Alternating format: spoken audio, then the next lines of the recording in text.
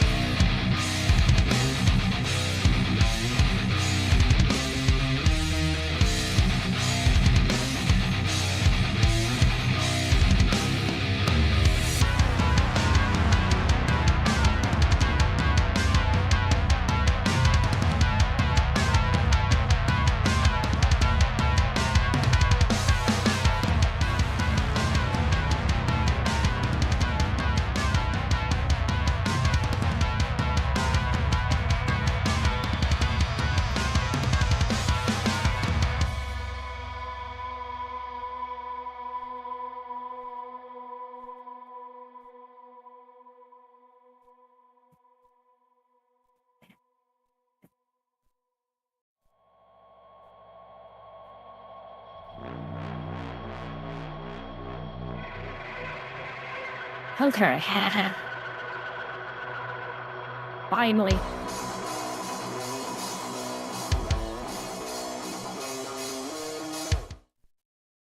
Yeah, that'd be a bit much. 24/7 is a bit much. I I slept enough last night, but man, I felt like I didn't sleep at all. That was so weird. That's why I'm here at the last minute. I'm beat. Well, it looks like everything is working now. So it looks like we're good to go. And 3 minutes before I have to start, everything's actually working. Unlike last time. Uh, so yeah, I'm really beat. So we'll see if I make it the full 5 hours. I don't know. We'll see. Or if my brain will be in and out as much as Full Band is in my chat. Yes, I had to make fun of that Full Band. Anyways. So I have my usual whole bunch of random stuff to start with because there wasn't a whole lot of really good news that I could find. It's all a mix. And did absolutely nothing happen this weekend? I don't know. Because there's just nothing going on that really, really made big news. I mean, everybody's talking about the Pal World announcement on what the mobile version is going to be, which I was kind of surprised. We are going to get into that. The people from Senran Kagura who made Honey Parade games, they're about to make the same mistake again, I think. They're going to go back into console. That's how they got themselves into the position they're in now. So we'll see. I'm going to read that off. I did not read it, pre-read it, so we're going to see what it's like. Not impressed. So we'll see what it actually turns out like. It's just the state of consoles right now and the censorship on consoles right now. I think they should have jumped into actually making games on an uncensored platform. Sorry, that's just how it is. That's how bad it is. So let's see what damage I can do here. We actually have the finalized numbers for Spider-Man, so there is that. And they did not make first place on their worldwide weekend. That is still Endgame. I believe it was 1.22 million. Or billion, sorry. And it only made $941 million. What a shame. What a shame.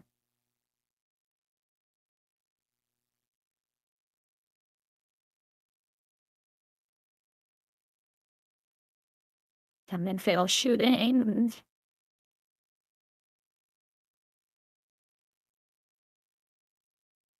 Oh God, become the next Asmongold so I can stream more. Oh God. That man has more energy than I will ever have. I do not know how he does it. There is just no way.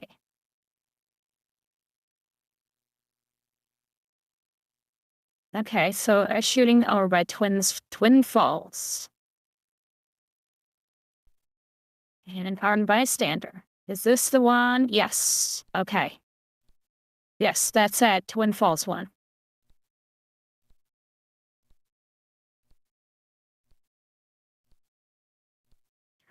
Looking for a Jew. Yeah.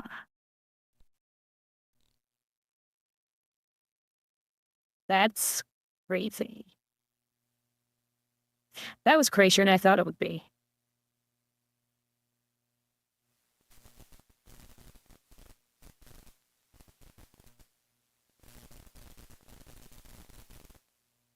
Oh, that was you because you didn't want to work for a Jew. Yes, that makes sense. That all makes sense now. I can do one of those or one of those articles on shooting. Which one is?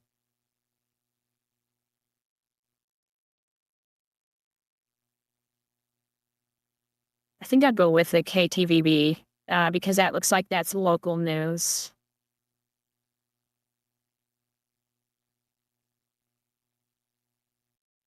And no, that one's really short. I'm gonna stick with the other one.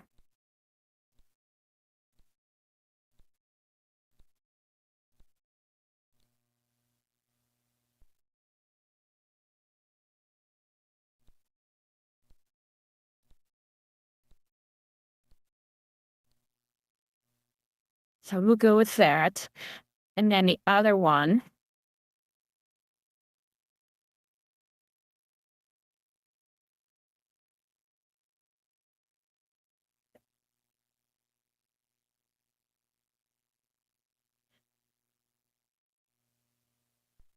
Yeah, I was actually thinking about that Hero Hay one.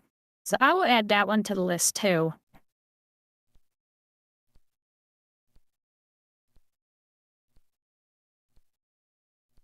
And we can do that. Let's do that one too. But this is why I like having this stuff early, just so I can look it over before. Oh God, Black Pigeon Speaks. I've not seen anything from him in such a long time. I can give it a shot.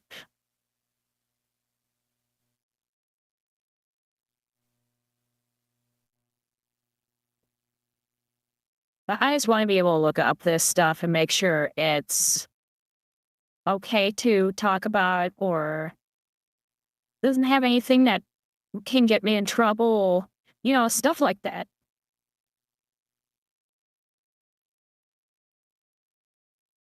So I'll put the Verdark one. We'll talk about when we're talking about Halo.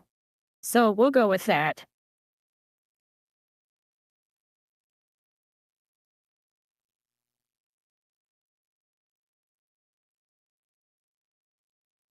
Okay. All right, so we're gonna go with all that.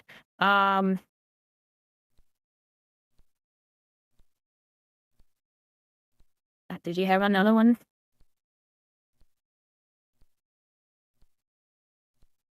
Oh, that's a short. We can go with the short. That's fine.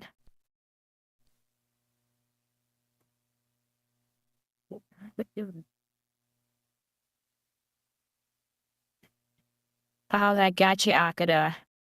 Um, nah, I guess we can watch it. It's short. I was going to talk about this because I had the images of the hosts that he made, and I ended up not doing it. But it's only 6 minutes, so we can do that. Everything gets you in trouble. Okay, so we're just gonna go with that for now. If you post anything else, I will do it. I'll consider it for tomorrow. Yeah, I just want to be able to just get started here. So, yeah, if you ever have a list of stuff, you can just DM it to me or post it on my Discord if you want to go to Discord, just so I can have a look at it before I go live. So I'm not sitting here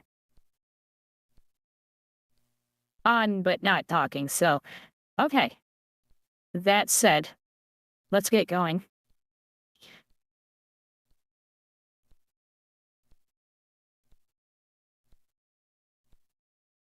Now I'll open that one up so it's on another tab. I won't be adding it to the list right now.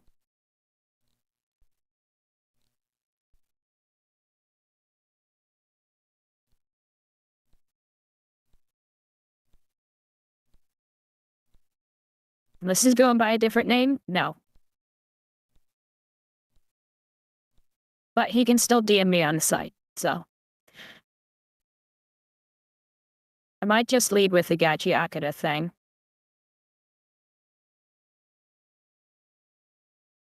And then we can go into Spider-Man and Odyssey after that. So, let's do that.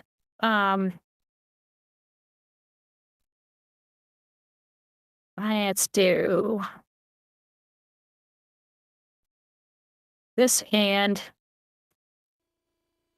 my audio may be off, so I'll be adjusting it. And get me probably blacklisted by a lot of companies that potentially might work with me. Because what do you mean that this artist of Gachiakudo was harassed to such a point that now they're getting their name removed from the manga? I will zoom in. You can see it for yourself. What do you mean that you did this? And I want to kind of lay out the foundation to what led to this. So about a month and a half ago, Kei Arana, the creator, the author of Gachiakudo, was ran off the internet thanks to, as you guessed, crazy psycho leftists that were trying to... Western leftists. Western leftists. That's the big part. Say that the offer was non-binary, trans, characters are trans and non-binary. The offer had to outright say, no, you're incorrect, you're wrong, and all that. And obviously, typical leftists and crazy psychos, they were not able to accept no for an answer, and they said that they knew more than the offer, and then they started to label her with all sorts of buzzwords, calling her a racist, calling her homophobic, calling her transphobic, calling her ableist, saying that she hates black people, saying she hates anybody, honestly. It's outright insane. The amount of slander and defamation that was thrown Kei Arana's way. Bye, Mayday. JC9. And there was a lot of people within these circles that tried to basically say it was the entire anime community that was at fault, instead of the obvious people that have infiltrated and have become outright parasites to the anime and manga community since the 2020s began. And like I said, this is the part where I'm going to get into a lot of trouble. I'd say it was the mid-2010s that it started getting really, really bad on there. This did not happen. This right here, where a manga author gets their name removed from a series, did not have to happen as often as it is right now. Literally, in just 5 to 6 months. It hasn't even been a full year. But in 5 to 6 months, we have had 4 to 5 separate occasions now to where a manga author or artist was ran off the internet or had to private their account because of psychos in the West that legitimately cannot separate fiction from reality and have to go so insane that they legit will harass their very authors or artists off the internet because they cannot accept that they were told no. Like, you realize how insane this is. And I'm just gonna say it. Gachiakudo community might be the worst fandom of the 2020s. I think it might be up there with probably the worst of all time. No. I think the, I'll call it the American cartoon community is the worst. Especially like Steven Universe, not Supergirl, She-Ra. There was another one. I can't remember, but those are the worst. Those are the ones that were threatening people over bad decisions that were made in designing characters and having just general bad decisions, period. It's crazy. For anime and manga. Like, I used to think that My Hero Academia was shit. Like, the My Hero Academia community was shit. I used to think that the Boruto community was really bad. Oh, and they're very bad. I'm just gonna say, I have personal experience. But I'm not gonna lie. Being able to do this to your author and artist is genuinely impressive amounts of evil. Like, it is, Satan himself would actually be impressed by the sheer evil that the Gachiakudo community has done to the author and artist. Because, like, to be able to not just run off your artist off the internet and get their name removed, but also the offer as well, is just insane. Oh God, full hand. It is unacceptable. This did not happen. This was not normal. This is the very thing that is wrong with the anime and manga community. These parasites, these leeches, honestly, people that I can't even view as people that are doing this. They are absolutely doing I really don't think I can. overwhelming amount of harm to the manga and anime industry, causing where there is now a barrier and disconnect to where you can't even communicate with an author or artist anymore because you have insane psychos that should be locked up in asylums being able to operate and function in society. Well, they don't really function in society, but being able to walk around without being locked up in an asylum when they should be, because they're able to do stuff like this that directly harm individuals and cause them to literally shut down. Because you know what this effectively does? What these psychos have done to not just, Ando, but Keirana and other manga authors, they have caused it to where there is a chilling effect, to where these authors will not want to interact at all with their fan base. I'm not talking strictly just the Western fan base, I'm just talking about it in general, because social media has caused people to become too reliable on being able to insult and defame people with no... It's letting people get away with threats. And threats are always supposed to be against the rules, but it's never enforced. Ever. Repercussions. And honestly, it is legitimately crazy just how far people go, because everything about this is cut any avenue where you can have a proper conversation with this artist and author now, because they have completely locked everything down. And it's sad, because you should be able to have a proper conversation with these artists and authors without worry of them being ran off, but here we are. And it's just I really hate what the anime and manga community has become. That's because we didn't gatekeep. That's why. That's why it became the way it did. Really do hate what it has become. It is insane the amount of evil that is put into this industry now. There is so many people that will virtue signal and act like it's not happening when it clearly is. There's people that are way bigger than me as content creators that will not talk about these problems because obviously they're in the pocket of these big companies. They're in the pocket of companies that are actively helping this even happen to begin with. They will never speak up about it because obviously they're just in it for the money. And honestly, look, it disgusts me. It really disgusts me, just the amount of damage that has happened.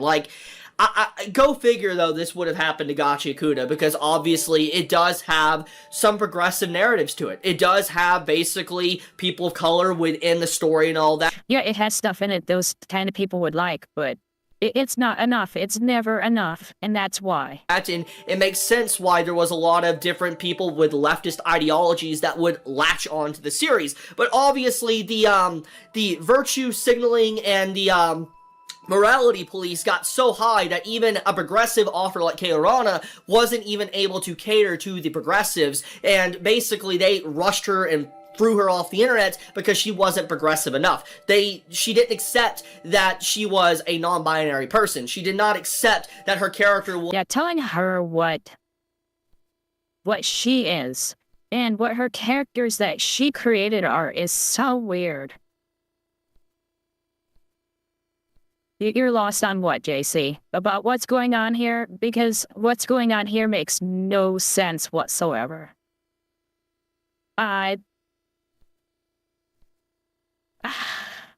Her audience is a mess. And it's because, like you said, it does have some progressive type stuff in it. Not really. But it has things that progressive would like. And so they latched on. And so she ended up getting the worst type of audience. It's the type of audience where, oh, look, she's doing what we want. Oh, but it's not enough. As opposed to, man, what she's doing here is great. Maybe it'd be nice if she did more, but this is good. Until she does more with the kind of crowd that she got in the West, it's just a mess. Because they're never gonna let go. And that's why she ended up leaving social media. Because it wasn't just X, I believe she left Instagram as well. was trans or non-binary, because she denied what they wanted, they have effectively tried to ruin her life, and they are trying to ruin Ando's life, and it's just insufferable. It is completely insufferable, and this needs to be completely shut down. It does, and like, the only way to really shut this down at this point is being so overwhelmingly toxic against these people that they just don't want to even be in the community anymore. It's the only way. Just create a landscape of so much toxicity that they just don't even want to interact with these type of fictional works anymore. And But when I had social media, there were times where I just ignored people. I mean, that's one of the big reasons why Mushoku Tensei is so successful, because it is a series that gatekeeps itself. It does. Yes, it and, does. I mean, another one that does a really good job of gatekeeping is really just because of its own artwork, and that is the Blue Archive. Because it has the Loli type characters in it. I mean, really they aren't, but it's because of the chibi. It sort of self-regulates. So I think that's the best way to go, is to stop the people from even coming in and speaking up as soon as they start saying something, so that it doesn't get out of hand, and you can even just tell them fuck off. Quit being and say something derogatory, because that'll piss them off and they'll leave.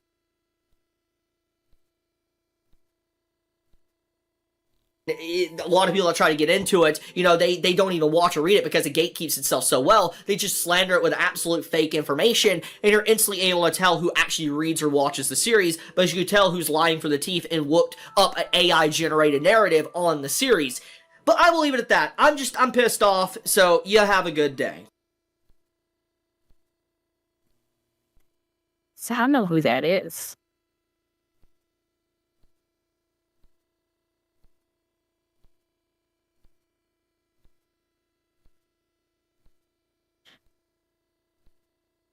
See, I think that community grew because she wasn't speaking up. And that's because, I mean, there was that language barrier to begin with, and she probably didn't realize how bad Westerners would get, because they're not used to that in Japan. And I don't blame her for not knowing. I mean, what they do is just completely bizarre. So I don't blame her for not knowing how bad they get. But they get bad. It's a mess.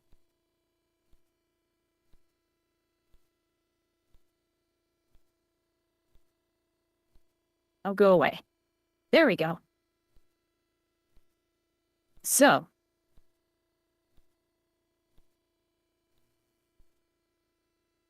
Yeah, make sure it's okay. So these are actual numbers.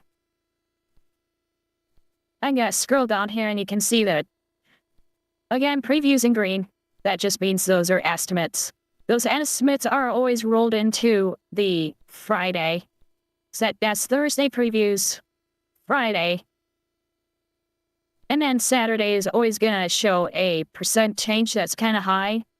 But that's because the number's probably nearly the same on Friday and Saturday. Like, universally, not here. Like, in general, they're usually about the same. In this case, it was a little bit lower on Friday. Because if you do the 169 minus the 72, there you go, it's actually lower on Friday. But Saturday actually went up, and then from Saturday to Sunday, it barely went down. 13% is nothing. The fact that kids are out of school probably helps that. But Spider-Man, it was going to do well either way.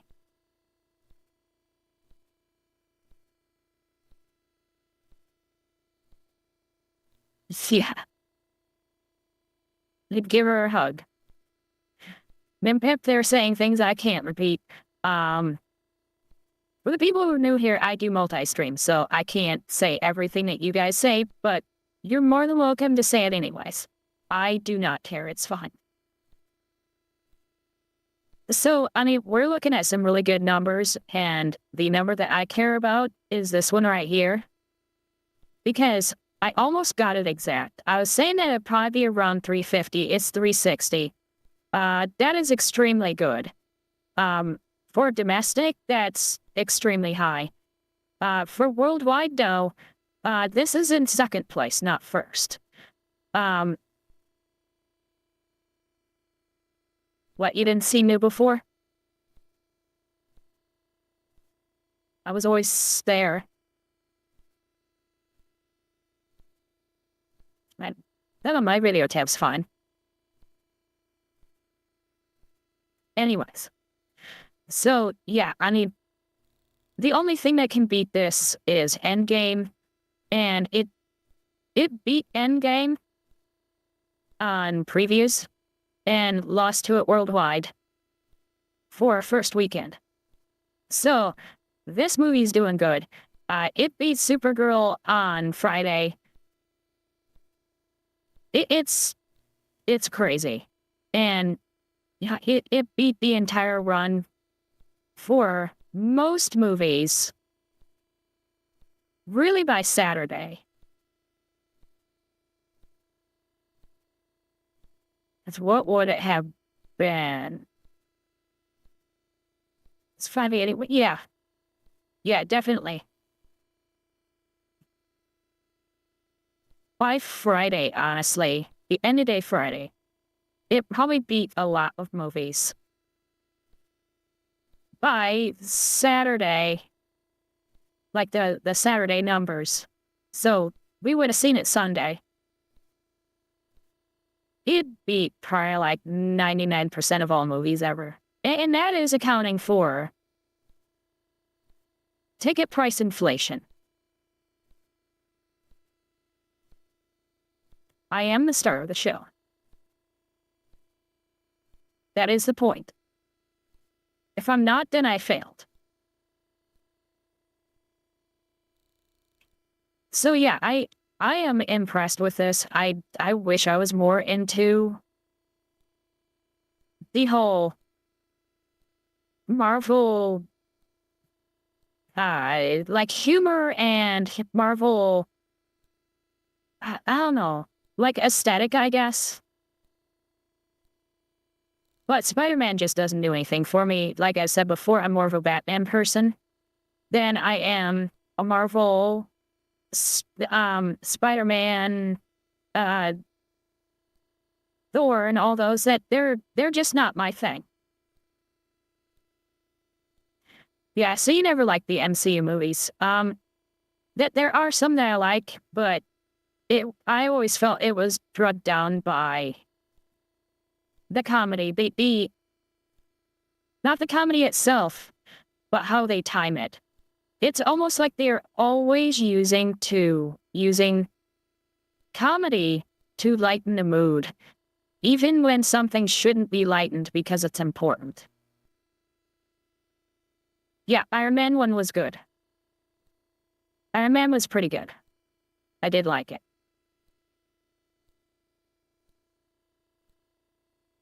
Made it his the star. You have your own channel. I don't want to hear that. So, I do have somebody who can actually talk more in depth about what this means.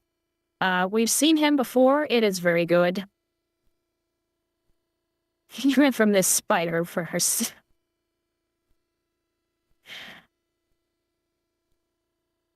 So this is Valiant Renegade. We've seen him before. He is a numbers guy, and he does numbers for a living. Like, outside of streaming, he does numbers. And so I'm interested to see what he says, because this is massive to be able to make damn near $1 billion on your first weekend. They're going to be past $1 billion today. That's crazy.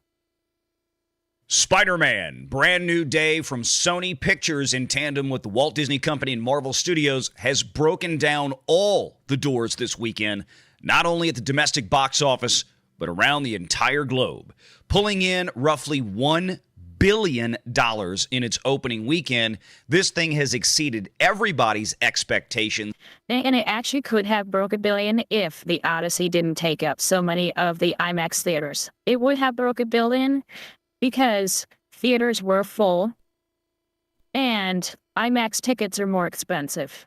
Even on the wildest of high ends, and that wild card didn't just come from China. The wildest of high ends that I ever saw was 800 million worldwide. That is the highest I saw anybody estimate.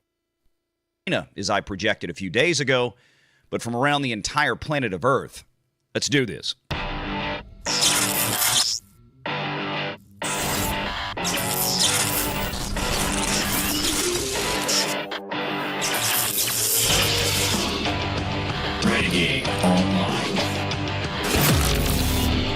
All right, kids, let's get straight into this right off the bat. Look at what we've got here from July the 28th. That's Wednesday this past week, roughly. I still want an intro like he made for his live streams. From Deadline Magazine, as we mentioned in a previous video, always coming in, tending to be on the conservative side of estimates here, with Spider-Man Brand New Day clocking a $465 million worldwide or global projection. I estimated 550. This guy's way better with numbers than I am. That's Anthony D'Alessandro. He's usually way better with numbers than I am, and that's what he gets. That's crazy.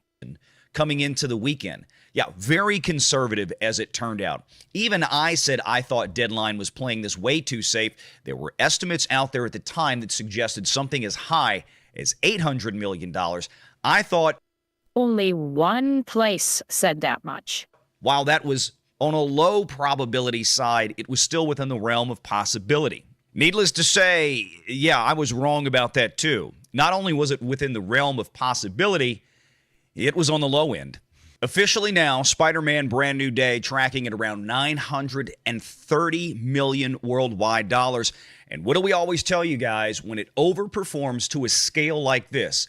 Quite literally 2-to-1 over the $465 million projection from just 5 days ago. You can expect the final numbers once we see them on Monday to be even higher, possibly at or above $1 billion. Billions? And as of right now, the weekend estimates have $357 million of that coming from the domestic box office in North America. Remember, this is before he was able to get those numbers, because those numbers came out today.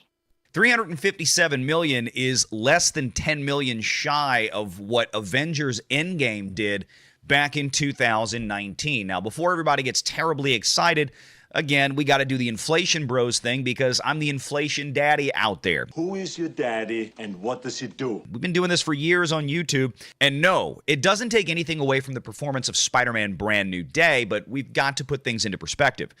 Avengers Endgame came out in 2019 where the ticket prices on average were cheaper than the cheapest ticket price I had at my theater yesterday. And he does inflation the correct way. A lot of people are doing it wrong. They're doing how much money inflated, and he does it with how much ticket prices inflated. Because ticket price increases way outpaced monetary inflation. In the middle of the day, and even on a standard screen. A little over $13. That same theater 7 years ago, a PLF evening primetime ticket price for Avengers Endgame was less than $13, so there's been a big spread. That same evening premium large format ticket for Spider-Man Brand New Day is almost $19. So you've got to adjust that opening weekend up for Endgame about 40%. But comfortably, we can put Avengers domestic opening weekend at over $500 million or $500 million. Still, this is by far the biggest opening that we've had since 2019, and especially post-COVID. And I don't think it's a record that's going to be broken anytime soon. Yeah, it's Probably not even by Disney's Avengers Doomsday. Doomsday is going to do less than Spider-Man.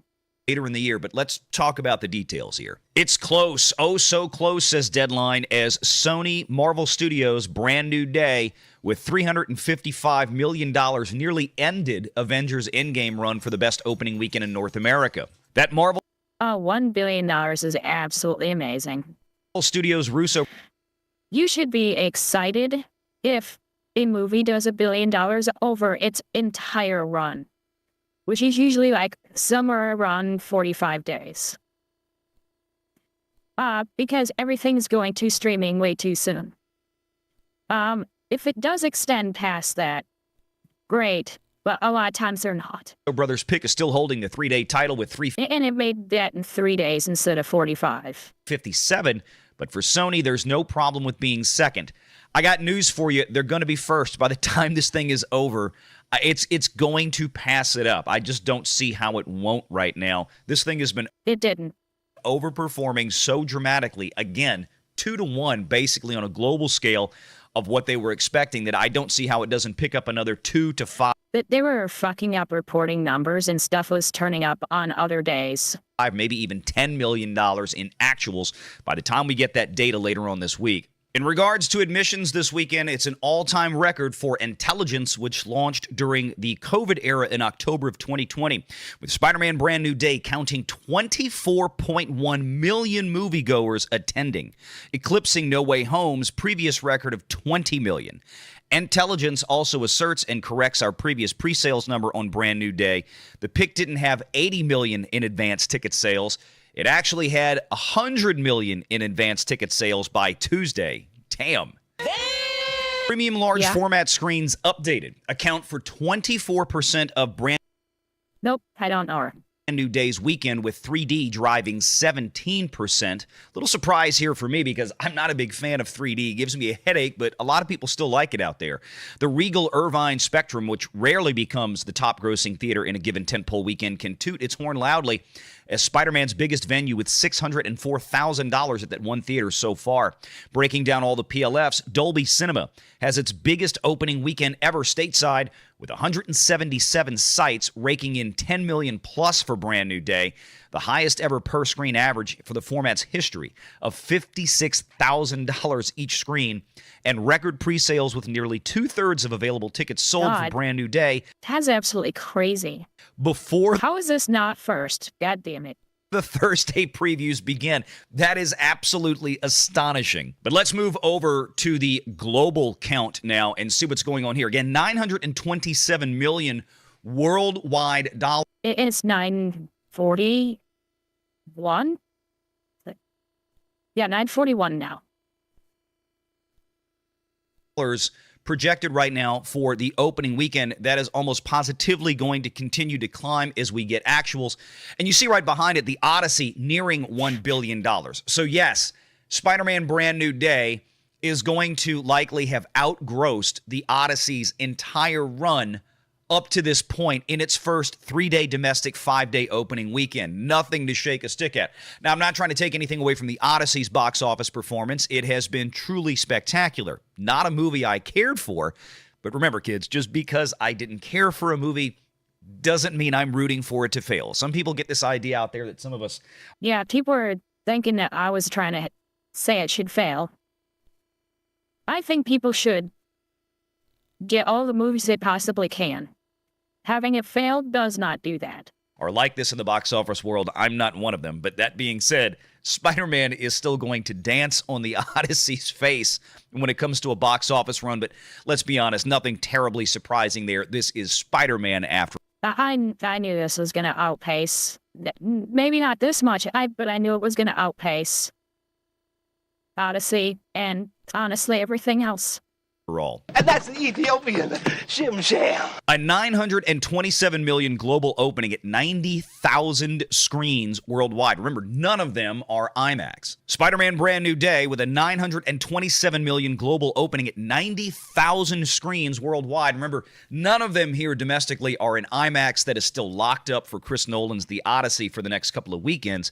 The second best ever for the motion picture history behind Avengers Endgame, reported of 1.22 $1.22 billion, and ahead of Avengers Infinity War's reported $640.5 million. Again, with no deference given to the wild amount of ticket price inflation that we've had since 2018 and 2019.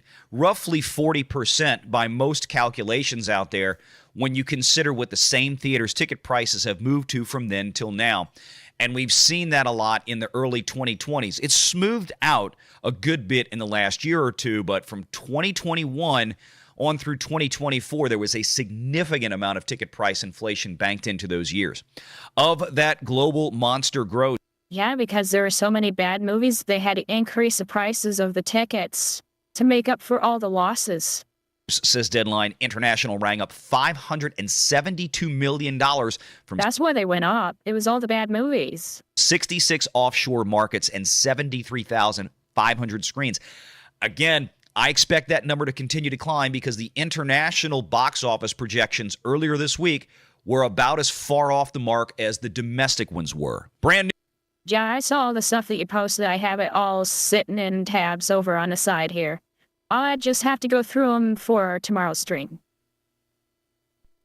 New day set all-time opening records across the globe in like-for-likes, including France, 26 million, India, 31 million. So that's basically the whole country showing up for a nickel a ticket. Thank y'all. Come again. Biggest opening in the history of India, which has always been Bollywood. Brazil, 23.8 million. Spain, 15.6. Peru, 8.6. Colombia, 6.8. UAE, 6.8. Saudi Arabia, 5.4. Chile, 5. Turkey, 4.7. It goes on and on and on. Those are some really good numbers for those smaller countries. Do we get China, though? Yes, we do. I love them. China. And indeed, we also get the Chinese box office here leading international markets. $121 million for its opening weekend. And I want to remind folks of something. The last Spider-Man movie that came out in late 2021, almost 4 to 5 years ago now, it didn't even have China in the mix. China did not open Spider-Man No Way Home. It didn't get Spider-Man No Way Home at all. And Spider-Man No Way Home did $1.9 billion around the planet of Earth. The last web-slinging movie that... Yeah, and honestly, I wouldn't worry about not getting China. They have got to stop worrying about getting China because they're only getting like 25% of their ticket prices anyways, as opposed to everybody else, which is domestically, you're talking 50-55%, and internationally, except for China, between 40 and 45% of the ticket. So they're really not worth that much to them. Not for them to do all the advertising that they have to do there, to do all the modifications to the story that they have to do there, translations that they have to do for China. That type of stuff is costing them money that they may not get back when you're only getting 25% of the ticket price. For a movie like this, yeah, that's great, because they're going to make a ton of money there. But in general, you might actually lose money opening in China, even if you make a lot in butts in seats in China. That China got at the theaters was Spider-Man Far From Home, and that pulled in $205 million in its total run. Again, Spider-Man Brand New Day just did $120. So they only got about $55 million off of that. That's it. $1 million in its opening frickin' weekend there. But don't worry, Gone with the Wind, your movie is still safe at $189 million domestic run. Holy shit.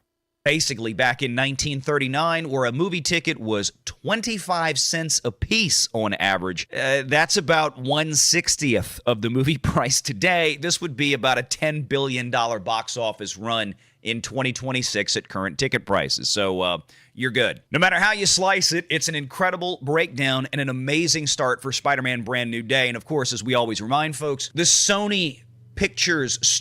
You have to keep in mind that you really can't compare it to some of those old movies. Not that old. Because when a movie was in a theater, it might be in a theater for an entire year. There wasn't VHS at home. You probably couldn't even get 8mm reel-to-reel at home of a lot of those movies. So, yeah, Yeah, they love having those Chinese numbers because they can show it on a spreadsheet. But when it comes to actually getting the money in their pockets, it's not worth it. Because the amount of money that it takes to advertise in a country that size is absolutely crazy. And so even if it shows a big number, they may not make that back. Studio, Sony is the one that's going to win the day here because the Walt Disney Company does not get near as much of this as does Sony. Sony still clocks in with about 75% or so of the profits from this, with Disney's equity and profit share at around 25%. Sony also enjoyed a whopping $300+ million promotional partnership campaign, and we've discussed how God, that Sony deal, holy shit. That they are making a killing off of this. these things work before. Don't think that that means that Sony got $300 million before the movie opened from other people. Other people simply spent $300 million of their own money advertising their own products that included the use of Spider-Man in their own pictures. Sony itself spent probably north of $200 million again, just like the last one, to advertise this film in its own marketing campaign. To give you an example, Sony spent about $15 million just to hire one famous soccer player during the World Cup to do a commercial for the movie. That didn't include shooting the commercial or buying ad space. That was just $15 million to get him to show up for 10 seconds to be in a frame with a CGI'd Spider-Man. The question is, where does this movie go from here? Well, it seems almost impossible that a movie like this can at least do a 2x set of legs, even if it's incredibly front-loaded. Fan react. It is going to be incredibly front-loaded, but it's not going to be one of those crazy, batshit, insane things where it loses 60% on the first weekend. It's going to keep making good money. Reaction to this has been incredibly positive. I've seen it. I enjoyed the hell out of this movie. I'm going to go back to see it again, unlike The Odyssey, which I never wished I saw it in the first place. But again, Spider-Man Brand New Day, probably looking at a $2 billion bare minimum box office run. And if it goes to 2.5x, we're talking about $2.5 billion. We're talking about a movie whose final box office run could potentially beat Avengers Endgame, again on an unadjusted basis. But even on an unadjusted basis, that is still an incredible feat 7 years later. We'll keep watching it. Drop your thoughts in the comments below. Let me know if you guys saw Spider-Man Brand New Day, if you're going to see it, and what you thought about the movie. And I just wish I could be into the kind of humor that's in us. It's unfortunate. It's really unfortunate.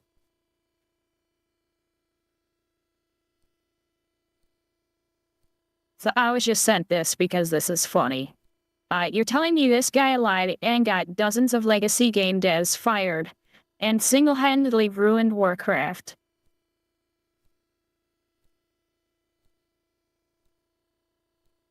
So Asmongold reveals that Blizzard harassment scandal was proven fake. All the allegations of sexual misconduct, abuse, and harassment and frat boy culture were entirely fake. California admitted there was no evidence substantiating any of these claims. And the breast milk theft, I remember that one. The Cosby Room and the harassment driving employees to the end of their life. All of it was theater over the fact that only 1 in 5 Blizzard employees were women. Yeah, that's basically the entire point that they were trying to make is, oh, look, we need more women in gaming.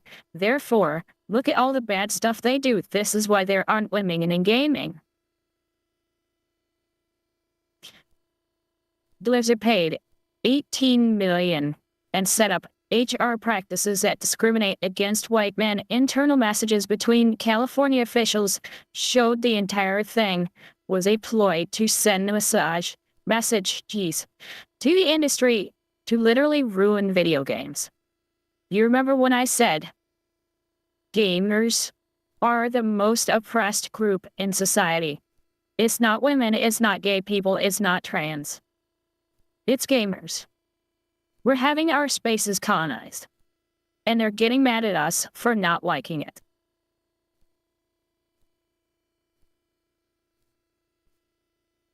So, yeah, that's not what he said, but, yeah, they kind of fucked up on that one. And, yeah, Jason Schreier, you can go fuck yourself. Jason Schreier is absolutely insane.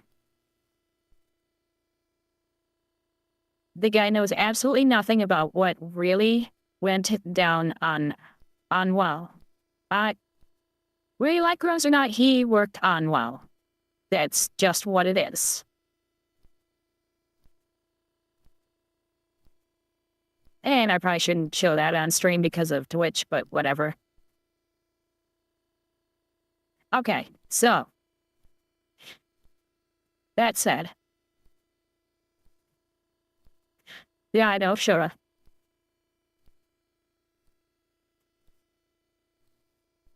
So yeah, as you see, Brilliant Renegade uses the numbers like I do.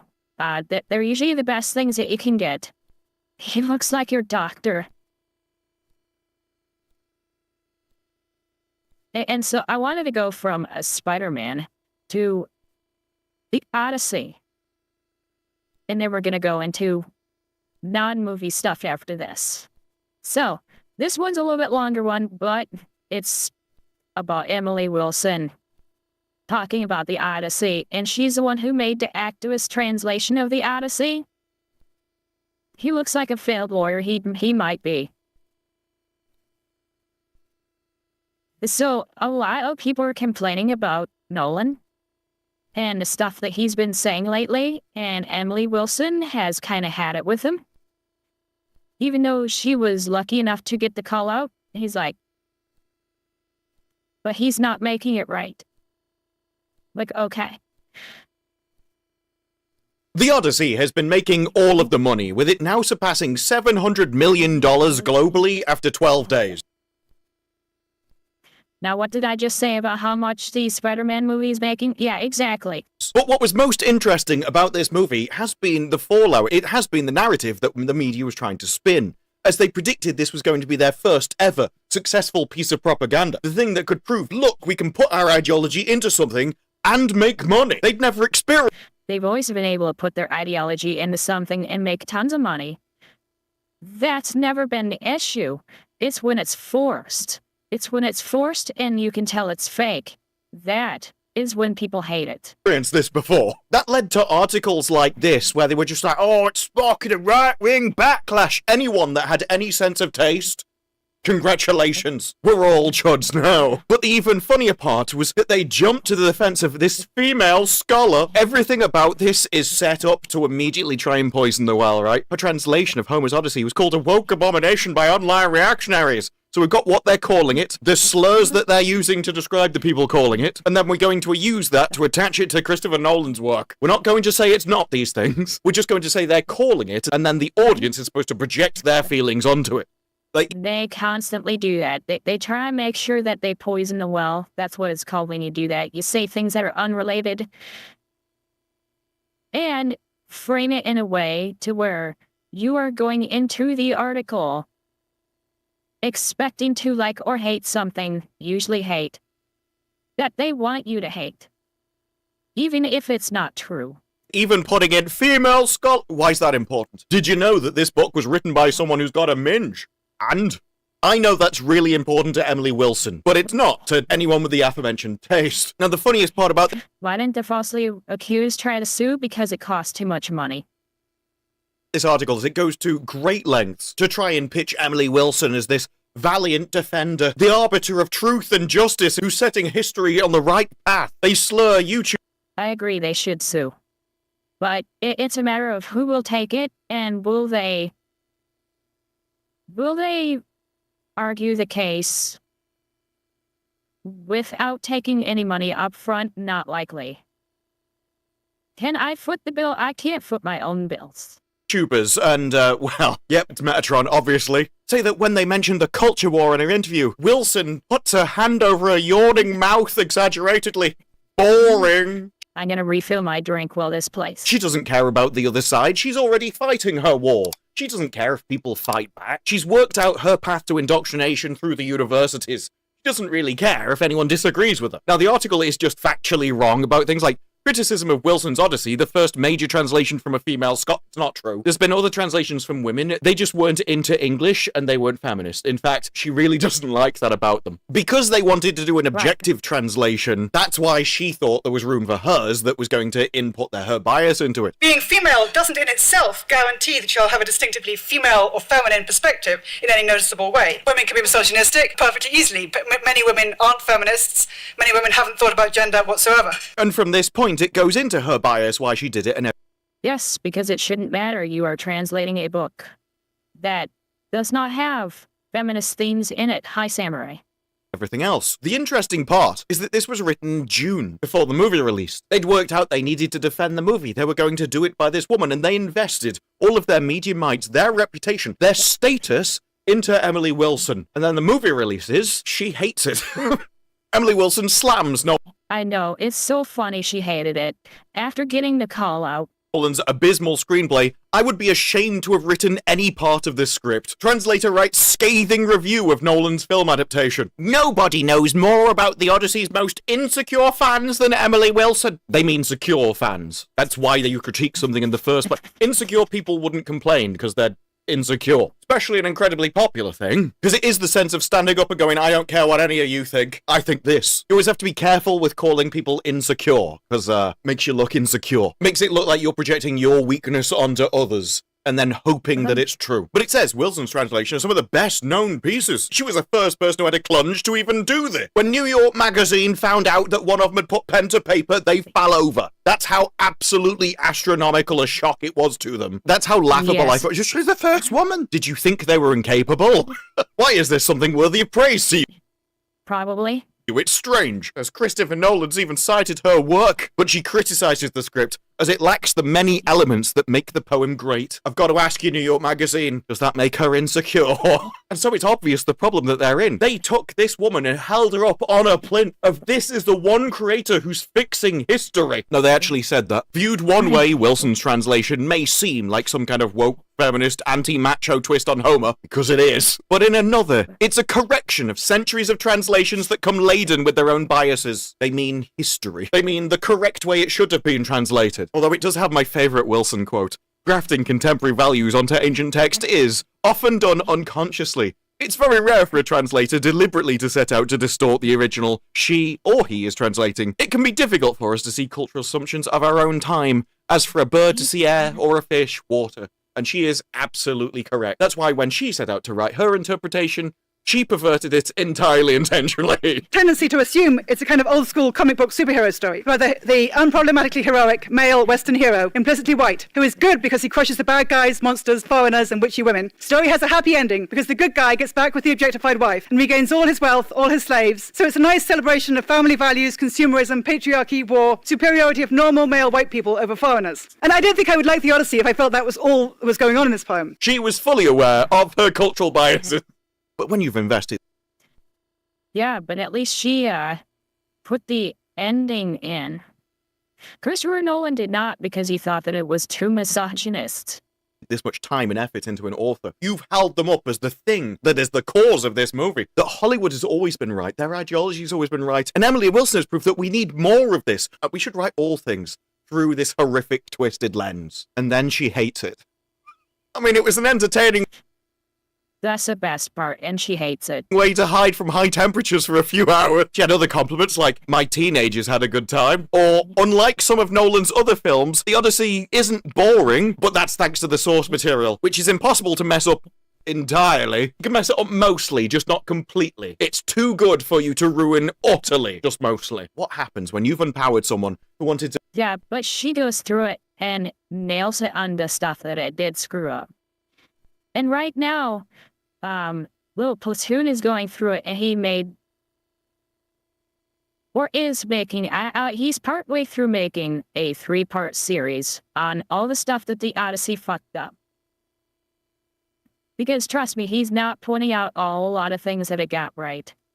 to undermine ancient historical text, pervert them into a new modern version of morality, and then when you make an adaptation of it, they turn around and go, it's too much for me. I'm sorry, but I think you've gone too far. I mean, I'm sure she's for the annihilation of 73 million babies a year around the world. That's just pro-choice, right? But what you've done to the Odyssey, that was disgusting. You have crossed the line. Got to be difficult to defend it, especially if you're not someone with the power of independent thought and abstraction of concepts. You are, at the end of the day, just an NPC waiting for your next download. And so when this situation happens, it's going to fry your neural circuits. You're only going to be left with one option, to call her MAGA. It's like I said before, we're all chuds now.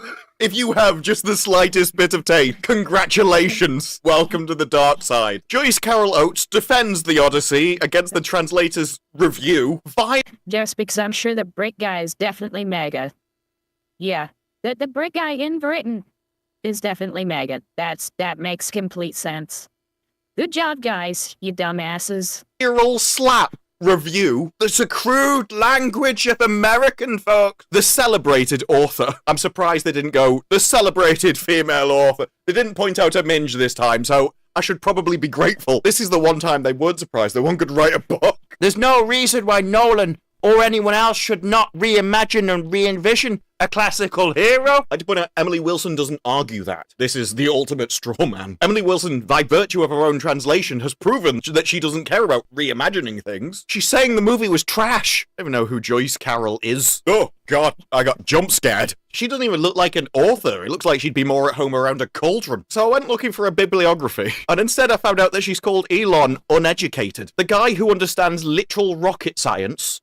But no, I'm sure he's going to be outsmarted by some random harpy. It is interesting that in 2002, she won an award for Big Mouth Ugly Girl. That seems fair. Rather than disagreeing with interpretations of Homer in a collegial manner, we're already tone policing. I can't actually critique what you've said, so I'm going to say it's the way you said it. No one cares about your effeminate social consensus, love. Here, we're talking about facts and reality. If something is trash, we call it trash. Well, you should sugarcoat it. No. The reason we don't sugarcoat things is because you're irrelevant and don't matter. No one cares about your feelings because they're your feelings. These are things you should have mastered as a child. An old woman should have definitely grown past that by now. This person who's benefited enormously from Nolan's films, oh, you owe him. You owe him loyalty. He's made you money. You owe him. Lie. No. This is called having self-respect. Principles. Speaks in the crude language of Americans. Attacking someone who's with ideas that differ from hers. Isn't that interesting? All social consensus. She's not saying she's wrong. She's saying you're disagreeing with the horde. This is where everyone is. She's essentially pointing out that you're blaspheming. Her only critique is you're not with the blob. It's a point of view which is like farcical and yet incredibly common. One would expect a translator of all people, beholden to a text, in service to a text, to be just a wee bit more thoughtful and respectful of others who are acting in just as good faith as she is. Now look, I don't think that Emily Wilson is acting in good faith in her translation, but Nolan is obviously worse. Like even Emily Wilson said, I'm not going to change the events. I just want to reinterpret them, look at them through a different lens. She was way more subtle about it and intelligent about it, whereas Nolan just utterly destroys the plot. But again, in this, never says that she's wrong, only that she should have reframed it and not actually been as honest about it. Tone police. Henpeck. Not based on reason and facts, but feelings and how you make other people feel about their feelings. Please, we're not 5, darling. That's why I She might be. respect Emily Wilson way more than whatever that other hag had to say. She should probably stay in her lane in roles more suited to her, like in a cave in Macbeth. But her argument of, don't you understand, you're agreeing with the people that I don't like, and you don't like. How can you agree with them? Maybe it's just because it's true, right? I think this is why Emily Wilson's review came out left field for them. They didn't expect it to have a spine. I mean, this is someone who said it can have a sinister ideological dimension. The idea of Western civilization is a historical invention of the 19th century. I don't know what you mean. Western civilization is a thing. You're living in it. You know what you've done there, right? This is just you being a bird seeing air or a fish seeing water. You can't understand what civilization is because you're in it. And develop to justify things that she doesn't like. To justify European and American colonization and empire building. Based. And so her review was a problem because it annihilated their entire pre-drawn up narrative from before the movie happened. That actually, anyone criticizing this movie had an axe to grind, was of a certain persuasion. And then along comes the person you can't argue with, goes, no, actually, all those people are right. She even goes Yeah. as far as to critique Nolan's other films, basically saying they're all the same. That's why she keeps using yet again, yet again, yet again. We watch a male character's desperate quest to recover and or avenge a female love object, which is a problem. That is what the story of the Odyssey is, not that Emily Wilson likes the story of the Odyssey. Ironically, I had hoped that Nolan might have used Homer to push him to new heights, but instead it just features his usual combination of grandiosity and superficiality. 100% true. I was exposed to the full din of thumping sticks, staffs. It's actually at the start of the movie where with, I don't know what is, I don't care. The talentless hack who can't sing, who's only put in there for a tick box, but I gazed at the shipwrecks and bloodbaths without any agony of emotion. My eyes stayed dry, even for Argos the dog. And she doesn't seem to like dogs because she thinks it's like modern stuff. But the movie also does that horribly. He basically goes, oh look, there's an old dog. Bury him, will you? He's dead now. There's no emotion in the scene at all. In fact, I don't agree with her that Nolan did care about the dog or tried to make it emotional. This is a man who couldn't even get a dog of the same breed. That dog that dies is clearly a different breed of dog than the one that was saved at the start of the movie. That is how much attention and care Nolan gave to that dog. Like, yes, Dad, just bury it. Oh, God. Will you? So Emily Wilson is telling you what she cares about in her adaptation, an era of migration, colonization, and urbanization. I cover this all in my review of the movie itself, where I was generally putting it together from what was in the movie and what her words were and Nolan's. But it is nice to see that she's just, like, confirming it. And this is in Nolan's movie, so you'd think she'd at least be pleased with that bit. The poem wrestles with the challenges of encountering strangers, of entering homes and welcoming or rejecting them from one's own, which is the main through line of the entire movie and the point. That of Zeus's law. Now, there are several times in this where I think Emily Wilson has just entirely misinterpreted the movie. Like, the movie actually spells out what it's doing, and for some reason she takes it the opposite way. But no one's ever accused Nolan kind of is a moron. of feminists of being correct, so I think that's all par for the course. The film is too confused, its characters too underdeveloped, to deliver what it half promises in terms of big ideas. I think this is I think he missed all of the big ideas. just because the movie is telling a lie. The very message it's trying to project onto the audience and give them is wrong inherently. It's why it falls apart at the most basic of scrutiny, but that's also the same for the real world, so it's not surprising he's just trying to give the message that he grew up with. So she says that adaptation Like the people inside the Trojan horse that was partially in the water was open enough that they were able to show a video of all the people at the ass end drowning. Because apparently he was too dumb to make sure that the bottom wouldn't be so underwater that people would drown. Yeah. shouldn't follow the original, and it's like, well, they should have called the Odyssey. If you're going to adapt the book, I understand that you might have to cut it out or rearrange some things, but in general, the same thing should happen. You should hit the same emotional beats, and it should tell the same story with the same messages and the same moral messages. If it doesn't, well, you've not adapted the Odyssey, you've just made up your own story and called it that. That is essentially stolen valor. But she talks about in the Odyssey, the men killed the sacred cattle, they couldn't control their temptations, but Homer's Odysseus could. That's why he can make it back. That's a lot of the struggle is essentially like the love for his wife and his family and wanting to get home. That drives him, that a man needs a mission, you need a point. You need a true north to navigate by, otherwise you get distracted and destroyed by all this other crap. But that's not in the movie. Odysseus in the movie is utterly destroyed and emasculated. In fact, it specifically says he doesn't want to go home. He's rudderless, pointless, useless. Like, for a woman, she'll always have a reason to be, because it is to have children. But that's not the same for a man. He has to essentially come up for his own reason. It's the lesson of the story. Then she goes on to talk about the spectacle. Like, it drowns out the story in some way. I don't really get this. It was a 3-hour movie. There was plenty of time for action sequences and plot, because you should be telling the plot during the action sequences. The race-neutral casting of Nolan's Odyssey, she means racist casting. It is driven purely out of a hatred out of a group of people to remove them from as many things as possible, because they think that is morally good. It is entirely opposite of neutral. It is the insertion of people into a place where they don't belong. But there is no Especially since we had specific descriptions of some of these people, let alone the fact that we knew they would not have been very diverse back then, a couple thousand years ago when it was written. nothing progressive about it. This is one of the things that she does a lot. She'd be like, well, you destroyed this for lefty reasons, but I have entirely different ones. It's a kind of a case of it's never enough, but also sometimes he goes too far. There's a lot of general misinterpretation because she's coming at it through, like, her perspective. So where I compared the Odyssey to the poem, she's comparing it to what she thought the poem should be. And for her message to actually Right. Yeah, exactly. But that's because that's how she went into it when she did the translation. She made it into what she thought it should have been, not what it was. That's because she didn't translate, she localized. Exist, it still requires a lot of the poem to exist in the first place. But she says the grand collective of incompetents play versions of the best friend whose only role in the drama is to provide aid to the white protagonist. And I'm like, duh, have you read the Odyssey? Odysseus' story is told from Odysseus' perspective. He's the only one that makes it back. He's the leader. What else are his underlings supposed to be except people that do as the leader tells them? This is one of the things they actually greatly expanded, like, the Uber driver's role in all of this. Even admitted in one of the interviews, I think he was named once in his translation. The people exist in the story in order to present, like, moral messages and teachings via Odysseus. They have a role to play, and that's it. They're not meant to be full people because, quite frankly, they're just not important. Everybody isn't equal. No.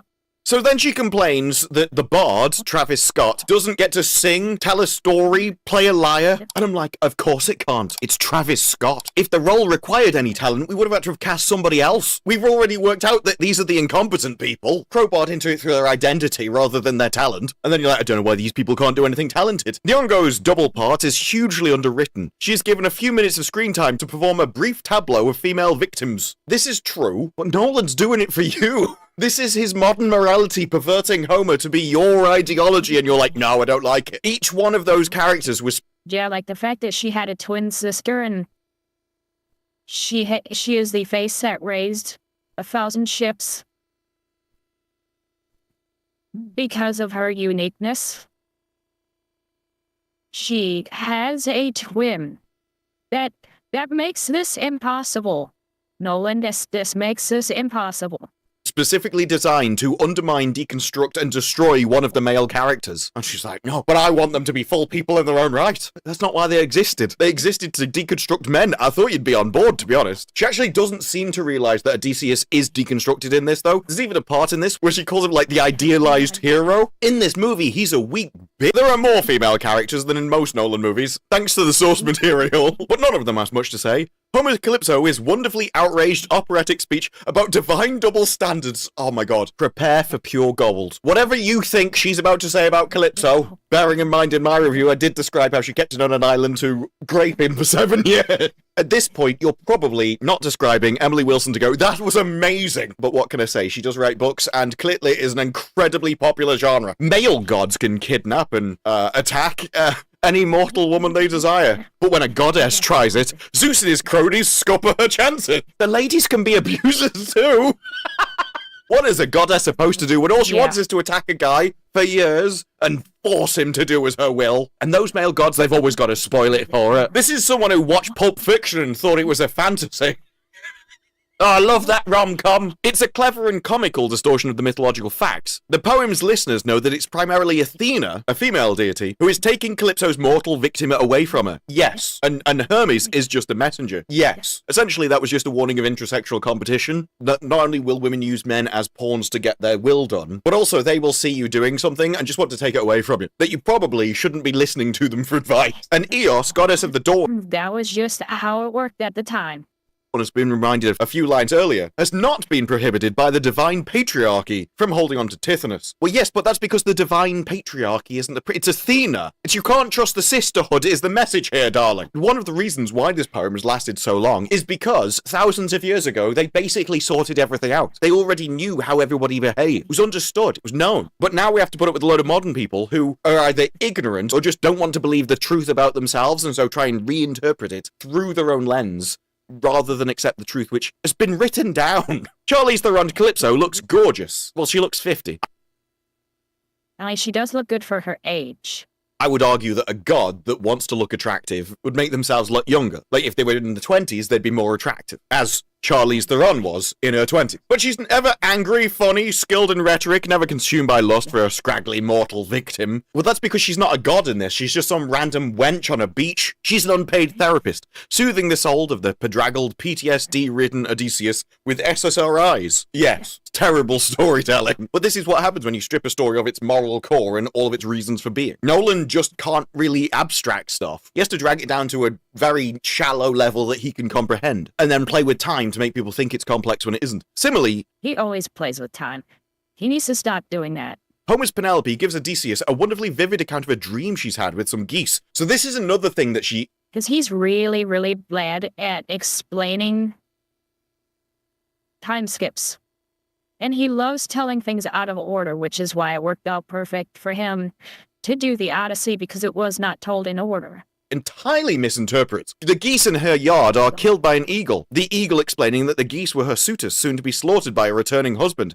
But in the dream, Penelope wept. Now, the meaning for this is obvious because it's right there. This is something that the return does well, because as they're slaughtering the suitors, Penelope is there screaming, "No, leave him, let him stay alive. There's been enough bloodshed, enough violence." Simply because violence, force, is not the realm of women. They're not evolved for justice. They're not designed for punishment. They evolved like unconditional love for their children. It was the men's job to deal with the criminals, the violence, the war, which is why they have a justice-based morality as opposed to a care-based morality. This has long been proven in studies where they had both men and women play a game where... And it's going to be especially true when it was written. Well, when this was written, that was in full force.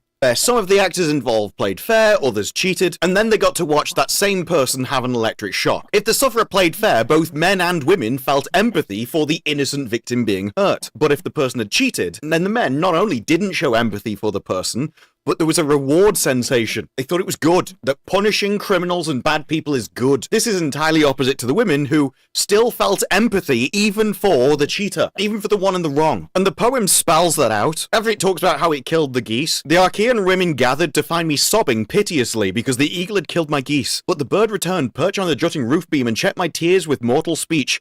Be happy, daughter of famous Icarus. This was no dream, but a true vision of the justice that is about to come. These geese are the suitors, and I, your husband, the eagle, have returned once more to now prepare a dark fate for them. It was considered justice. It was righteous. They got what they deserved, but the wife couldn't understand it. Even if she did think they deserved it, she still felt empathy for them and sorrow for them, because that's what she've evolved to do, which is why we have different roles.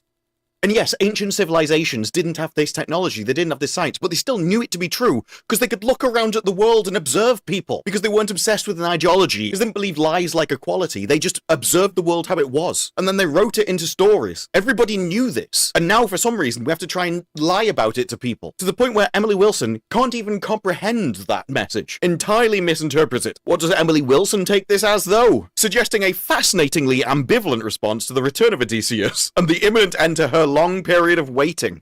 I would suggest this is projection, that because one does not like men, she assumes that Penelope doesn't. There is also probably the other element of this, that of course Penelope is upset. All of the men that were lusting after her, desired her, are now gone. I mean, she did have her little orbiters. In modern terms, it'd just be the friend zone. So not only was there all of that violence done, but it was also removing something. It was removing attention from her. I imagine actually having hundreds of people there that all want to get with you is like quite complimentary. But she's like, no, she mustn't have liked her husband. Anne Hathaway's face is as expressive as ever, but the script gives her nothing to do except yearn for Matt Damon. Again, missed the point of the movie. She didn't actually seem to care about Matt Damon that much at all. What No, she didn't look like it. she cared about Not any of the previews I saw. was the throne. She wanted to rule. She wanted to lead. Again, this is aligning with your values, but you're still not happy with it. That was Christopher Nolan standing up and going, no, they do get it done.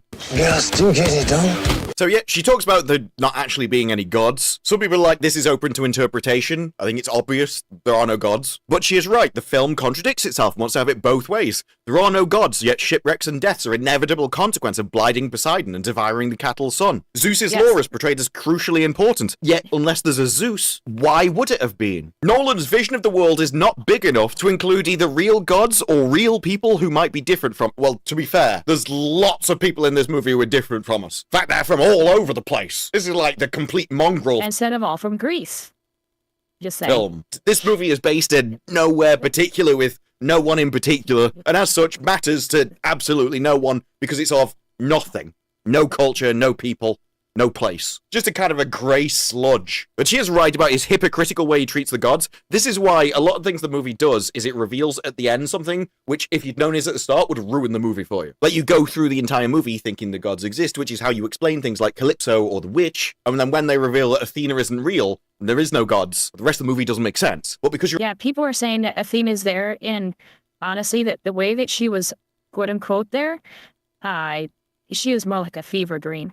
at the end of the movie, unless you go back and think about this stuff, you probably won't really notice it because And you didn't actually see any other gods. you still had your perception and emotional feelings along the way. Now, she says a few notable sequences are missing, which I imagine she doesn't have a problem with because she says adaptations are fine. But she does point out skipping the island, home of the Princess Nausicaa, where Odysseus tells the tale of his adventures. There's no room in this Maximus film for anything as charmingly mundane or small-scale as her laundry or girlish fantasies about her husband. This is because the inclusion of a friendly, wealthy, culture-rich foreign place would have added more confusion to the film's already muddled premise. That Greece is the only civilization in the world, and the only place that just about remembers that strangers and beggars must be welcomed, according to Zeus's law. Absolutely correct. That is why it was removed. Because the moment you include the fact that civilization exists among people, well, now you can't claim that there's this mythical, ethereal Zeus's law that goes across all the place, and that one action can destroy, like, the very fabric of interconnected but totally unrelated islands. Because the moment you have an island which is civilized, well, now you can't blame this sort Yeah, Nolan completely does not understand any of that. of ethereal law that's been broken. Now it's your fault. Now it's specifically the problem of those people, those groups of people. And Nolan couldn't have that because that's not what the movie's trying to say. He's trying to say you should invite in the barbarians and the orcs, that it's your duty to. And so he had to cut out the proof that actually it is down to civilization and people, that people and civilizations are different, aren't equal, and that this one specifically was better than the savages and the monsters which Odysseus had to face along the way. Just the inclusion of that city would have destroyed everything in the movie. I mean, the movie does a good job of that in itself. But this is actually, as Daniel Mendelsohn said, this is a vehicle for the director's virtues, and as with The Return, a case study on the weaknesses inherent in attempting to modernize work, many of whose values remain, for all its timelessness, stubbornly archaic. Now, Mendelsohn doesn't seem to realize that the reason it's timeless is because those archaic values are correct. But actually it's modernity that's wrong, not ancient civilization. But this is why Nolan had to change so much of the work, is because he wanted to crowbar it and destroy it and crush it into what he thinks the world should be, which is horrific. So she moves on to his dialogue, that writing dialogue is not one of Nolan's talents. The language is relentlessly expository, humorless, and flat. Attempts at vigorous speech, my dad's coming home. Let's get off this effing beach. Sit uncomfortably next to grandiose meditations. I was humbled to know that Nolan has read at least the first line of the Odyssey, as he cited it in interviews. But I would have been ashamed to have written any part of this script. Damon's Odysseus isn't complicated, wily, or artful. His funniest lines are removed, telling Polyphemus that his name is No Man. But Odysseus doesn't have to outwit Polyphemus because Ah, God. Ah. It's not no man, it's nobody. And it's something that's lost in translation. His name being nobody when he said that to the Cyclops. He said that partially because it's really close to his name, and also in part because the Cyclops, when hurt, is gonna be asked, so who did this to you? And the Cyclops is gonna say nobody because he is not bright and just believes him. And so he says nobody does it, and so nothing happens. This is all stupid. Cyclops is a puppet who has no wits. Nolan's grunting one-eyed giant is referred to as it, barely speaks, doesn't get drunk, and has neither neighbours nor a favourite sheep. Now, it's interesting because she takes this as an attack and an insult to Polyphemus, when actually it's not about him. He's just a side character. Everything about it is down to Odysseus. And because they wanted to deconstruct Odysseus, deconstruct masculinity, they had to make Polyphemus this way. Because the moment you show that he's sentient and he's like knowingly eating humans, well, no one's going to feel sorry for him, but they wanted you to. They needed you to. That's why they played up the screaming so much. So that you would feel sorry for this guy who's just an idiot. He's just a moron who doesn't know what he's doing. That Odysseus is now abused. And like, that's why when he fires the second arrow at him, again, it's to show that this guy is just spiteful. He's no better than a man kicking a rabbit that bit him. The rabbit wasn't being malicious, it just didn't know what it was doing. Perhaps more surprising, from the director of Oppenheimer, Damon seems to lack all technological intelligence. They've stripped out him making his marriage bed out of a tree. The raft looks crap and made out of a few bits of driftwood. We don't see the design or construction of the Trojan horse. Now, Nolan does have reasons for this. It's just basically, I don't believe people would do that. Again, it's down to his, like, small, narrow mind. People call it grounded when really it's just basic. It's an inability to do something, which for some reason he's trying to pitch as a strength. So we get to talk about from the Aeneid, with Sinon, his deceitful accomplice, Ulysses is cruel and predatory, that Elliot Page dies, and the main emotional arc is because, don't you know, he lied to Sinon. And this is what she absolutely nails what's wrong. The same way she nailed the consequences of Nausicaa's being removed, the film doesn't address the moral dilemmas raised by its own narrative invention. Such as, why does it matter whether Batman told the whole truth to Valiant Robin, given that he would have been killed instantly either way? Or why was sinless Sinon so invested in the scheme if the sack of Troy was bad? The muddled subplot is foisted on the film to make Nolan's relentlessly didactic point about the contemporary Anglophone world. That the lies and xenophobia of the war on terror. Brexit? Really? A country leaves a trading agreement and you're like, oh no! This is beginning a cultural decline which is now destroying the values we hold most dear. No, that's feminism, darling. The oncoming hordes at the gates which are doing that. That was actually meant to stop the cultural decline, darling. Talks about Xenia, how it's been filtered through contemporary American ideas, but directly contradicts Homer's poem, where many things are perfectly fine in Homer's world, but in this are very bad. Now, she thinks that's not a problem in and of itself. I disagree with that. Yeah, no, that is a problem. But I do agree with her next point, that regardless of what you think, it is a problem if their own values and vision don't hang together. The characters' motivations don't make sense on their own terms. And nothing in this movie makes any sense. Which in itself almost feels like the point. He is desperately trying to, craft together and hold together a lie across the entire work as the moral message. So that makes sense that it falls apart. It's a lie. But it is the necessary deconstruction of Odysseus throughout the entire movie that forces him to be weak and pathetic. It's that makes a lot of the movie fall apart, because it's like, well, you can't allow him to do anything. It doesn't make sense why this useless git is in power in the first place. Now, she doesn't seem to misinterpret what this message was in the first place. Helping trickery, technology, and weapons apprentice is bad when Greeks are killing Trojans who have violated Xenia. So she thinks that it's Troy that violated Xenia. It is. And it's like, yes, technically in the story terms, it would be true. By the definition of the movie, they should do. Now, obviously, in reality, if you're at war with someone, you have no... Zeus's law wouldn't apply, right? But she thinks that they violated Zeus's law when they brought in the horse, but it was left as a gift for them. So that didn't break it either, but she thinks it did for some... I don't really get it. But that makes no sense.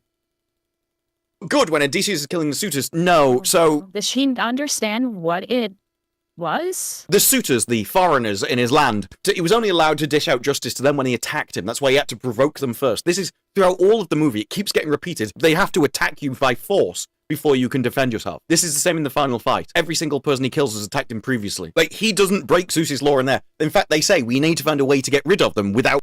When the final fight that should be in there would be against the suitors. Breaking it. It is essentially going that it doesn't matter how much abuse that you have to suffer through with people on your land who shouldn't be there. Unless they physically attack you, you have to just put up with it. That is, as its core, the reason for the movie existing. Taking something ostensibly abandoned by Odysseus and his comrades is natural and forgivable when the Trojans lay claim to the horse, but unnatural and forgivable when the suitors lay claim to Odysseus' palace, food, wine, and wife. Yes, she thinks that the Trojans taking the horse was the first break of Zeus's law. It's not in the movie. Defying the gods is brave and noble when Odysseus blinds Polyphemus, son of Poseidon. He's not the son of Poseidon in this, though. Poseidon doesn't exist. There's an element of projecting extra knowledge onto the movie that isn't in the movie, which I don't think you can do.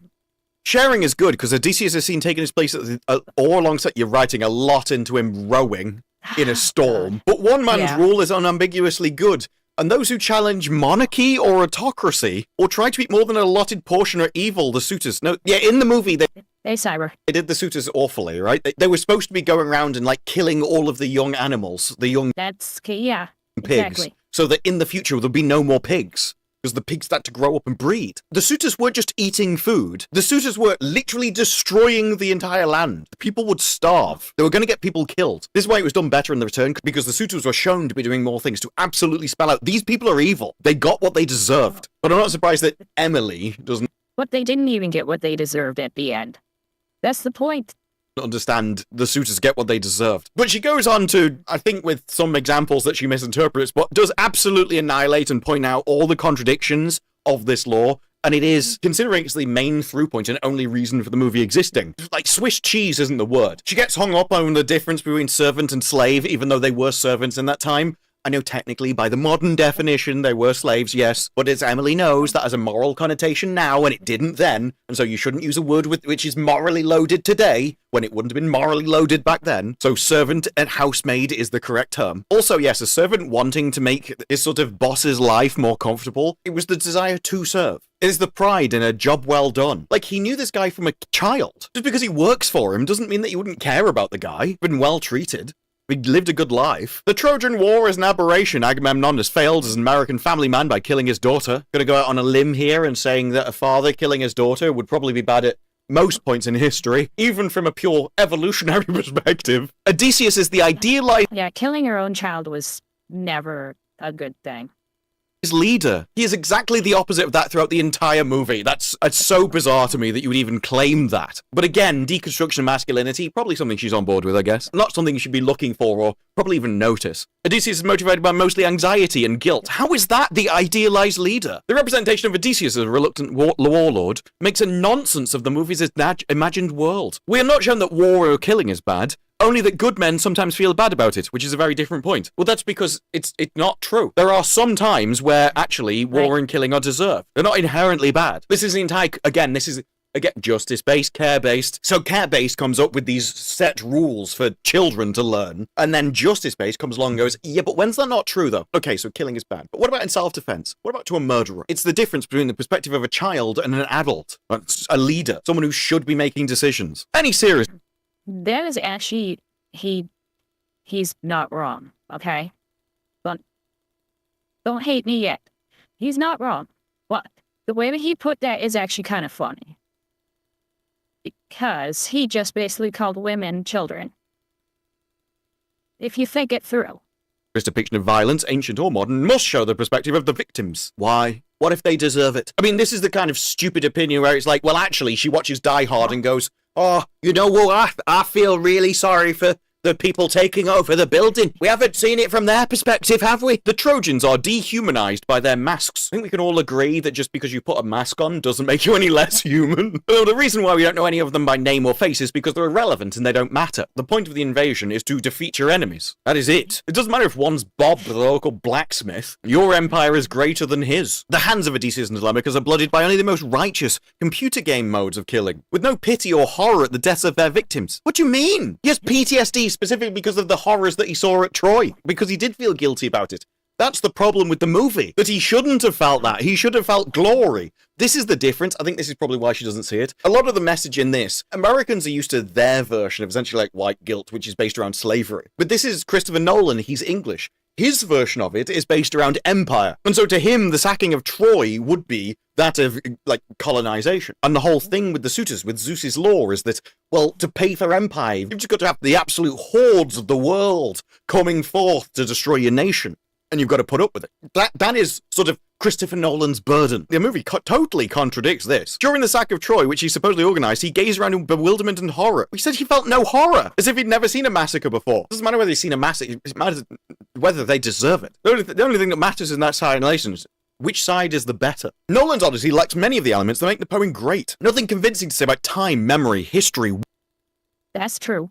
war, its relationship with glorious warriors return, lives of family, adversaries, comrades, friends, neighbors. It lacks the psychological, emotional, political, and ethical depth. Its narrative structure is gimmicky. The writing is abysmal. None of the characters are convincing motivation for their actions or words. There are no adult scenes and the food looks horrible. I do love how at the end you can tell it's not written by a man. This is why in modern Hollywood we have so many people eating food now. The most troubling ethical problem concerns the decision to make part of the movie in occupied territory. Apparently. I don't care. Now I do agree with her that Nolan should care, given the fact that that's his impetus for the movie, but I don't care. But then she celebrates that despite all of this, my book is flying off the shelves. So a lot of other translations, and maybe this means we'll get some university courses which actually don't get cancelled. Can you imagine holding up this woman as a human shield for the movie and going, see, this is why we can make woke movies again? And then she absolutely annihilates basically everything about your movie. Now, it is a bit of a mixed read for me. On some of it, I'm on her side. I was surprised she actually picked up on some of the things which I thought was true about the movie. Whereas on others, I'm kind of not with Nolan or her, because I think she's misinterpreting either the book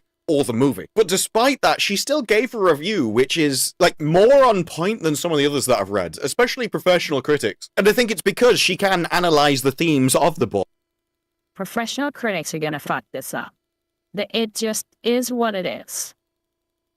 The professional critics have to kiss ass. And they're definitely gonna have to kiss Nolan's ass. There's just no way around that.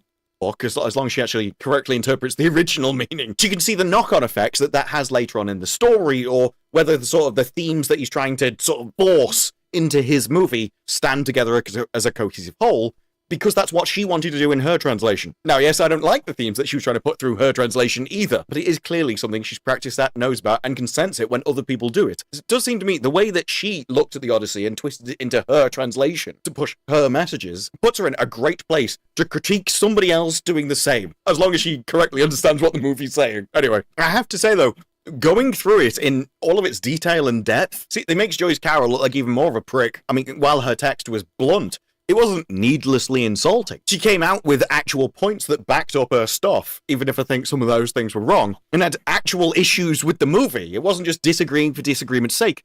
But Joyce had a problem with disagreeing at all. No, don't you understand? This is our film. This is our win. This is civilizationally important to us. It was like, why are you doing this now? Why are you using this tone of voice? Why are you disagreeing with us? We're winning. Can't you just shut up so we can win? And she's like, no, because this movie is ass. And for me, that, alongside Beggars, will probably remain one of the funniest things to have come out of the movie. They made Emily Wilson the chosen one, and she decided to leave Joyce in darkness. But those are just my thoughts. What are yours? Let me know down in comments below. Like the video if you like the video. Subscribe. More videos like this in the future, and I will see you in the next one. Bye-bye. The Odyssey. Well, it's not dead. It's just on its last legs. And so now it's thrashing. And so that's what she's doing. She's doing the thrashing. And it's not going to fix anything, but it's going to make it absolutely horrible for everybody else. Right. So basically, they're a trapped animal.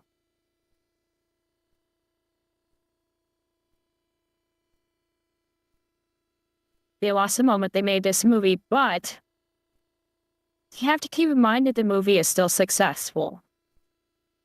Although, it better start making some more money real quick, because it's about to lose even more of its IMAX theaters, which is where everybody was showing up. I mean, we can even go in here to the numbers. The Odyssey. 912.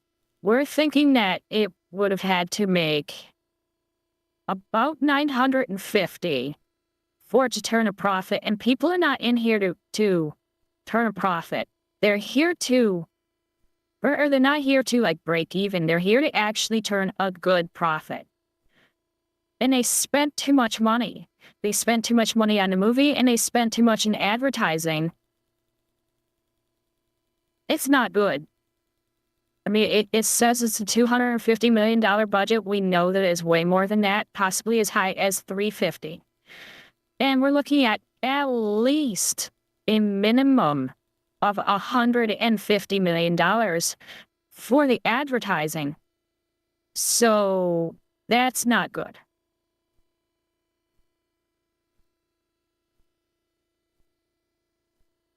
But even though they didn't really earn that much off of this, that money or that number right there is very big. And that's enough. We're the kind of people who are going to use this as an example of, see, you can have woke stuff in movies and have them make money. Look at the $912 million that it made. Over how many days is that? 17. After only 17 days.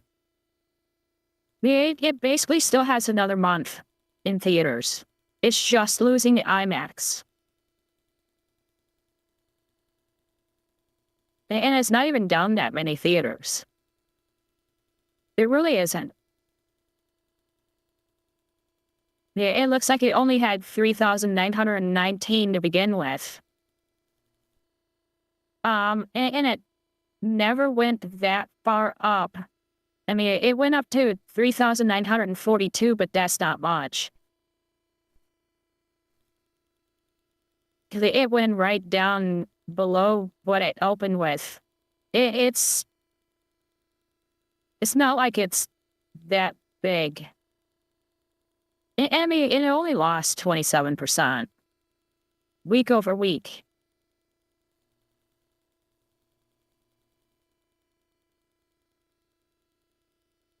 $43% to week 2 is not bad either.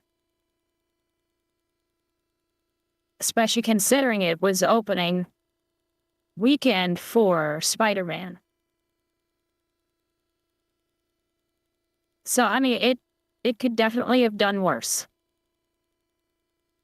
But they spent so much money. But, again, like I said, you can argue they spent too much and all that, but when it comes to news articles, they're going to look at this and not what that number actually means. Still successful, but still sucks, right? And that's how I feel about it. So, anyways, I just wanted to point that out. Because they are going to use this number and not the fact that that's actually not much profit. And they're going to say, see, it made almost $1 billion and we're only 2 weeks in. Well, there you go. That's their line. Not that they're only going to make less than about $450. So that makes it not look great. But,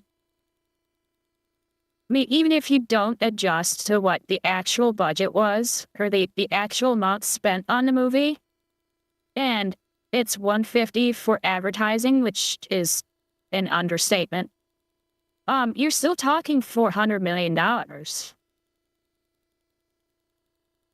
Times 2, because that's what the theater cuts is. Well, shit. They didn't make that much yet. They only made about $100 million. That's not going to make investors happy. That's not going to make them want to give Nolan another movie.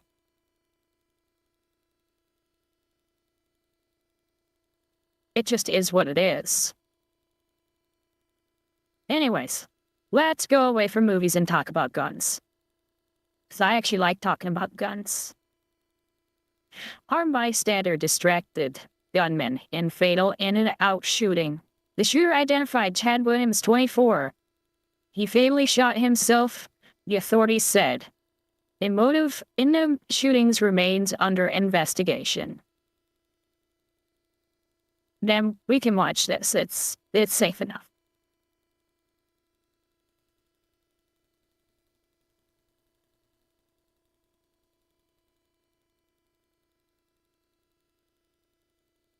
Shoot! Go! Just go! Go! Video showing the moment a man stepped in to stop a shooter who opened fire outside his Idaho In-N-Out Burger Saturday afternoon, sending people running for their lives. What's happening? What happened? What's happening? Shoot! Go! Just go! Go! You see a gunman with an AR-style rifle unleashing several rounds in the drive-thru of. God, I hate how the news always says that. An AR-style rifle. It's because they want to get rid of AR-style rifles, whether they're an AR or not. The popular fast food chain, which opened just days ago. But they say AR-style because then somebody else can say assault rifle. Because, gee, AR must mean assault rifle when it actually means Armalite. In Twin Falls. Another man then returns fire. Lane Cohen witnessed the shooting from his car. Is he a hero? Yeah, I would say he definitely distracted the shooter from shooting more people. The shooter was solely focused on him, and it allowed us to get out. I mean, the car directly ahead of me was getting shot. Police credit. Well, the I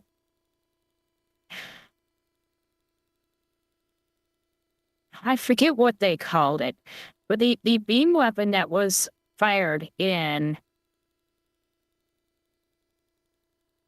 What was it? It was called Moretta Space Pirates, but what did they call it on TV? The thing is, Bodacious Space Pirates is what they called it on TV. The beam weapon that the big character shot at the tank was an Armalite beam weapon. I'm not kidding.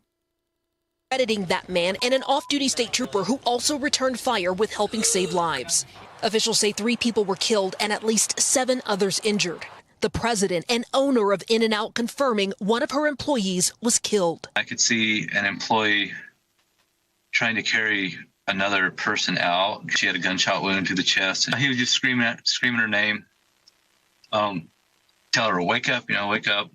Taxi driver Terry Dudley was shot while charging his car. His son Michael says his father is now intubated in the hospital. He's in pretty rough shape. I haven't been able to talk to him. Tonight, officials say the gunman, identified as 24-year-old Chad Williams, died from a self-inflicted gunshot. His motive still unclear. I know people say it's unfortunate, he should have answered for his crimes and stuff like that. But why should we have to pay for the whole trial? Why should we have to pay for him to spend the rest of his life in prison? Why should we have to pay for all of the appeals that he had put in? Nah. Good riddance. Dana's joining us now from Twin Falls. And late tonight, Dana, we heard from police praising those who jumped into action to try to stop this attacker. That's right, Hallie. Tonight, police commending the heroic actions of the... It's Idaho, not California. Yes, they are going to be happy that somebody helped. An off-duty state trooper and citizen saying they most certainly saved lives here. We're also learning new information about the survivors. 5 remain hospitalized, 2 of them listed in critical condition. Hallie. Dana Griffin, thank you.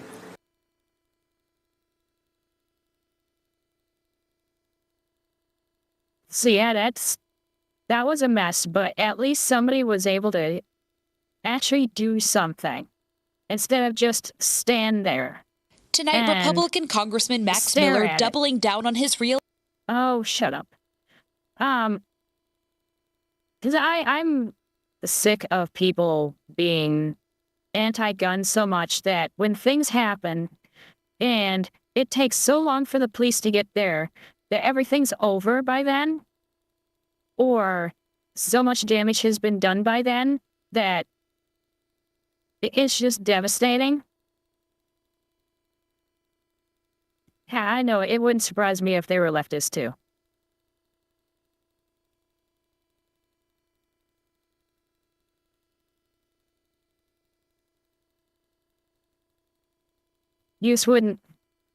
Wouldn't use an assault rifle.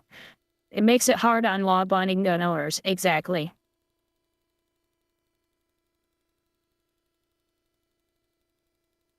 I mean, in the first gun that I ever shot was basically a sniper rifle. It was a Scar 17. And you like your AKs? Yeah. And in that gun, I think one of the downsides with it is the fact that all the guns made by that company are, by default, this brown, and they're composite, and so they look like toys. And so I think that is used against them. When, trust me, no kid is going to be able to afford hardly anything from H&K, let alone something like the Scar. They're expensive. They'd buy a much cheaper gun. But it's stuff like that that they're going to put on screen and say, look at these. They made them look like toys so the kids want them, that type of stuff. It's like, come on. So, Twin Falls, Idaho, an armed bystander may have saved lives by distracting a gunman who had opened fire at an In-N-Out burger on Saturday. And this was all over social media. Lane Cohen, 34, was at a stoplight just outside a fast food restaurant, and he saw the person with an AR-style rifle. I hate when they say that. emerged from the drive-through. Bullet struck the car in front of him, and so that's a good reason to get out. And Cohen watched the shooter move through the drive-through towards his own car. He told NBC. Yeah, the more anti-gun shit I hear, the more pro-gun I get. Exactly. A stripped-down basic model and AK is about $800, yeah.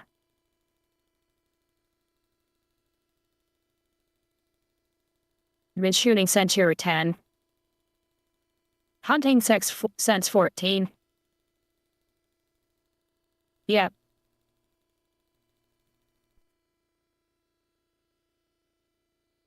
So it looks like the shooter was panicked. He looked around, moving kind of erratically. Maybe he was just looking for people to shoot. Who knows? Couldn't believe the armed bystander kept the gunman from shooting more people. Well, I'm sure he did. The shooter was solely focused on him, and it allowed us to get out.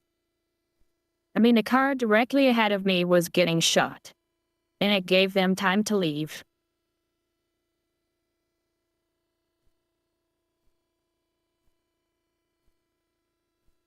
And again, it said that basically it lasted about 10 to 15 minutes. That's quite a while for a shootout. That's quite a while.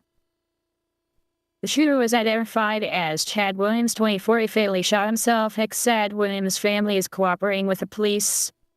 Their hearts are also broken at this time. Still their kid. Even if you fucked up, they're still their kid. I don't think that's wrong. Attempts to reach the Williams family for comment were unsuccessful. Yeah. If they're smart, they won't answer the phone.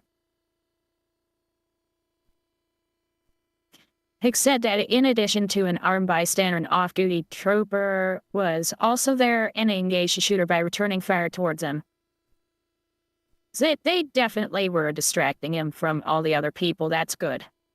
Would have been nice if they were able to take him out, but, I mean, it is what it is. We believe their actions helped drive the suspect away from the scene, preventing further casualties. But it definitely did. Any distraction is gonna stop more casualties.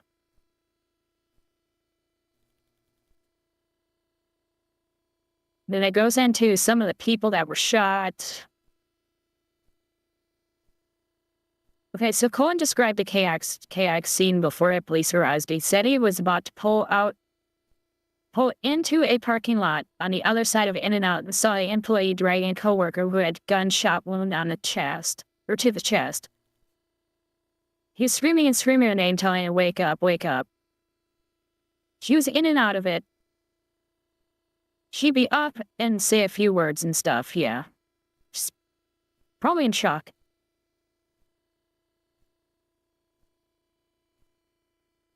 She's taking care of our most important asset, our customers.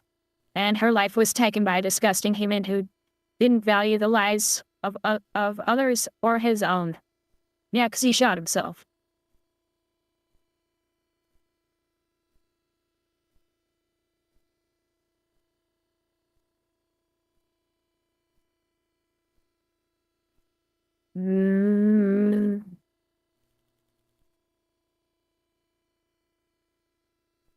It's just your normal stuff here. I was trying to see if there is like any call for like help or anything like that. I'm not seeing like a reason. I'm not seeing any real information about the person who did it. Nothing. So I was trying to see if there was anything like that. But like sometimes the police will have like a call for people to give information on the suspect and see if they can find a reason behind it, because obviously the person's a little too dead to give the reason themselves anymore. So yeah, I'm not seeing anything there. That's usually the stuff that shows up in these articles, is they're calling for help though. they'll put it in the article. For the police.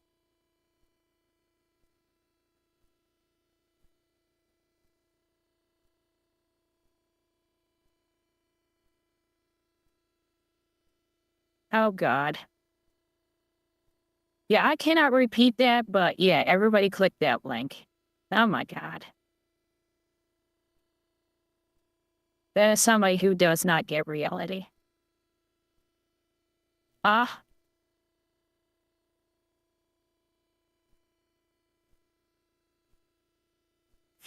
Yeah, you don't shoot towards the gunman, you shoot the gunman. But and honestly, that's what you should do because you don't want stray bullets.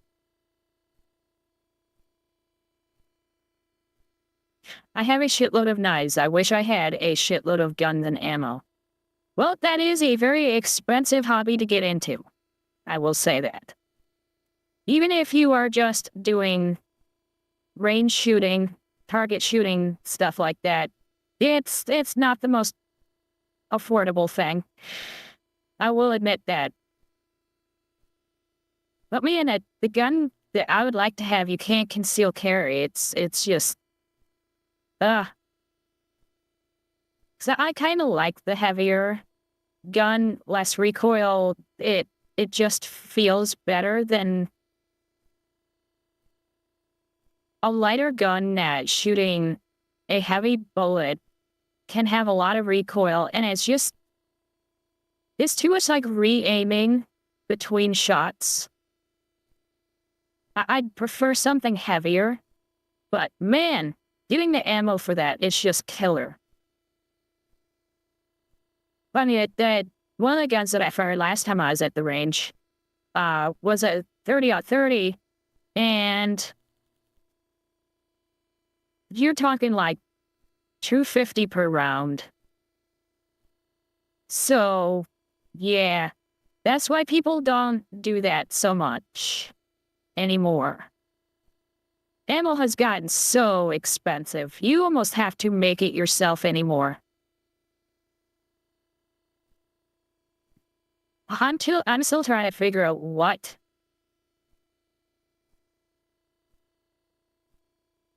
weapon it was. It was, it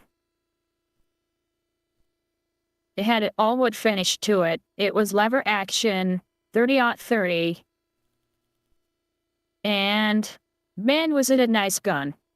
And I really liked the lever action on it. It was really, really smooth. Really smooth. It was so nice. You know, sometimes if it's a lever action and the gun is too light, it's almost like you're fighting the weight of the gun.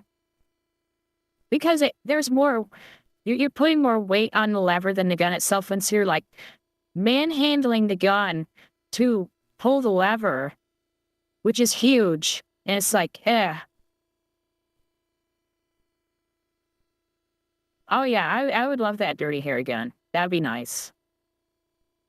Oh, very nice. Very nice. I like that one. I'm gonna save that one. That's cute.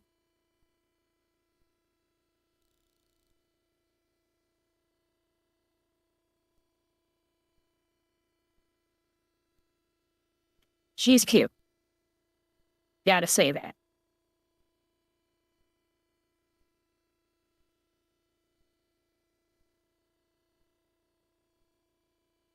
I'm trying to close these tabs as I do them so that I don't lose my place like I did last time and have to go through these things. So we have a video here by Hero Hey. The gaming industry crash is amazing for gamers. I almost watched this, but yeah, I like that heavier calibers have less recoil. It's crazy. That they should have more recoil, but they don't because the gun is so heavy. The gun to fire them is so heavy that it offsets the recoil. Your first gun was going to be a 38 special. Yeah. And after firing this 45 last time, I really wanted that. I would really like a 1911, but you can't conceal carry a 1911, and I like to have a conceal carry. A good conceal carry.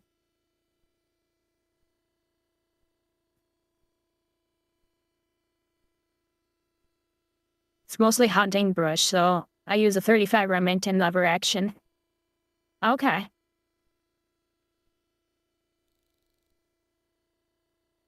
I wish I could figure out what that gun was. I'd probably have to ask.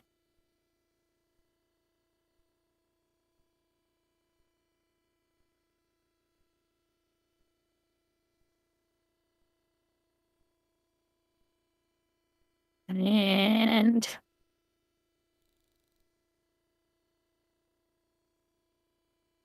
oh yeah.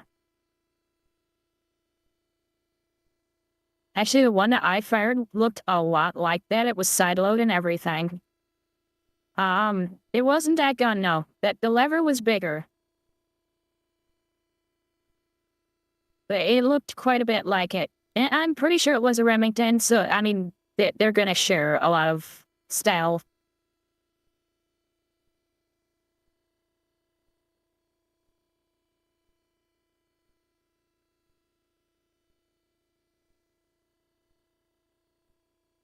The one that I had did not have a scope on it.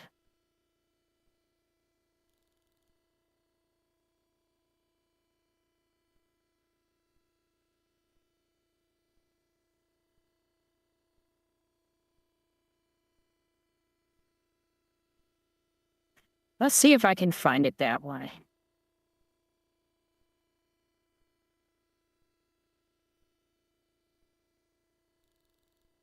Oh, this is really, really close.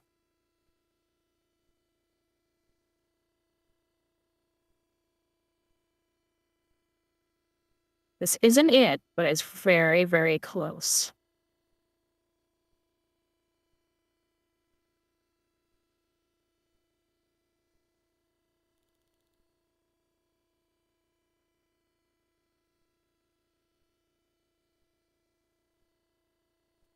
Of course, it's gonna be a pain in the ass. Oh, for fuck's sake.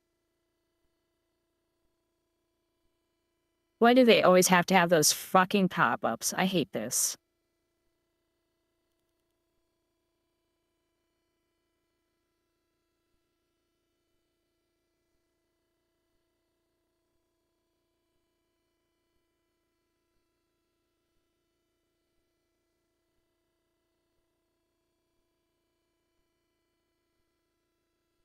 You just give me a... Thank you. The one I fired did not have the fancy style on this. But it was pretty close to this. Not quite.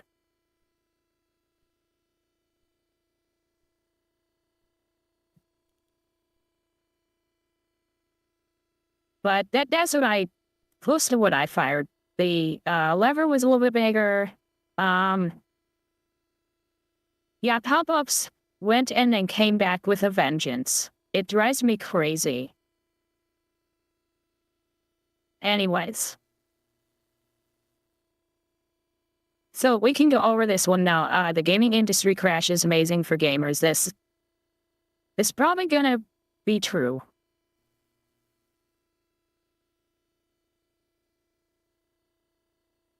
It's not illegal to conceal your firearm, even when it is. The 1911 is just large. Mine don't either. I like to use open sights. My dad still needs to get the house fixed before we can get me a gun. Yeah. There is not cheap. It's not cheap. Now, nice 33. 20. Stop moving. Single shot rifle, yes. You ready for riding the range at a ranch? You reload? It with one hand? No, I did not. Hope everybody in games industry loses their job. I know, especially that Bethesda thing that we saw the other day. Holy shit. That was what? Saturday or Sunday? And yeah, fuck them. Except for Natsumi, they can stay. You do reload your own ammo. That's pretty much the only way to go these days. Buy a new bullet and reuse casings, buy casings, whatever it takes, because it's just too goddamn expensive now.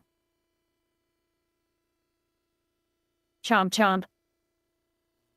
That's funny. The games industry is crashing is definitely good for gamers because we are not the industry. Yeah. We're gonna get more discounts on stuff just because they need to make any sale whatsoever on certain things. And so, yeah, I think prices are gonna come down. And we're gonna see a lot more of these AA's that are gonna use their low price as a selling point. Yeah, several of the biggest games lately have been cheaper. How World was cheaper, Expedition 33 was cheaper, the drug game, Schedule 1 was cheaper. All these games were cheaper and they made bank. Despite being cheaper, it doesn't have to be expensive to make money. It has to sell a large amount of units. And if your game is interesting enough, and you can get everybody within a small category who likes a certain type of game, you can actually be better off than trying to please everybody and ending up with no buyers. Maybe learn how to make a game that gamers want to play. Exactly, Cyber.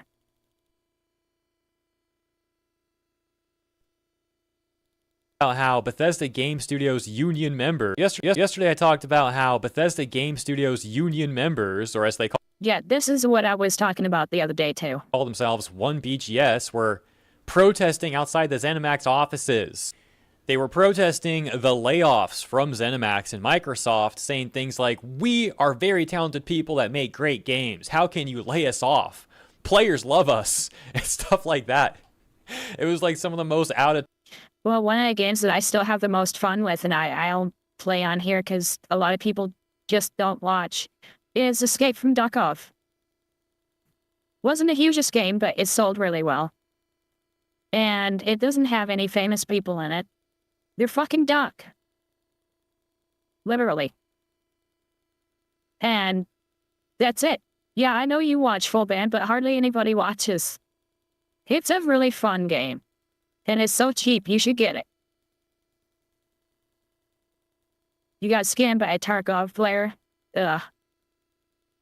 That's where you're supposed to play Tarkov instead of Tarkov. Much better.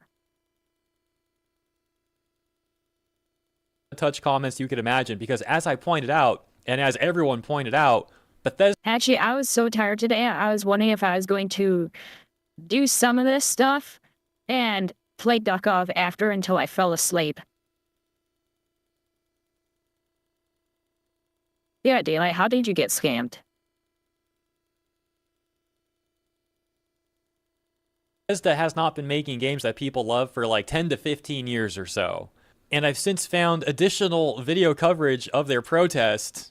They made like a really silly, immature music video, like as if that's going to help, like, you know, get them support or something. Now, I call it silly and immature, but that's my perspective. You know, from their perspective, they view this as like super based, like mature professional behavior. Because again, these people are very out of touch. And for anyone not familiar with why no one is supporting this protest, except like, you know, a few dozen people on Blue Sky, the fact of the matter is modern audience people like this have been invading various industries for years and actively making those industries worse, literally only getting involved so they can try and push their political rhetoric. Remember, these idiots said that that gamers loved their games.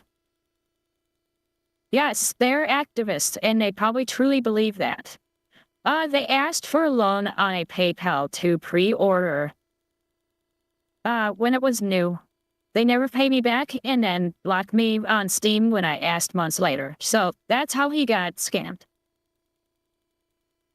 Of course, seen this. That sucks. In gaming, predominantly in AAA, but not just there, as you can also see this occurring in, for example, the English dubbing industry with a lot of... You don't want to pay $18 for Tarkov, you want to pay $5. Actually, it's entirely possible there might be a sale. Maybe I'll have to get you back. Help you get it back, though. That was back when PayPal was decent. Yeah. English VAs and how they act online. Same exact hive mind rhetoric. Same exact, oh, you gotta worship the SAG-AFTRA union. If you don't, we're gonna try and black. I actually know for sure that I sold 2 more copies of Escape from Duckov. 2 people said that they got the game because they saw me play it. Blacklist you from the industry and harass you. That's not even hyperbole. That literally does happen. And the same thing's been happening with this one BGS union as well. In the video that I mentioned that I found, this like music video they made, they literally have lyrics talking about now PayPal banned him for money laundering because he bought a Steam Deck.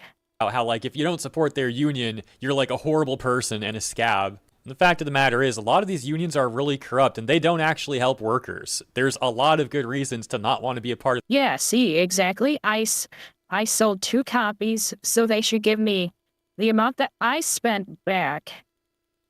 Then we'll call it even. Because they still sold another copy then. The unions, especially SAG-AFTRA. That one I'm more familiar with. I've done a lot of research into SAG-AFTRA.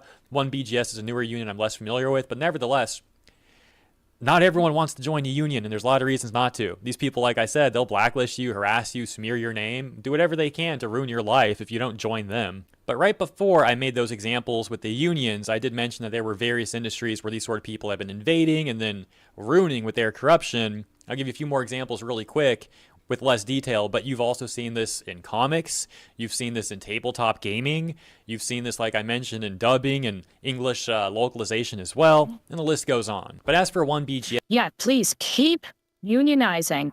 Please do keep unionizing in localization.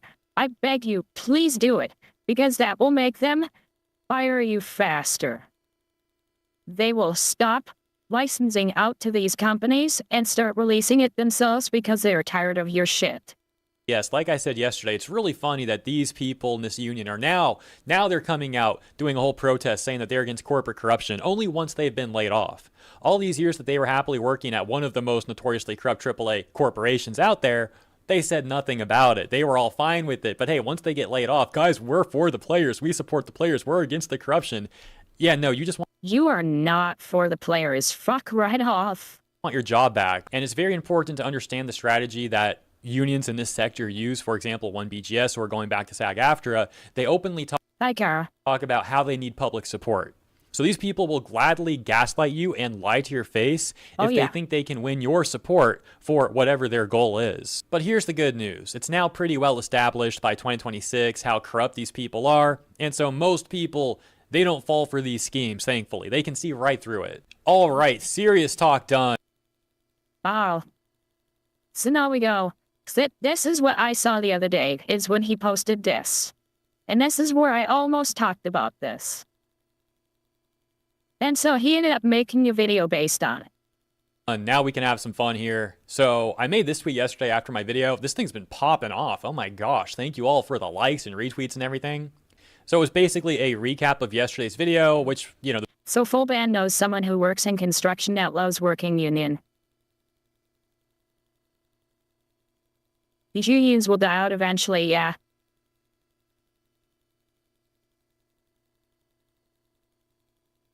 Well, one of the reasons why people have to have 3 different jobs instead of 1 is because of, like, the overtime and other mandatory stuff. And so, instead of me being able to get a job that will pay minimum wage, but I can work, like, 60 hours, I'd end up having to work 2 separate jobs, drive between them, have clothes for 2 jobs. Possibly end up working 7 days a week because of when days off are scattered like that.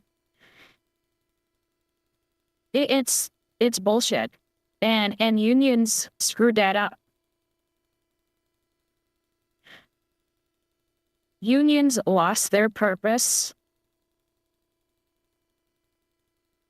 I'd say, in the 40s. And unions lost any real teeth once they were not allowed to kill people anymore. And I know that sounds like a joke, but I'm not even joking on that one. The video was like, I think just under 11 minutes long. So oh God, this twat. This was obviously not really a recap, just a really quick TLDR.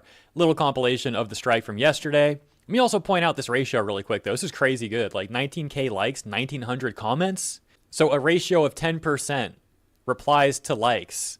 Dude, I've seen some tweets on Twitter where they're like trying to own the chuds, and the tweet will get like 120,000 likes, and then like 300 replies, and all the replies are just like laughing at the OP.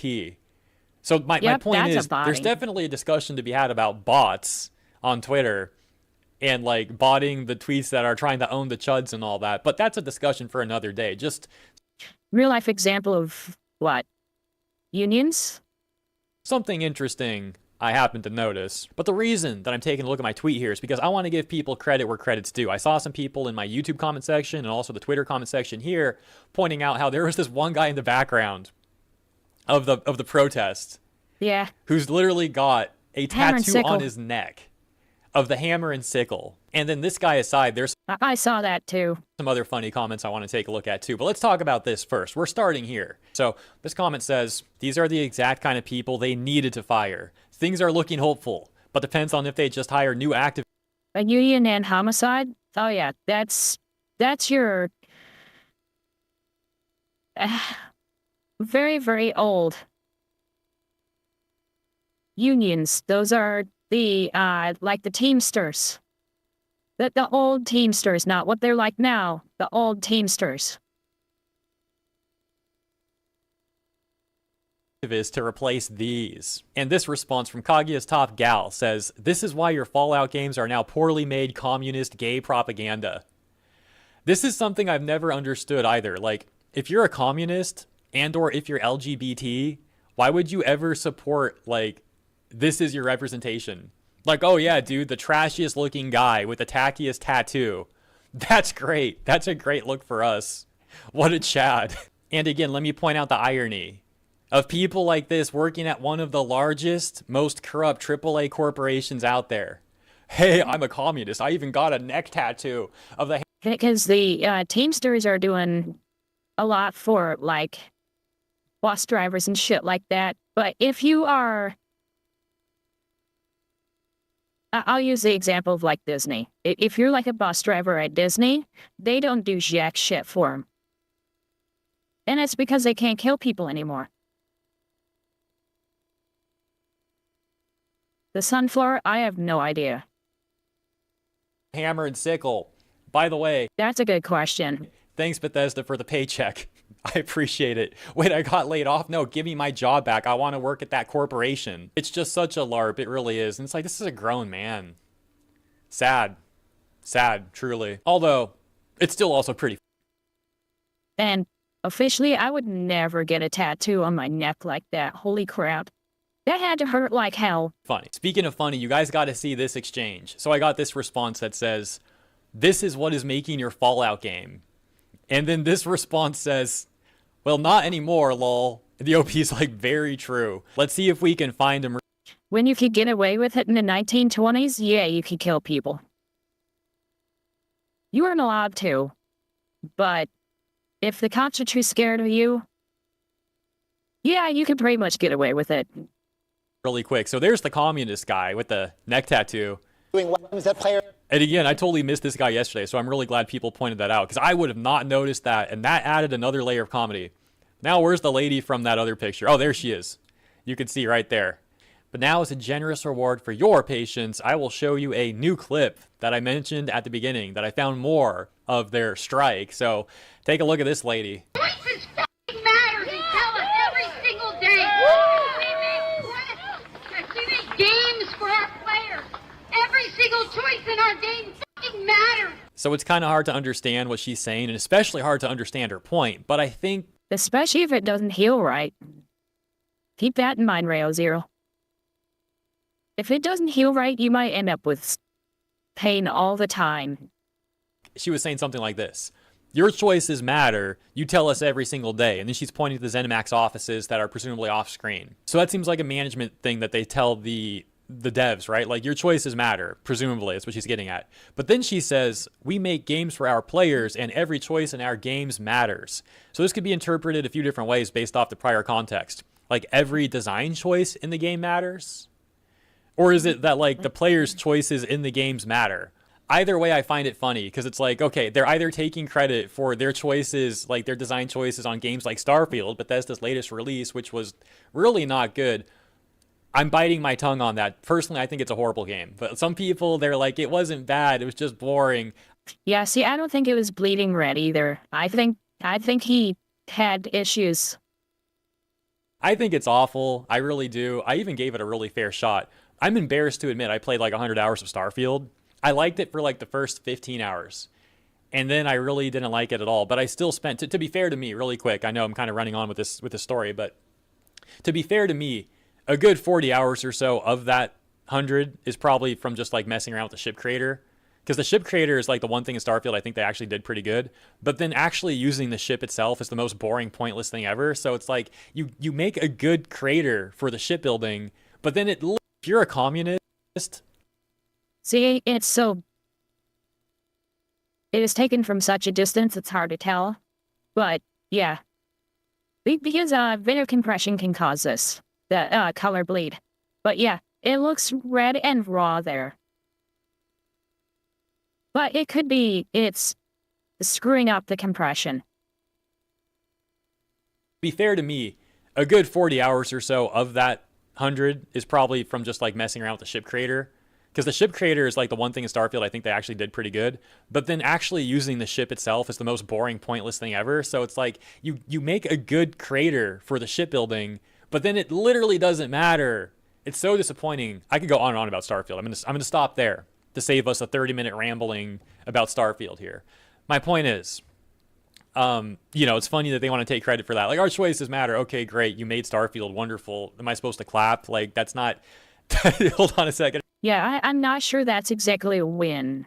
It reminds me of... there was a dev who like put in their bio that they worked on Highguard. You remember this?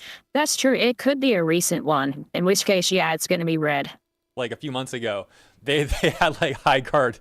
I mean, it's still old enough that he doesn't have a bandage on it, so... in their bio, and then they ended up like removing it once Highguard got shut down and all that. They like removed it from the bio. The reason it was so funny though is because that dev was like publicly defending Highguard.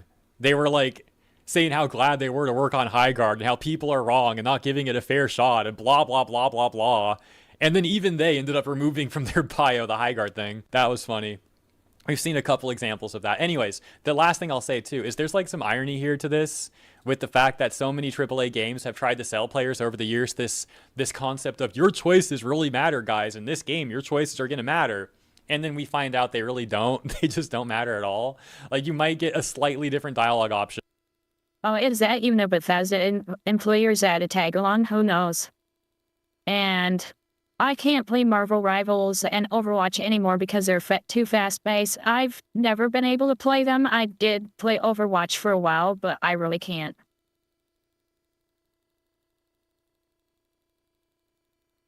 Highguard wasn't that a Minecraft? Oh, no, Highguard.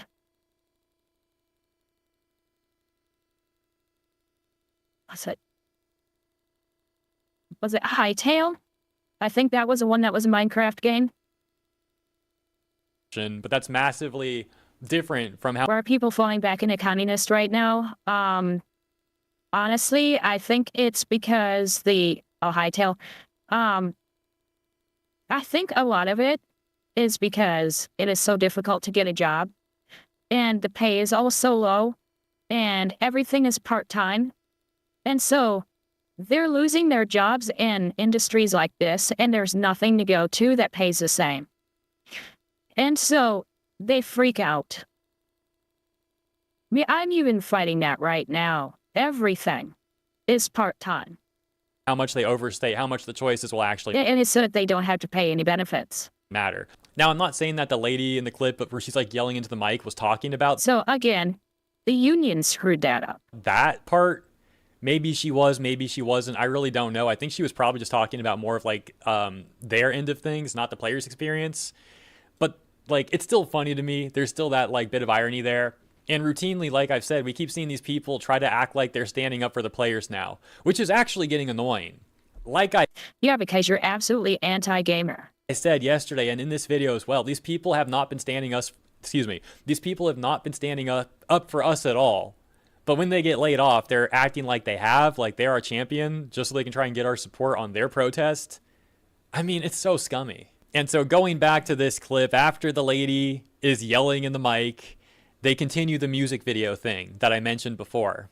And the whole time, the song is a newer punk, it's a punk cover of a 1931 song called Which Side Are You On from Florence Reese. And this is another example of how gigantic of LARPers these Bethesda Union people are. Because that song was written in 1931 during an actual violent strike where you had these coal miners being forced to work long hours for less pay in very dangerous conditions. So they were striking for better conditions, which, you know, actually pretty understandable. The company didn't like that. They sent in like armed guards, and there was even shootings that broke out during this strike.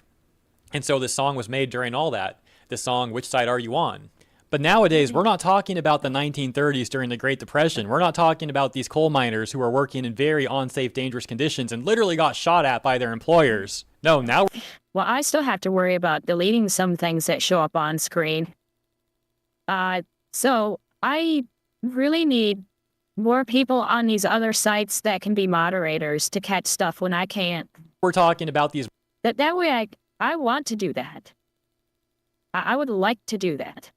I would like to have all the chats up on screen. But the site that you're on, I absolutely can't. And some of those other sites, I still get, especially with like Kick, I get posts on there that would get me banned on Twitch. Modern audience devs who see the struggles of those people in the 30s and they selfishly and egotistically think like, wow, they're just like us. Like, dude, how insulting. And a lot of these people, important context, a lot of these people were on temporary contracts to begin with.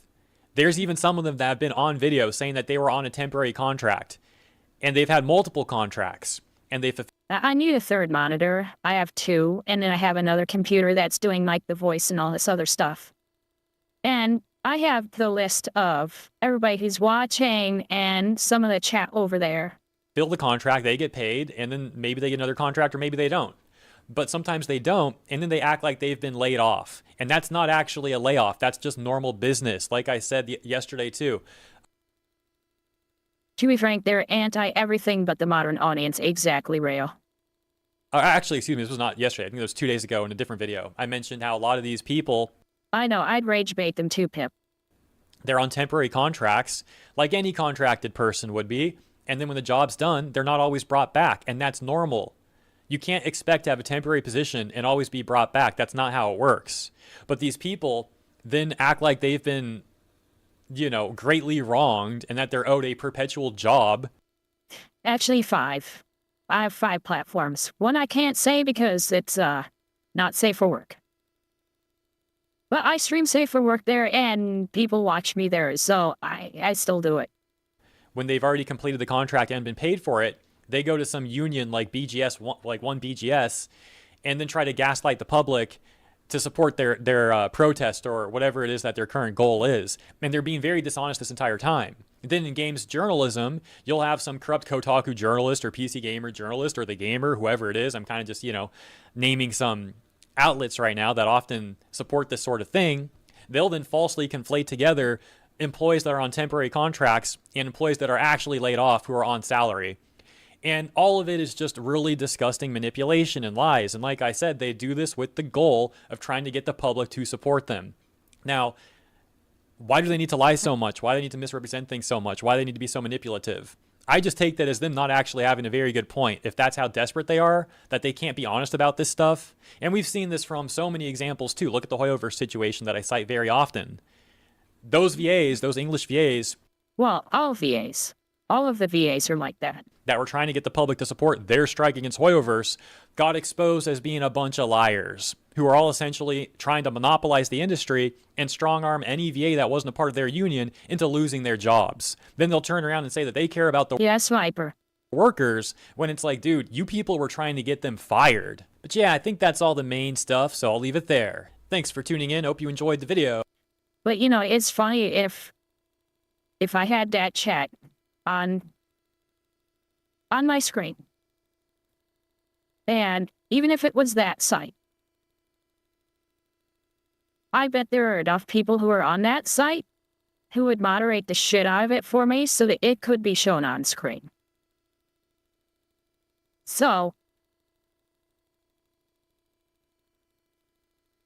yes, Reggie. Pity farming, yes. I think that's it. And if you're pity farming, you don't even have to tell the truth. You just have to make people feel bad. Full band here, being full band. So, have a great week, and I'll see you in the next one.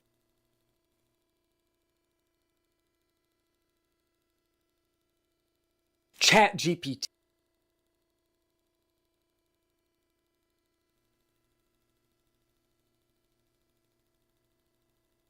Well, I mean, that's where almost all my viewers are on almost every night. So, yeah, I'm sure I could get somebody here who'd want to do that. They'd probably stay there the whole time and delete everything, and I'd probably just have the chat on some sort of delay to give them time, so that there are no stickers or anything like that that show up on screen that are not safe for work. So,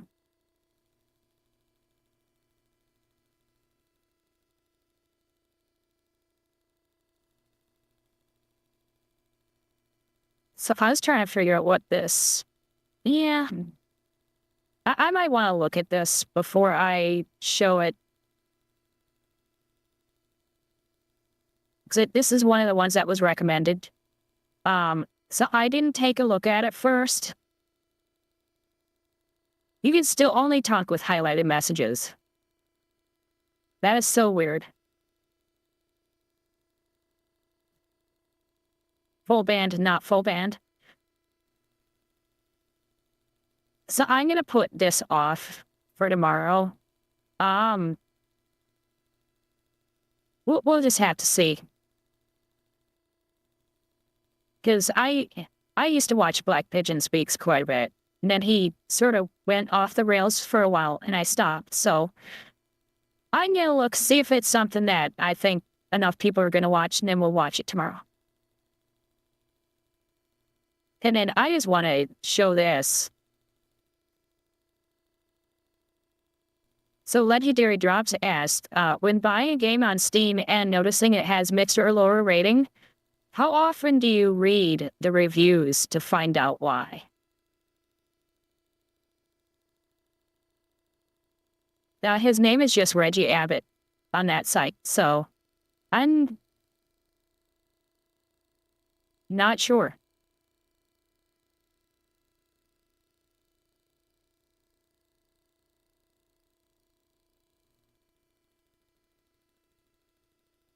Usually avoid games if they're mixed.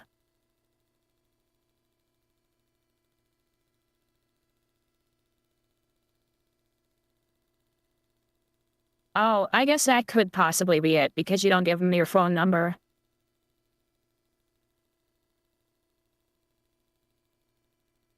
What do you mean, who's that? You mean Legendary Drops? That's the guy we keep watching videos from?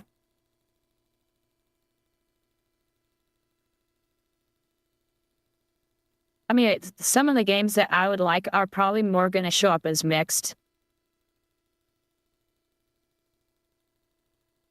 Oh, Black Pigeon? He's a guy who is former Navy, and he now lives in Japan. And so he talked a lot about Japan for quite a while.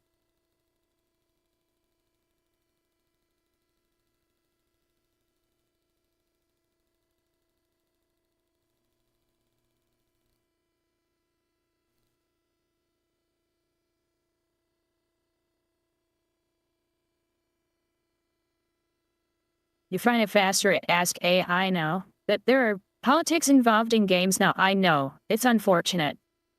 Yeah, I'll talk about some political things here, but you'll notice whenever I switch over to game, the politics completely stops. That's intentional.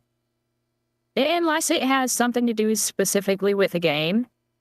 Like, something going through Congress trying to ban a game or something like that. I won't even talk about it. That's for before the game starts. But the game is to get away from that. And so what do these people do? They put it in the goddamn game itself. I'm like, come on.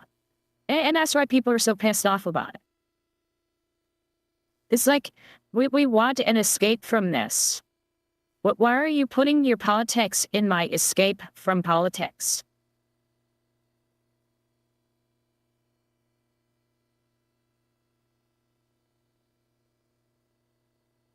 Oh, you mean in the ratings? Yeah, that is true too. Oh, Battle Axe. Man. I actually consider getting that one. $30 now. And when did that say it came out? Nope, they're not going to show the original.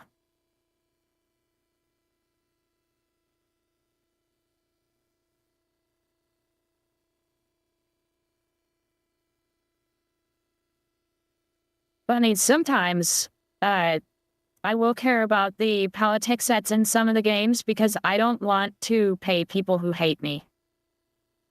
And so, I will look and see what the reason was, and if the reason doesn't have to do with the game itself, but has to do with something that I won't like them for, like they're communists, then I won't buy the game even if I thought I might like the game. Because I don't want to fund people who hate me.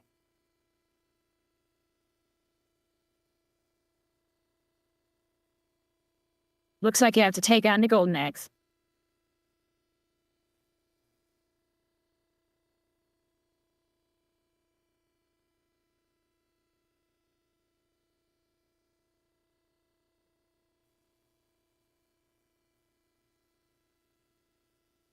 So, I mean, it depends on what you care about. A lot of people won't care about that.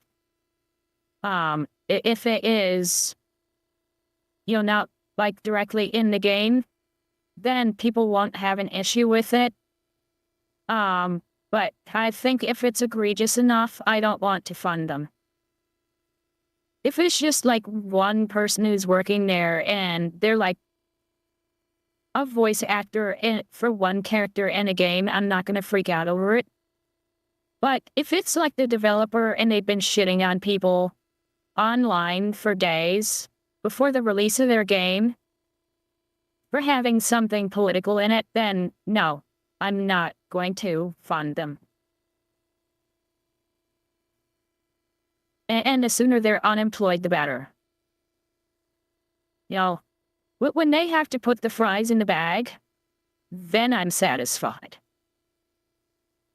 So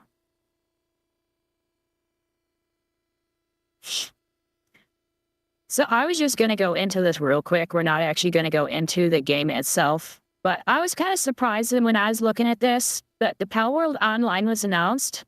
And that is the game that's coming to mobile. Not a copy of the game that we got. I was surprised by that. So, they announced that Palworld Online, a large-scale multiplayer survival adventure, is currently in development under the licensing from Pocket Pair. It will be available for iOS and Android in 2026, so probably late this year. This is what they were fighting over. It was like capturing pals with a touch screen, because they couldn't argue that you can't capture pals because they didn't create that themselves, but because it's on a touch screen, now they can patent it? Yeah, no. That didn't work.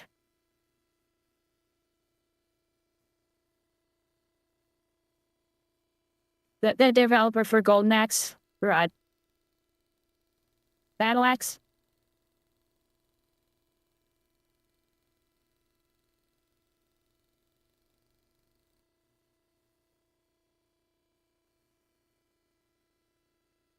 So Palworld is a widely recognized intellectual property. We see it as an opportunity to bring the essence of the PC to mobile and a way that encourages players to connect and venture together.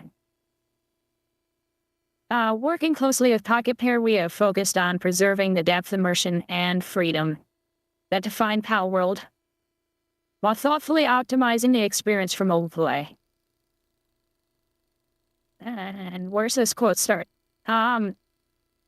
Green has extensive experience in global publishing, localization, and operations for mobile games. We're pleased to work with, for the license development of Palworld Online, and look forward to seeing a new Palworld experience brought to players worldwide. If they're going to reuse a bunch of the assets so it looks the same, stuff like that, I think that'll be fine. I'm just not sure at how much it's going to lead towards an MMO without drastic changes, though. So I'm not sure how well that's going to work. We'll see. And then it just goes up into about them. So I side point that out because I'm surprised that what we got on consoles and PC now isn't the online. Yeah, I'm surprised it's not reverse. Because not having to deal with a whole bunch of people would make mobile easier, and I could actually see building things easier on a touchscreen.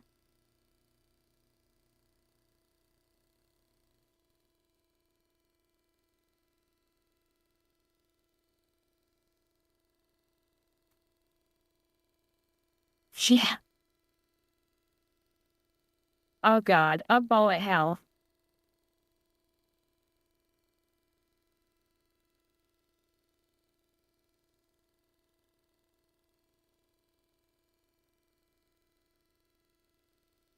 Okay, so when you win it, it doesn't like strip the character or anything, so okay. So that's where I was afraid you were pointing me to.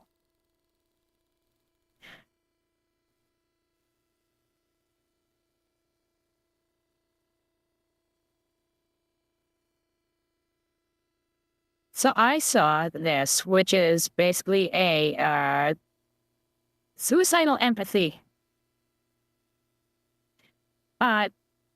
As Marines know, I defend white women when they were accused of welcoming an invading mob of North Africans as they searched into Spain. I'm no woman hater, but I will say this. For the minority of white women who have been lured into flirting with North African and Middle Eastern because you think they're exotic, please, I beg you to reconsider. These men are nothing like the white men you grew up with, who respected your boundaries and treated you with respect. If you place yourself in a position of vulnerability with them, there is a very good chance that you won't live to regret it. They have no regard for you as a human being. You are meat. That's all you are to them. Give yourself a good life. If you're a white woman, marry a good white man. There are many of them. They will give you children if you want them, and provide for you. This is a road that leads to happiness and fulfillment. I'm like, holy shit, this is so funny. The way that he puts things is hilarious. And he says that he's a Native American that moved to Australia.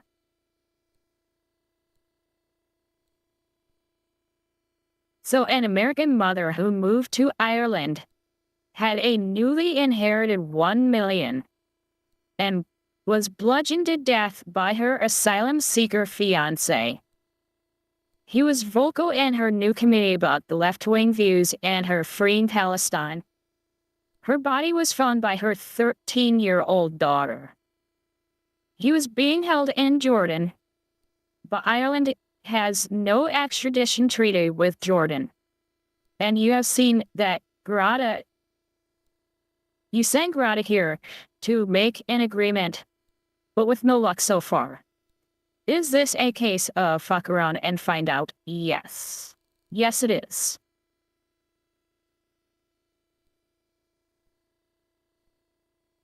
So, yeah. FAFO. And in this one, the Rory tires illegal invaders. He cuts open the cage. They run, and he eats the leftist. I never understand them since the ISIS brides. I know exactly. The whole ISIS brides thing killed me. For fun, I guess. I guess he killed her for fun. I don't know. It doesn't say. She had luxury beliefs until she didn't. How I fell in love with a double murderer on death row. Yes, another such case. And that is a thing that happens. These women will go after serial killers who are in prison as pen pals, and then meet them outside after they're released, and end up dead.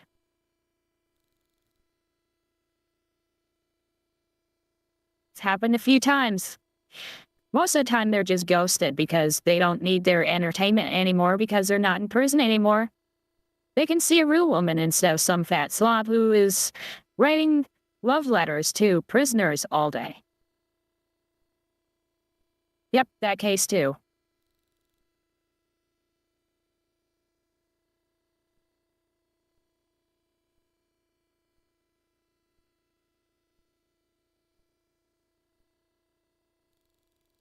You females still talk to migrant, Muslim, Middle Eastern men. Yes.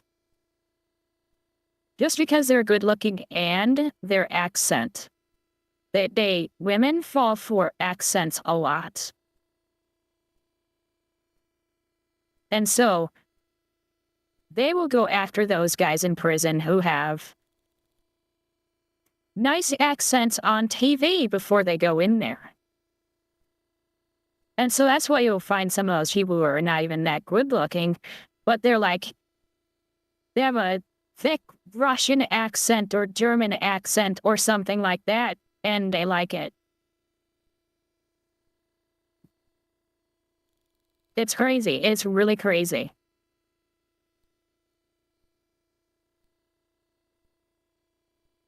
So there's this. And then we're gonna start making fun of Karens. Actually, there's one more, and then we're gonna make fun of Karens. So, during its financial briefing for the first quarter of the fiscal year ending March 31st, 2027, the game publisher Marvelous mentioned the possibility of Honey and Parade Games entering the console game market. A subsidiary of Marvelous, Honey Parade Games, is a development studio specializing in Bishoujo games, including the popular Senran Kagura games. Are you fucking retarded?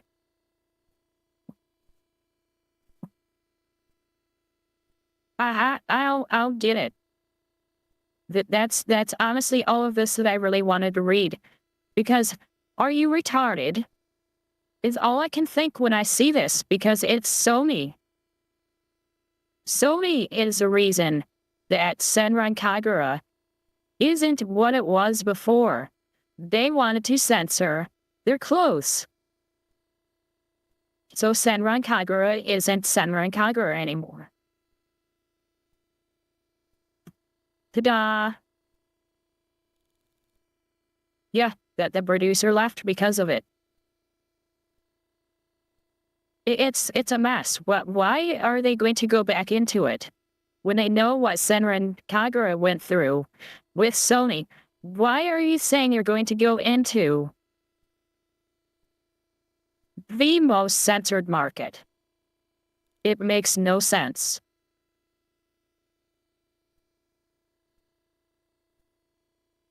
You like the Texas woman's dry accent? Oh yeah, or if those show their vulnerable side. Yes, those prisoners and their vulnerable side thing.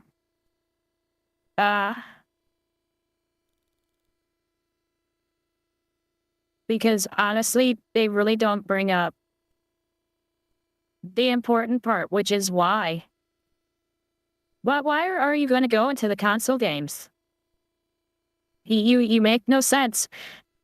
Consoles are the reason why you fell apart. Why? It makes no sense. How do we actually save the games industry? Stop buying games. That is how you're going to save the games industry, is by not buying the games from people who don't like you. Don't buy GTA 6. Don't buy the next Battlefield. Don't buy the next COD. And instead, buy the next game from Pocket Pair. Buy the next game from Sandfall Studios.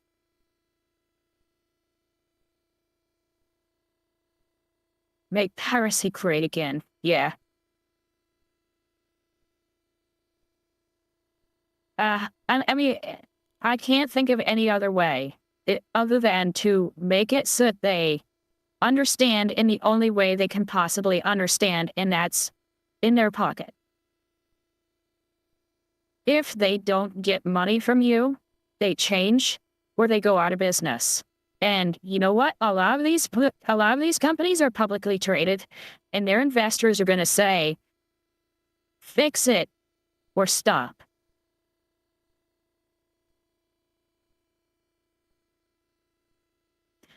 Okay, now, I get the first two. GTA already pre-ordered, Battlefield pre-order, Pong pre-order. You had me until Pong.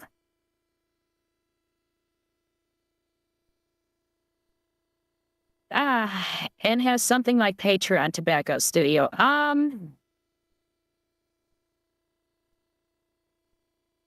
mean, yeah, but I don't know how long-term that would be. Because the amount of money that it takes to make games. Something more like a Kickstarter type thing, but to where you get your money back if they don't release it exactly as they promise it to you. That's more what they need, so that they make a pitch to the people who want to buy it.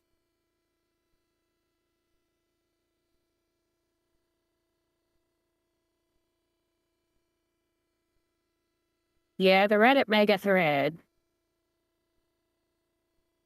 Not that I am going to say that you should pirate, but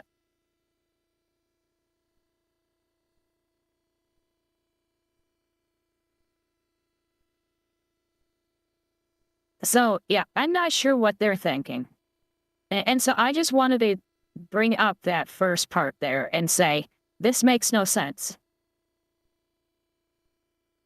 Can only message 5 more times on Twitch. I do not understand why it's doing that to you.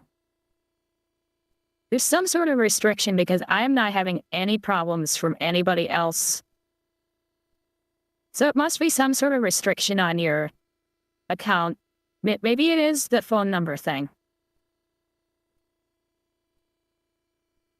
That way people can't make an account and start spamming right away.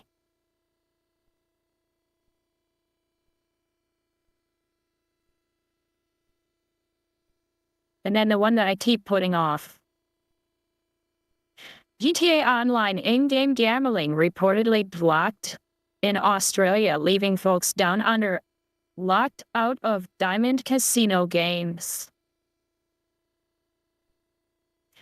Rockstar appeared to have suddenly added the country to a list of nations with gambling geo-restrictions. I know, I don't have any faith in Sony either.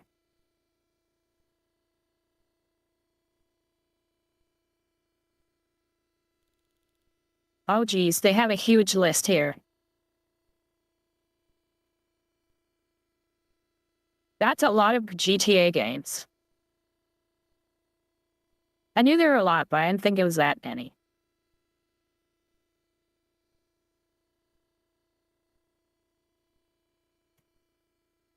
Well, there is one thing that I used to do a long time ago.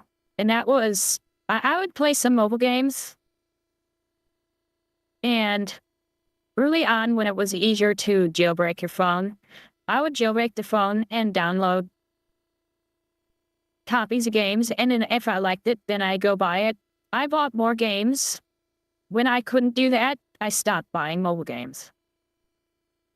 And that was right around the time that, everything was, microtransaction anyway, so.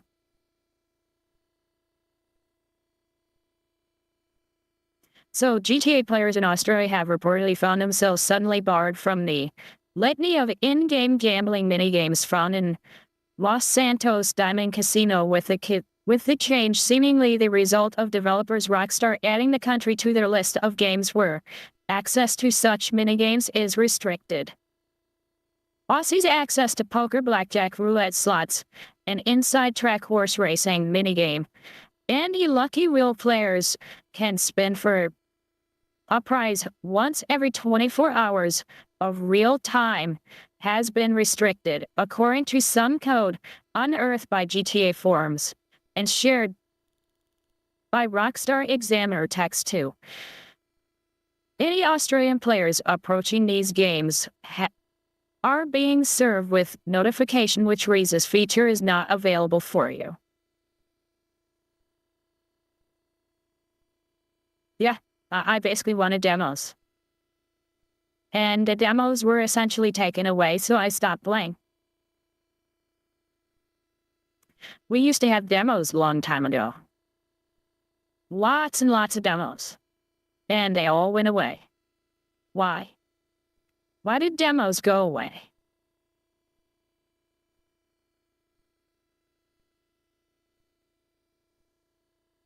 So, said code mentions GTA Zero Casino House as being restricted alongside the mini-games, which at first I thought hint at Australian players losing the ability to buy or access Diamond Casino Penthouse. You can shell out for a GTA Online home. However, based on the Australian players' post, it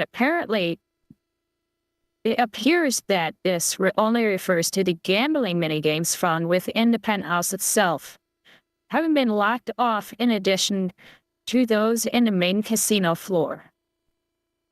I've asked Rockstar for comment, and of course they didn't. This sudden gambling block comes after Australian government announced new online safety codes in March. There you go. Aiming to prevent children from being exposed to age-inappropriate content via the likes of websites and video games by mandating age verification. The game is rated M, that should be age verification enough. The country also bought new classifications for gambling-like content in video games back in 2024, specifically mandating that simulated gambling or simulated gaming, such as casino-style games, are legally restricted to adults classified as R18+. Do kids play GTA? Of course not. It's rated M. There's no way they would get their hands on it, obviously. Parents are stupid. They get their games just because they ask for them. And it's the parents' fault. Sorry, it's the parents' fault. Because they didn't get themselves. They don't have a credit card to put on Steam or but PS Plus or PS Player, whatever the PlayStation Store is. The first M-rated game was Oblivion. Yes. So whether Rockstar's apparent decision to restrict games or these mini-games for Australians right now was a delayed consequence of any of that or an attempt to get out ahead of it further regulation that might be coming down the pipe isn't clear at the moment. It does beg the question whether any new online element that comes with GTA 6 might shy away from including anything similar to Diamond Casino, as various countries around the world move to tighten their laws regarding what people can access online without verifying their age or jumping through similar hoops. It is worth noting that Diamond Casino wasn't part of GTA Online at release, instead arriving as part of a heist-centered expansion in 2019. Parenting, what's that? I know, right?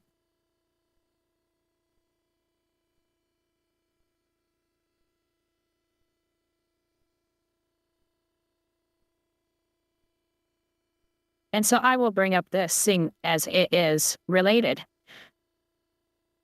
This will be in the U.S. Screen Act if the Screen Act passes. Call your senators before August 5th and tell them you oppose the Screen Act, COSA, and the Kids Act. My governor does not support them. Use the official lookup, and they have a link there to find yours by state. And this guy had a, are we dead ass right now? Under the UK Online Safety Act, Valve is required to verify you are 18 or older before accessing mature sexual content. If you wish to do so, please add a valid UK credit card to your account and afterwards update the mature content preferences. So, see, when they sell GTA 6 on Steam, once Sony releases their ban on releasing it on PC. Look, it is age verified, right? Am I wrong? Wait, right there, Steam verified their age. So you're saying that it's the parents who are buying this for their kid with their credit card, not the kids. And they still have to ban that stuff? Why?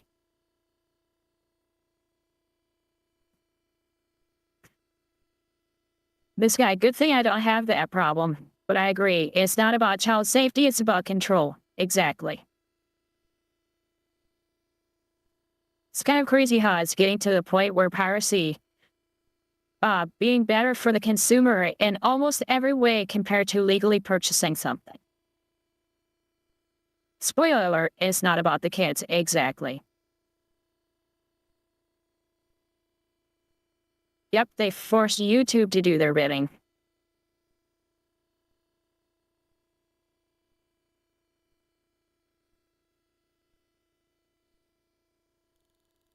And they tried to do it to X and they said fuck off. So I had a whole bunch of stuff here on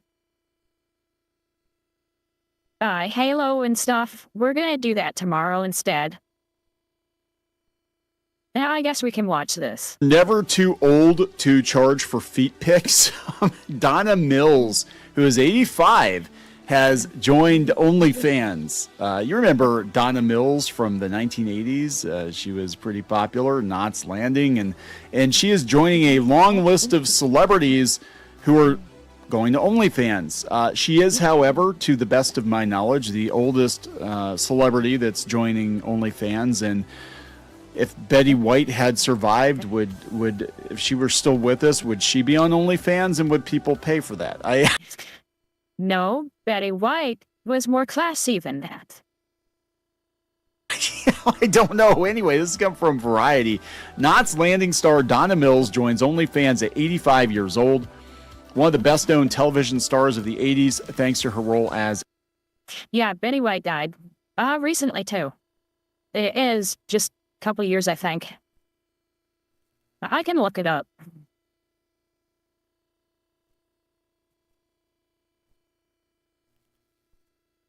Her Wikipedia says 2021. 2021. So I guess it's been 5 years already. Man, it doesn't seem like it's been that long yet. Abby Cunningham. She was awesome. On Knots Landing is throwing fans a surprise by joining OnlyFans at 85 years old. So the royalty checks must be running out. I don't know. Yeah. I've always appreciated the incredible support and encouragement I've received from my fans over the years. Social media has been a wonderful way to stay connected, but I'm excited to join OnlyFans because it offers the opportunity for a more personal and direct connection, Mills said in a statement to Variety. Now, it doesn't mean that she's going to do anything lewd. You know, I hope, but who knows? And you know what? There's an audience for that. There probably is. The actor will. Yeah. I think 85 is a bit past granny porn. That's just, yeah. Someone take grandma's phone away. Exactly. Probably for the money. Probably. Paula Deen.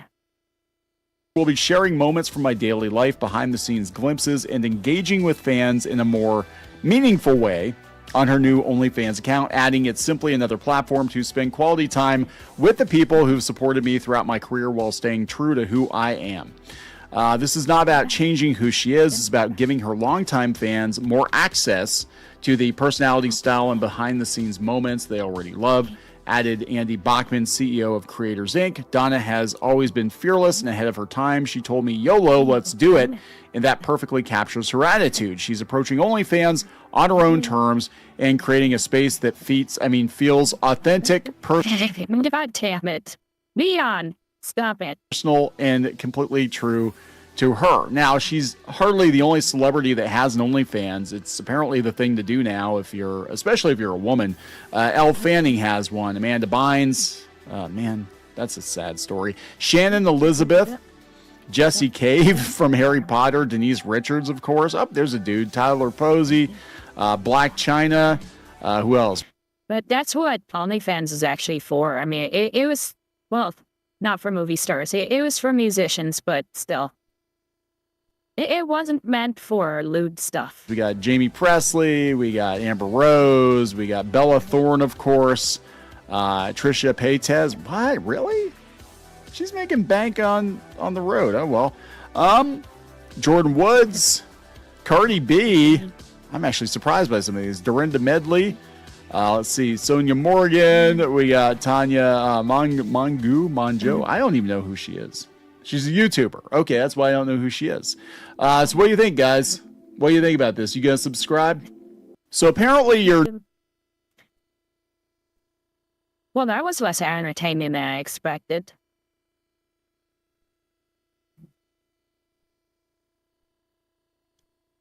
So yeah, I had some stuff here that we can look at. We're going to look at it tomorrow, like a comparison between 2026 and 2015.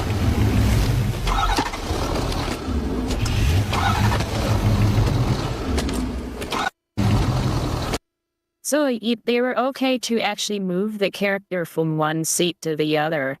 And now, 11 years later, it just vanishes. Nice. Okay. And here's the thing, is that that's not a Bungie versus Halo Studios or 343. It is 343 versus 343.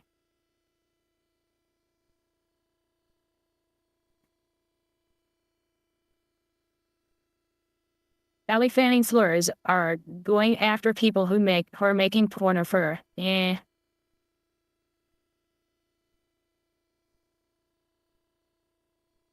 this the one that had it? It does not. So we're going to talk more about that tomorrow.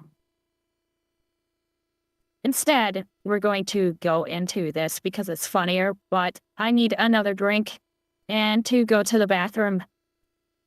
So I will be right back. It's Karen time. Yes, I had to go there. And I have a bunch of stuff. So we're just going to keep going until midnight or until I pass out, whichever comes first.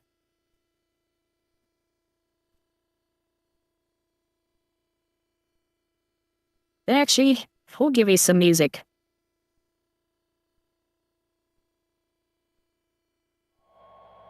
Be right back.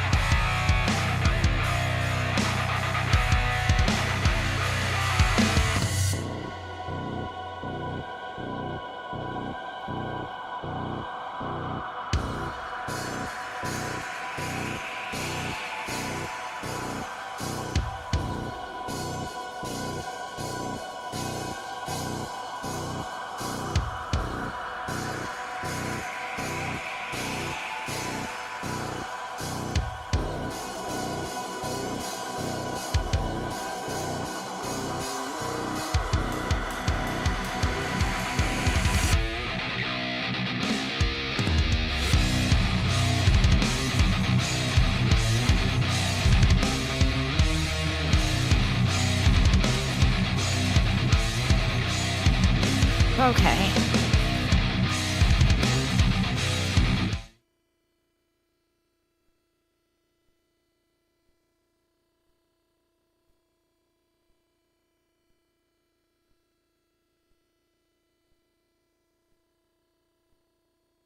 Making sure everything is lined up. Looks like we're good to go. Okay.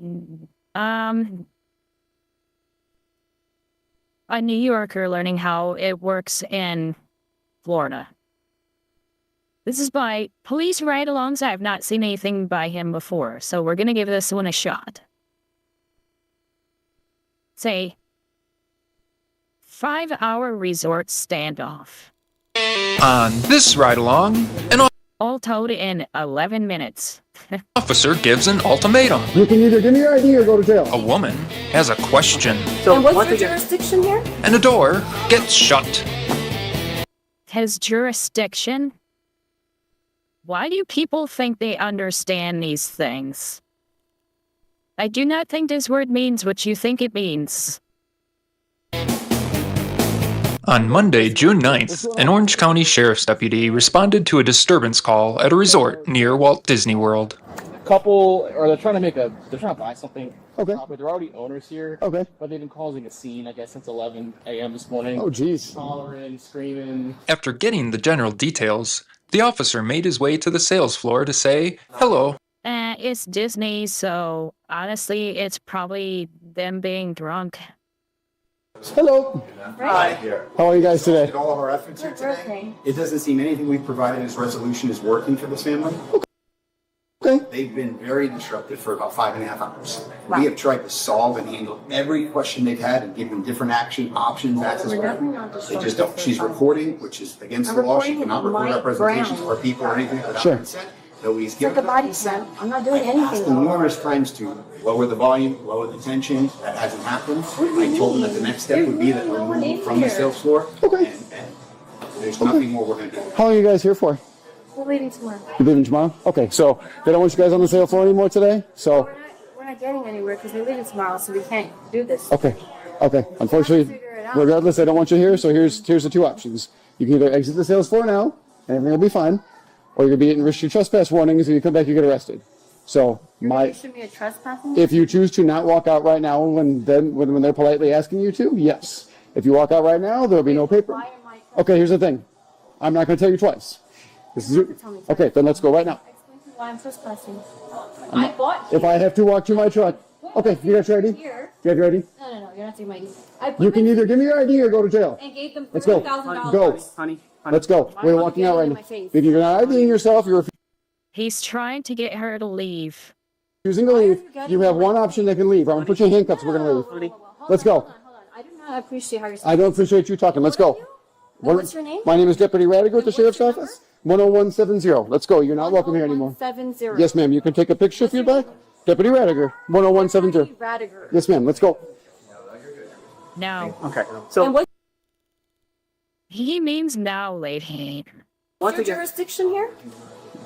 You're in the Orange County. You're in Orange County. I'm the Orange County Sheriff Office. They're asking you to leave a property. I'm just trying to hear it. Your option now is to leave. Your option now is to leave the property. Okay, can you read me my rights You, as well? you don't need to be your rights. You're not under arrest. Here's the deal. So then why are you making me feel like I'm under arrest? Why are you like... You're about to be. I love it. This guy's a smart one. He said good. He understands that if she keeps pushing it, she's going to be going to jail. And just watch, he's not. If you don't leave, your husband's being very kind to you. I would take your husband's advice right now. He seems very kind. He's giving you very good advice right now, which is step off the sales floor where you're not welcome. If your owner's here, go back to where you own. Enjoy the rest of your night here. Okay? You're not welcome on the sales floor anymore. Okay, ma'am? let's just talk over there because they said that. So I need I actually processors. asked them to step outside to. I'm processing Sure. this right now. Sure. But per their request, they don't want you on the sales floor anymore, which they have the right to do that. But because you guys are owners here, you're welcome to go back to what you own. You're more than welcome to go back to what you own. However, you can't be on the sales floor anymore. Okay? I'm going to step away. I would step away outside. Can you give me a minute? No. Give me a minute. I need to compose. Your process can be processed outside. You should be because you need to go outside. You're going to go to jail. I know exactly. This bitch has never been told no in her life. Exactly. Right now, it's very. Okay, well, let's go outside then. The two would argue that they weren't done with the sales conversation, but the officer didn't appear to care. He said he was talking to us. He was still showing us. So you guys are done. But he was still showing us. They're done with it. They're done with it. So the woman tried another tactic to stay on the property. Can you hold for Mac? No. I need a woman here. No. You're going to need to leave is what you're going to do. Okay, so here's the deal. I need a woman here. Here's the deal, ma'am. You've been asked more times than you need to be. Sir, I'm going to recommend you take her outside now, or she's going to go to jail for trespassing. Her husband wouldn't be able to get her to walk away, so the officer told management to ask her to leave one last time in order to eliminate any ambiguity about the situation. I'm not trespassing. I've been sitting here since 11 a.m. asking for help. You have not been sitting there. You have been annoying everybody. That was the point. Where I am not trespassing, I've been asked to sit down and wait for help. Okay, he's going to ask you one question. I tried to help you numerous times. Our director of sales tried to help you for 5.5 hours. I do not want to see you go to jail in front of me. If I've been helped for 5.5 hours, why would I be standing here? We're about 5 seconds away from a 10:15, so. Oh, okay. Leave. Once I asked you that, Can you stop doing that to me? if you don't, Everyone is doing the same thing. Stop! Okay, are you walking out right now? Are you walking out right now? Stop! Just stop! I need all of you to stop. Are you walking out right now, or are you going to jail? 10-15 time, 10-15 time. Arrest the bitch. Okay. You've been way nicer than I would have been. Okay. No, she's. All right, Do not touch so turn behind your back. Do not touch me! Nope, I'm not playing my game. Honey. Stop. He's gonna tell her to stop fighting. Please. Just Guys. watch. She made her decision. How many times has she been asked to leave? Honey, come on. Let go of me! I want Stop. to let go of me! You had every opportunity to walk away. Oh, please, honey. Let go of me! Honey, oh, come here. Stop hurting No one's hurting you. Babe. You made that decision. Come on. And then they tense up. They always tense up thinking that that's not fighting back. No, it is. Come on. That's resisting arrest. No. Honey. It is actually extremely difficult when somebody tenses up to get their hand back.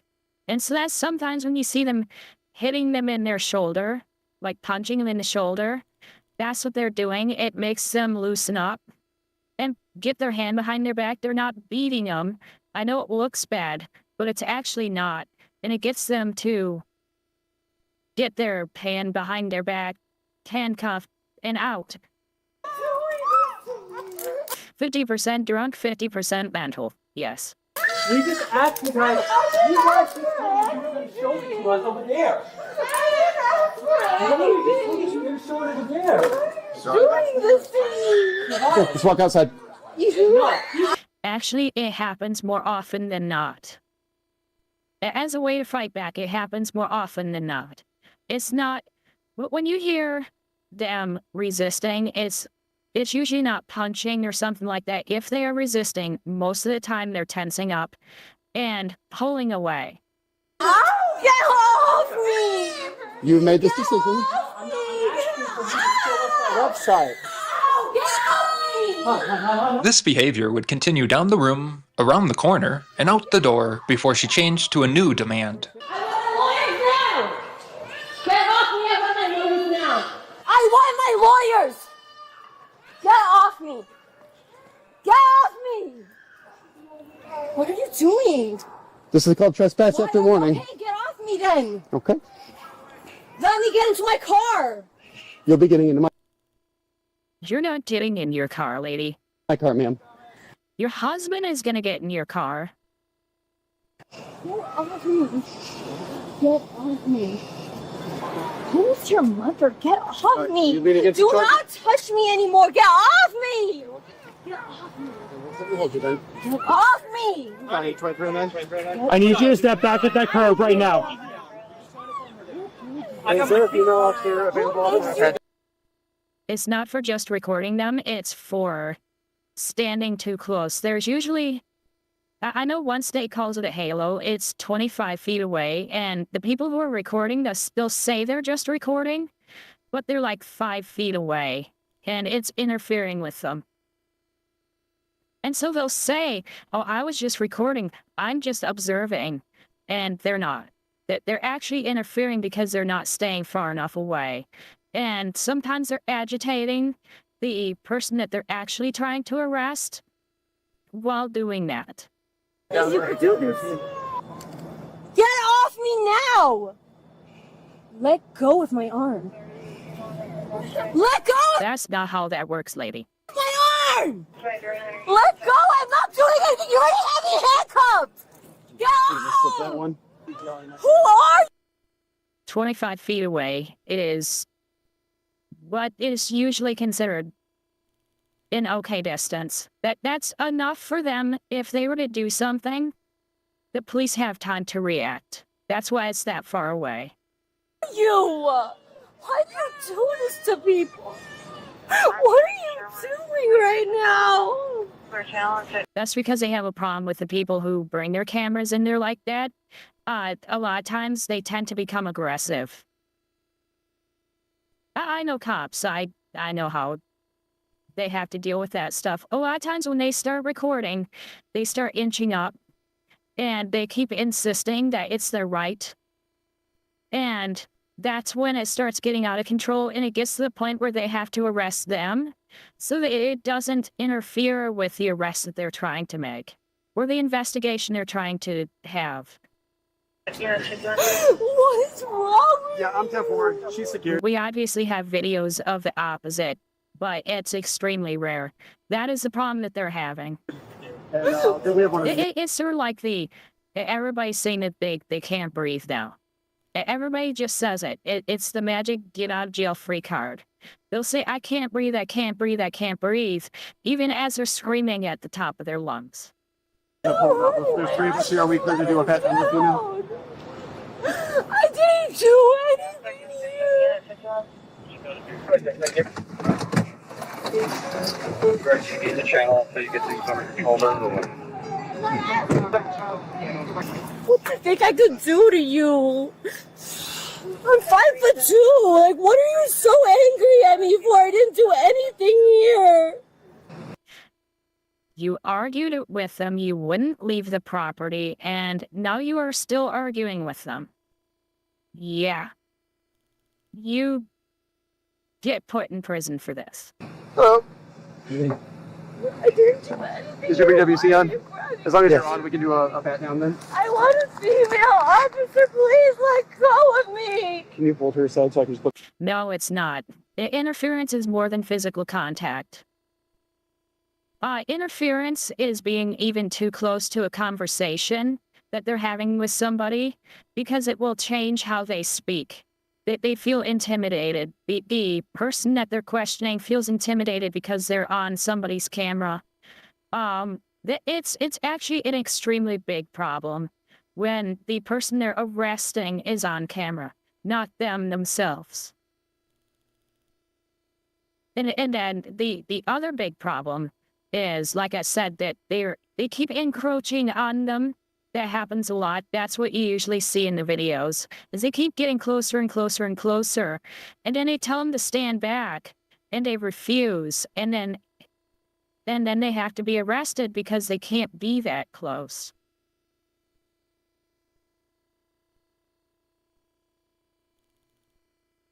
In a lot of places, there's a 25-foot rule. And at 25 feet is fast enough. If somebody pulls a knife, you can still react. That's why it's that far away. That's why it seems like it's really far. But if somebody pulls a weapon, that's usually enough space for somebody to react. Because you can actually react faster as somebody trying to do something with a knife than a gun. You can actually kill somebody faster with a knife than with a gun.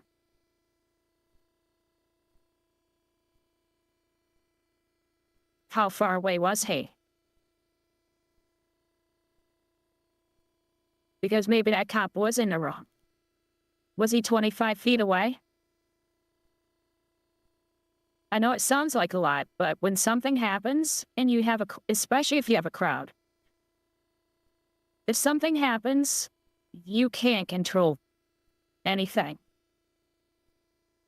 you can't react fast enough because you're probably already dealing with another person. People, it is for most states.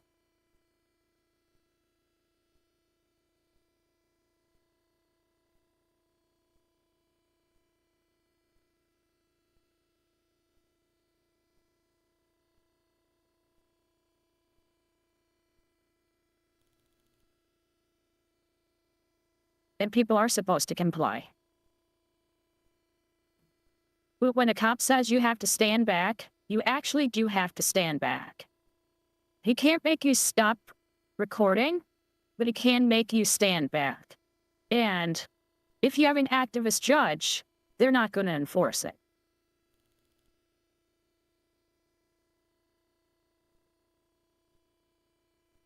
And so depending on where that guy is, I mean, you will always win if you are doing that in Washington, D.C. You will always win. 100%. But if you're in a smaller city, you'll always lose. And that's because you're going to have a left-wing judge. You just are. New York, California, Chicago.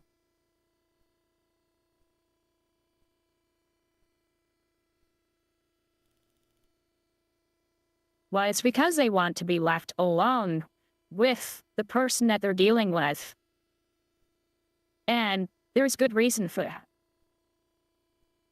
It's like the video we saw yesterday where they had to separate this woman and her kid, her like 14 or whatever year old kid, because he was actually escalating the issue by being close to her.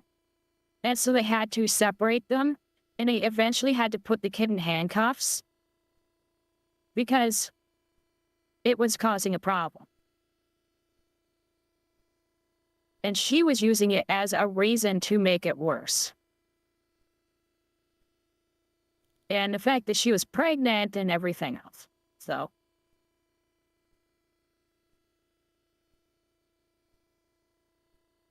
Look up for a pat down. Officer, please! Please give me a female officer, please. I mean, I think there should be more police abuse, not less. They took my money already. Why are you guys cuffing me? I'm using the back of my hand for a cat. I want a female officer here. So What? that's why If your presence is interfering with what they're doing, you should be gone. And if you refuse to go, then you should be arrested. Why there's 3 body cams on you right now. What is not an option here? After the backhand pat-down, the officer would... If you want to record from a distance, that's fine. And if you like recording enough that you want to get like a telephoto thing for your camera, that's fine too. But if you're going to be in talking distance with perpetrators and stuff like that, no. adjust her cuffs while the woman asked some more questions. Where's my phone? I don't have. Where's my phone and where's my husband? Here's the deal. I'm trying to adjust these to make them more comfortable for you. Why are you taking me in a car when I don't know where I'm going? Where's my family? I'm not going to adjust them. You're going to start locking up again. American citizenship. Okay. Keep the cuffs like this then. I'm trying to adjust them, make them more comfortable for you. My name is Leanna. Thank you, Leanna. Presence in front of somebody they're questioning definitely has an interference to it. They will change how they speak, and they will refuse to answer questions, and perpetrators will escalate things in front of cops because they know they're on camera and they can get away with it. Because it will look like abuse if they do it right. I live in New York. Okay. Well. And why are you putting me in the back of your car because you're being when arrested my for family are trespass. right Is this GTA 6? Yeah, probably. there? Because you're being arrested for trespass after warning. Trespassing anywhere. I was just sitting there since 11 a.m. If you put your arm down, I can make it less tight on you. Anywhere. You can say what you want, but if you're questioning somebody about them abusing their wife, and the person is getting combative because they know they're on camera, which happens, that's why they try and separate people when they're questioning, and then that's when those people will show up with the cameras. It's all on their body cameras, but they know that person is going to post it on social media. Please put your arm down so I can make these less tight on you. You're already, like, strangling my arm. There's literally nothing I'm doing wrong here, and you're trying to arrest me?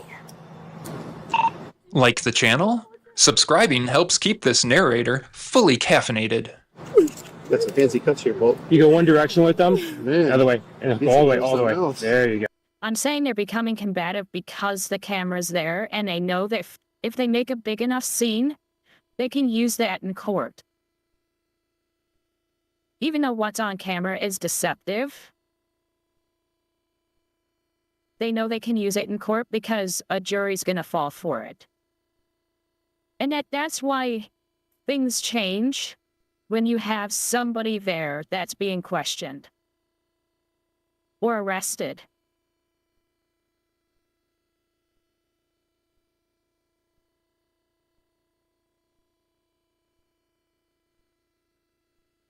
Yeah, with how the media is portraying police, people should have the impression that police aren't really listening to reason. Go. That they can document, that's fine, but they have to stay 25 feet away. That they can't be in the way of people trying to do their job. These things are something else. They don't make them this fancy back in the day. Whether it be the police, the fire department, or a factory worker. You cannot be in their way. I know. Hi. I'll talk to you in 1 second, okay? Excuse us a second. Can I just explain to you what's going on? We'll get through in a second. Go and have a seat, please. Can you take my bag? No. Can you take my... Those people aren't looking. You have to be 25 feet away. You really do. Bag here! Can you take... No, you don't have to be doing something physical. It's sort of like assault. You don't have to be... you don't have to be actually attacking somebody for assault. It just has to be a threat. 25 feet isn't fucked. If I was 10 feet from you and I pulled a knife, I could stab you. Easily. Easily. And that's usually how far away they are. It's within about 10 feet. And what 25 feet does is, if they are 25 feet away and they pull a knife, the cop has time to react. That's why it's that far away. Doesn't stop her, let me explain ya. Take my bag! Can you take my bag? All my things are... Can you take my stuff? I need my things! We'll give it to you in just a moment. We'll give it to you in just a moment. At least, that's all I'm asking! Why are you acting like this in front of your daughter? Because you're throwing me in the back of your car for You're nothing. yelling at me like I'm acting like this? You made this decision. Now sit down like an adult. I was talking to Chris. Sit down like an adult. I asked him if he would Now just sit talk down to like an me. adult. Okay, can you just let him Yeah, and the Uvalde cops should be in prison for what they did. have my bag? I just need I said I'll give it to him if you sit down like an adult. I have to go to school tomorrow. That was already an unsafe situation. It's their job to get in there and solve it. By having it 25 feet away, people can still record, and it creates a safer area for everybody, including the perpetrator, the police, everybody. And so they need to make the place as safe as possible, just like they needed to do in Uvalde and didn't. Their job was to make sure that the gunman didn't shoot more people. In here, they need to make sure that they can get this person in the car and off the property safely. Everything's about safety. All of it is about safety. Sure they do. And I think they should be more abusive to do it, too. Please. Thank you, ma'am. Why are you doing all this? Can we go to the other side? Too many streams to watch today. Yes, please. Is your ID in your bag, ma'am?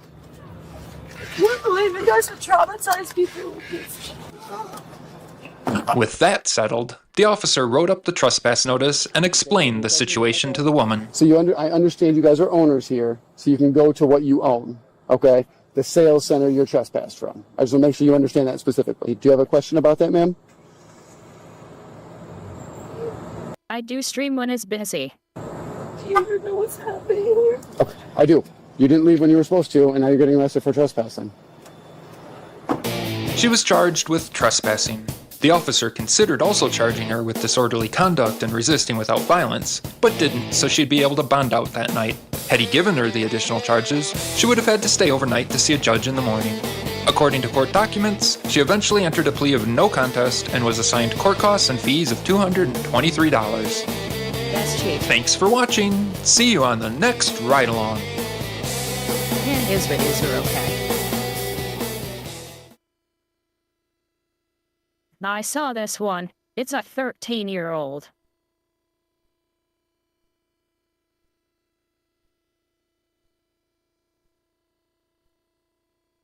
Yeah, it's reasonable. I mean, she just wouldn't leave the property and she was making a scene.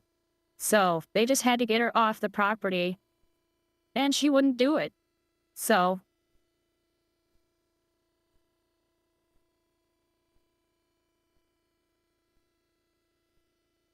let's get out. Yeah.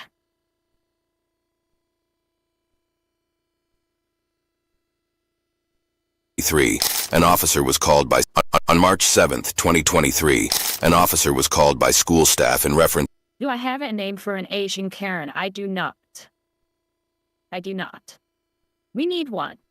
To a drunk minor who had been misbehaving and was very uncooperative. She had also hidden a bottle of alcohol in her pocket and wasn't taking She's 13. Holy shit. it out. Here's what happened when the police arrived. Oh, no. She won't give it to me. It's right there. She just dropped it right there now. I just gotta ask, does she eat? They're at skinny. Like, too skinny. May I give it? It's not. Maybe it's because she's wearing black, but that ain't healthy. In here. We just no, it's right there. It's not right here. Unless you guys want to see my fucking underwear. Can you give it to him? Dropped it outside. Can you just let it out? It's right there. It's right there. It's either in her pants or she dropped it. It's in her underwear. It's right there. I can see the bulge in your pants. I can see it. It's right there. Where? I can see the bulge. What bulge? Okay, I'm just gonna leave that there. What bulge? It's right there. Well, you guys want to look at my underwear or what? No, I do not, ma'am. I bet you guys do because you guys keep assuming. I don't. It was just worded really badly. Not assuming. It's right there. I see the lips. See? Yep. No, you're not. Yeah, pull that out. Whatever it is, pull it up. No, there's nothing in there. Yeah, well. What should I do? Touch my pee-pee or what? It's right there. That's my bone. No, it's not. All right. The nurse is going to check you out real quick. I do have to read your rights, okay? Because I am going to charge you with minor allowing herself to be served with alcohol, okay? When? I don't know, Mija. The nurse did that test, okay? So. The test came back like I had it? Yes. Mm-hmm. So you do have a right to remain silent. Anything you say can and will be held against you in a court of law. Please remain silent. Just don't be stupid and remain silent. Do you understand what I just told you? Yeah. Do you want to tell me or not? Because I am going to charge regardless whether you give the bottle up or not. Somebody was keys. Well, the nurse will probably be able to take it. Could get her belongings. But I can't, okay? And I'm not. But based on what the nurse said, you know that test she gave you? Mm-hmm. I'm going to use that to charge you, okay? Oh, why? Because you're under the influence. What? Okay. Okay. Oof. So, the nurse is going to come and they can check you at school. The school can do that. I can't. And I'm not going to do that. But This is a school. I'm going to, based on what they tell me, I'm going to end up charging, okay? So, lunch, we did Marcelo try this All right. Why do you guys want to charge me? Like, what did I do? With alcohol, man. I don't have alcohol. Okay. You brought alcohol to school. When? You didn't drink it. I didn't drink alcohol. What's in your pants, somebody? Security guards. And I have witnesses. So you're already gonna be charged, so can I have it or not? And told us where it's at. We know that it's in your pants. No, it's not. I just saw it. We saw it. Miss Dawn and I saw it. I saw the body. It's there. We saw it. I don't understand. So can I have it or not? If not, it doesn't matter. I'm still gonna charge. Whether or not. Okay. Why are you running? Okay.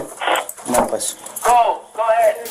You can't have it in the office. You can't have your phone. Tell ya. Put your phone down. She's refusing to give us her phone. Were you calling? You calling your mom? Okay. Yeah. Okay, because you're under arrest. Yeah, you can't hold my phone. I mean, you're gonna get charged. I'm gonna get charged. Yes. Mom, they have me in the office or some shit. They're trying to say I bring liquor or some shit. You brought liquor? Yeah. How? I don't know. See, why doesn't the mother say, well, you did, right? Pinche culos. Come pick me up or some shit, man. I feel like being Let me find you with them. On my way. Yeah, man. Don't fight with them. Hold on. I know. Don't cut them up, okay? I'm carrying them. Yeah, can you already have? Fuck these bitches. Okay, I'm not don't trying cut to them do up. I'm this. carrying them.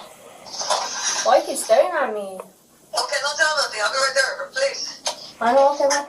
And stupid assholes over there trying to put this in my phone too. Like, surprise. I'll do it at the house. I'll charge you. We might just take a long term because of the issues. Shut up.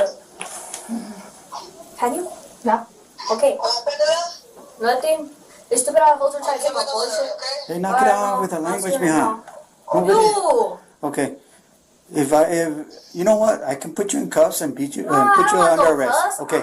Okay, then knock it off with the language. Okay. Even after the Nice. He finally said, I was wondering if he was going to say that. officer warned her, the female continued to verbally abuse him and the staff constantly. Give Miss Masters your phone or put it No, back you on guys the can have desk. my phone. Just like I said. That's my phone. Daya, give Miss Masters your phone or put it No, back you on the guys can desk. have my phone.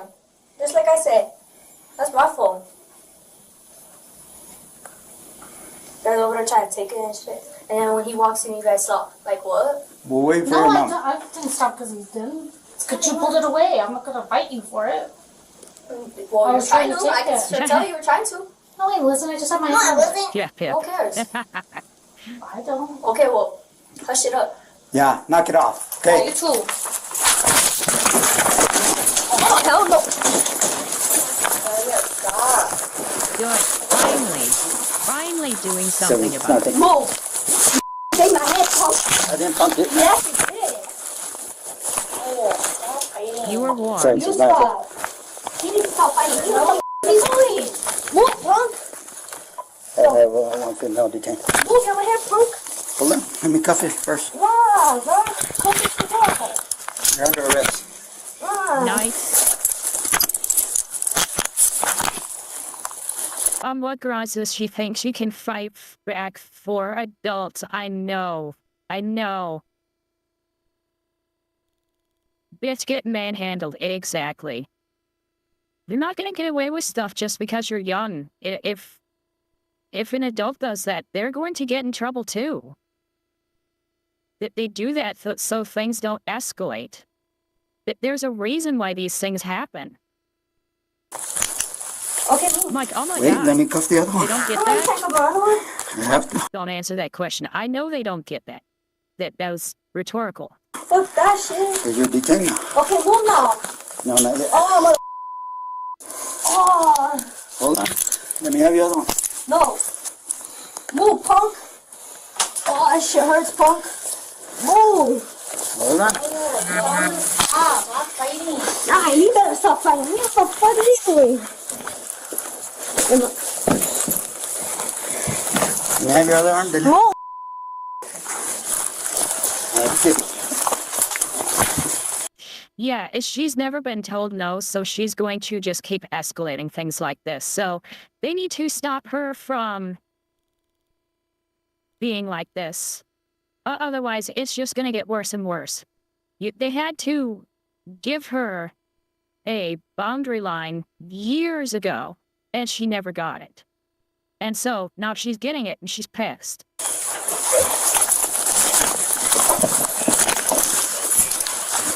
Thank you. Well, she was given an alcohol test, and she was positive for alcohol. We don't know at what level, though. This ain't no type of situation. Move! That shit hurts the arm. Of course it hurts. You're yanking on it. Oh! Move! Move! Move! No! You're not gonna get my other arm. There, you got it. Bitch, hot. Okay, move now. Move now. Let's get up. Oh, motherfucker, you tight that too tight. Oh, my fucking leg. First, you're gonna claim it too tight. You want him to loosen them so that you can get out of them. Because you're skinny. Okay, now let go of me. Let go of me. Alright. Yeah, we have rights. Let go of me. Stand up. No, you have my other arm. Let me smell. Stand up. Oh, I'm so red. Stand up. Okay. Yeah, we don't know what her mother's you liked yet, but she's apparently gonna show up. We'll find Come out. on, out shit. I'm gonna get your phone. Hot. I'm not a hot dog. Hey, you are. Why are you grabbing me like that? Move. Can you grab the... Because you're being detained, that means they have to search you. Stop being like this. The liquor? No, bitch. No. I'm gonna kick you guys. Try to sit up. And now she's threatening to kick him. Good. Oh. Move. You dusty mother. Can you talk? Oh, look how red my arm is. Oh, no. I don't think so. Oh. Ugly photo. Can you loosen this one? Can you loosen this one? This is my blood pressure. Yeah. Oh my god. Hold on, I'm gonna loosen it. Oh, Wait on me, huh? oh my purple. Oh. It's only tight because you keep fighting. Now you're under my care, okay? Oh, I'm loosening. I did, look. Oh, that shit hurts, man. It's loose. Next time don't be doing that shit. That's when you be loose too. Oh, Jesus. Okay. Ugly hot. You're real fucked up. You should be retiring. Ugly hot. Fuck. You tying this one too much, dude. Sounds like Central American of some sort. I'm not good on the languages, so I'm not sure if it's like Portuguese or if it's the Mexican Spanish or what, because I'm not good with languages. I never was. I've tried hard. And I was never good in school with them. I'm recording everything. Oh, you okay? Yeah, because it can chafe. you doing that shit or what? Oh, you guys didn't record that part, huh? Pinche pula. I'm recording everything. Man, you guys didn't record the beginning, did you? Well, you threw me on the ground shit or what? Oh. That's what you say, ow? I've been recording ever since I walked into this room. Oh, you guys record the beginning too? Yeah. That's real good. Oh, yeah, the Dr. Phil girl. What did she say? Let's take it outside, that girl. Yeah. Oh, man, my feet are all purple. You dumb. Oh. Can I get Marianne to retreat, though? Because Catch me I got a outside. ticket too. Yes, thank you. That's the one. Yeah, what? Cause you did all this shit or what? Yeah. Bitch, ugly, what the man? Hey, let go, my other one, man. Let go. Let go. Just let go. Just let go. I don't want you touching me, okay? You're in my real thing. Catch me outside. You're tight and rug. Yes. I could see her saying that, too. You think it's Spanish? All right. Oh, yeah. Shut up. I don't care what you, okay? Shut up just to make me warmer, man. Oh, that shit hurt. When I went, we had to learn Spanish and French, and of course it was neither of which would be useful. See, it's not the French that they speak in Canada or Louisiana, and it wasn't the Spanish that they spoke in Mexico. It was the French they spoke in France and the Spanish they spoke in Spain. Absolutely useless. Help you, Danya, but I can't if you're doing this. Shut up! Oh my god, you guys see how red my arm is? Bichotos. The female persistently showed resistance and verbally abused everybody in the room. Look! Oh, that shit hurt real ugly. I told you, stop. Nah, move, mom, move. I'm gonna go with my mom. Yeah. You're detained. Yes, I am. No, I'm you're going not. to detained. You're not going with your Look how red that shit is. Bichoto. Hold up. You're not going Pulling. Have a seat right here. Pull me then. Finally, Hoto. that shit real ugly. My arms all red. What did my mom say? Now I finally not speaking on phone, man. Have a seat. Office, can you have Chelsea go back to class, please? He's in my office. Can you move the hair in my mouth? No. Oh, Say no. Say no. It's funnier if you say no. Just say no. man. Oh. Have a seat. Shut up. Yeah. Yeah, stop. For what? You're already here. No one cares. No shit, I'm right here. You know, I'm here. Move! Why are you touching on me? Move! Oh, you people! Because you're kicking, that's why. Oh! Oh my god. She has a... You should put handcuffs on her ankles and put it through the feet of that chair. Oh yeah, Toto was over here tackling me on the ground shit. No. Yeah, the was. Nah, fuck this whole. Oh, so Kyle Latino Spanish, alright. Dog, can you move that hair in my mouth? You do, but you have pissed off. See, I wouldn't recognize it. We are Mexicans here, but they don't hang out outside of work, so I never hear that. Some of my friends have some Mexicans as neighbors, and they're doing a shitload of work on their house, so they're never outside. So and he doesn't hear them either. I don't. Look. They're really nice, but they're never out, ever. They're just, every day that when they're not at work, they're fixing something on that damn house. She's pushing it It's right in between her legs.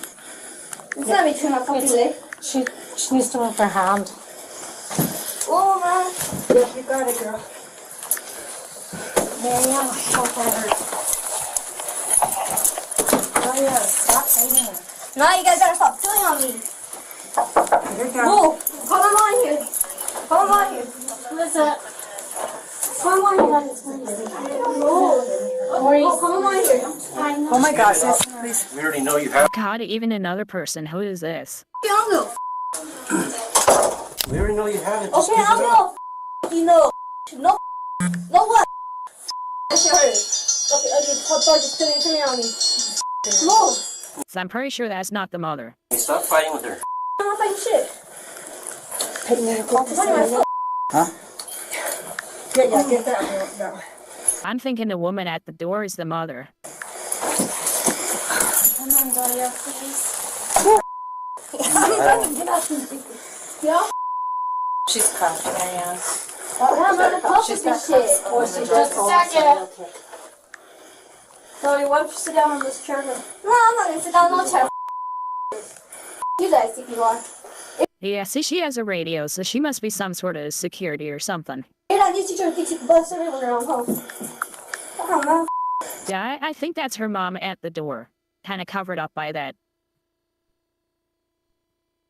I don't know what position she's in. Hey, quit my ankles, punk! Quit swinging up! Yo, quit squeezing up! Right, my blood pressure! Don't go at me. Stop resisting! Oh, stop freaking out like moving! Stop resisting! Oh my god!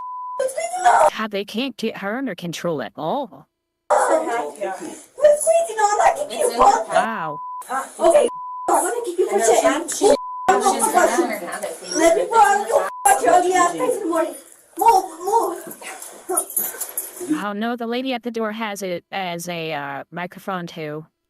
Kick me. No, you didn't do shit. Move, punk.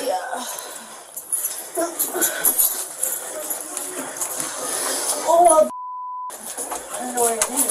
Where is whatever we're looking for? I don't know, but she told me. She has it She told me to me though. Oh, get the f out of here, armhole. That on the other hand. Move. Oh, move. Daria, please stop. Oh, okay, How? get the f out of me. You better move the f. She won't do anything. Holy crap. Looking for you. Oh, the fuck are you waiting on me? Oh, fat. Soon the female's mother arrived and engaged in a heated argument with the staff and the officer. Oh, that's You're wonderful. already like hysterical. Looking for my daughter and nobody got me. Cálmese. Yeah. She's detained. Detained, why, sir? She's We didn't attack the principal when I went to She detain went to her. attack the principal, but why do you guys have her back there for? That's She's been drinking alcohol. Where did she get that from? I don't know. Ask her. But she's detained. So why right do you now. guys have her back there? Nobody's telling me nothing. I'm gonna sue all you guys. You can sue, but she's detained. Okay, you can pick her up in the Detained little where? She's detained. I detained her. Where? Where's my daughter? Why did you detain her? Did you put your dirty ass on my daughter? Because I know that you grabbed her like that. She's gonna be charged. Charged for what? She's gonna be charged with But how battery. come you guys threw her to the room when she was right here in the area calling me? She's gonna be charged battery on a school personnel and minor possession of alcohol. But where's my daughter at? She's detained. You could give her a ticket. Okay, that's what I'm No, that's not how that works. Not with assault. gonna find Okay, out. but where's my And daughter? I I'm got- gonna see my daughter. I got Because a you call. guys all took her back there. You guys were all jumping her and telling her. The reason why I hope Medicare covers vasectomies. I like it. Nice FIP. I agree. I 100% agree. No. That's illegal. You know it, Let's officer. record it. You can do it. But you remember how I always say never stick your dick in crazy? That's it right there. I'm recording it right now too. Okay. That's really illegal what you guys did to my daughter today. All you guys took her back there, y'all. Basically physically attacked her. Where's my daughter? I need her now. I need her now. I need to see my daughter. My daughter's a minor. You can wait outside. Yeah, my daughter's a minor. I need my daughter. I'm gonna call yours. I'm gonna yours too. You don't get to see her just because she's a minor. That's not how that works. They're gonna bring her outside, and when they do, you can see her.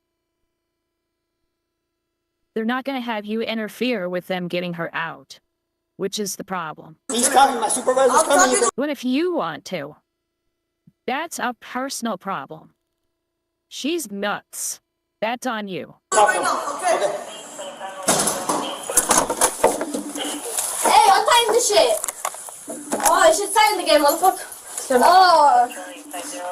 Okay, don't touch me. I don't need you touching me, alright? I'm gonna have you in a position. Turn around. Here, look, it's right here. So much shit right here. Hey, quit fucking holding my arms. Quit holding my arms. I don't know. I don't need no.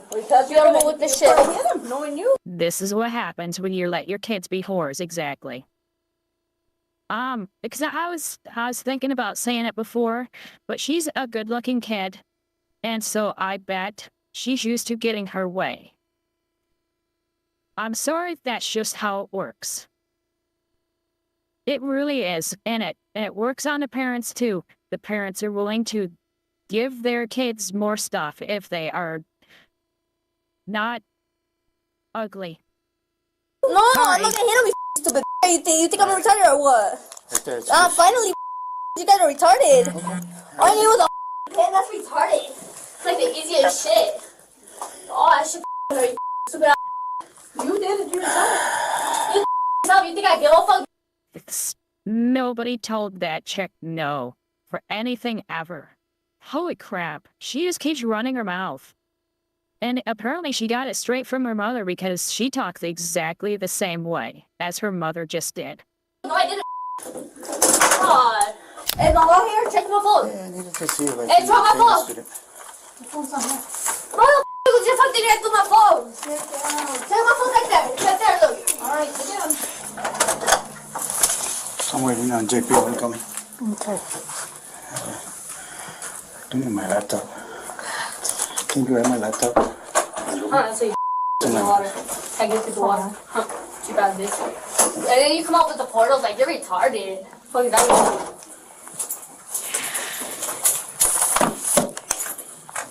She just won't give up. Holy crap. Another officer arrived at the scene and tried to understand the situation from the reporting officer. They had her in the office. They got one? Yeah, the little one. They called me to the office. They had already taken the phone. She went and she tried to snatch it out of Miss Meister's hand. Miss Meister's hand. And then she starts going off, and then she starts squaring off again on Miss Meister. That's when I went to go detain her. When we went to go detain her, the struggle started. Okay. So I took her to the ground and I started. What do you mean you took her to the ground? Yeah, I this way. Okay. I didn't sweep her or nothing like that. I just took her to the ground. And then she started with the arms. So it took me a while to grab the arms. When I grabbed the arm, I detained her. By that time, I told her, now you're detained. Now you're under arrest. I grabbed her phone from here. She had the bottle of alcohol right here. The staff grabbed that. And then her mom came. So I let the staff kind of handle her. Moved away. Mom was here the whole time, or was mom? Mom came like quick. I know, but we were struggling. When you were struggling with her, how'd she get back here? Mom never came back here. Okay. Mom hasn't been back here. Mom's outside. Mom's outside. Yeah, so she's being charged. Okay. Yeah, so she's being charged for veteran school personnel and. Okay. So you guys are. Yeah. Because police find the most difficult way to name things. I'm completely convinced. They do make it harder on themselves with all these laws and the fact that they're different all over the place. I mean, where is there DUI, DWI, and what is it, UDI or something like that? And they're all different everywhere. It's like, we just pick one, please. Yeah, so we got that. Yeah. Cool. All right. She went like this and had to grab the phone. She yanked it out of her hands. And then the principal stepped back and says, I'm not going to fight you.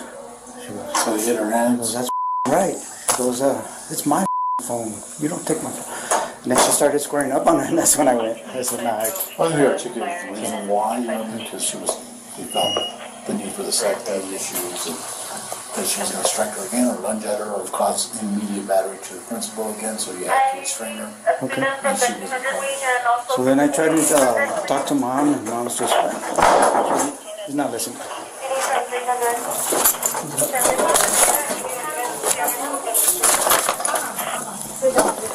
She's loosened up. Sit down. Oh my God, she's fighting again. She tried to take it. Where's the bottle? She has it. Oh, they let you loose? Oh, no, oh, you opened it too much. Oh, I opened it too much? Hey, don't tie that one. Don't tie that one. That one's good. Alright, well, let me No, we're not going to believe you. get that one then. Okay, move. Come on, try to get the other hand. You guys are tired or what? Put it in the back. Stop. Stop. Take this off. Stop. Oh, no. Hey, come pull my jacket and break it. Well, oh, hey, you're gonna break my jacket. No. Delia, stop. That's why I'm surprised that all the police left. Otto. I know he had to explain it to him, but yeah, that's what I was talking about. By not talking about things in front of other people who are watching, including a camera. Okay, whatever. Just stop. There you go. Okay. Stay right there, okay?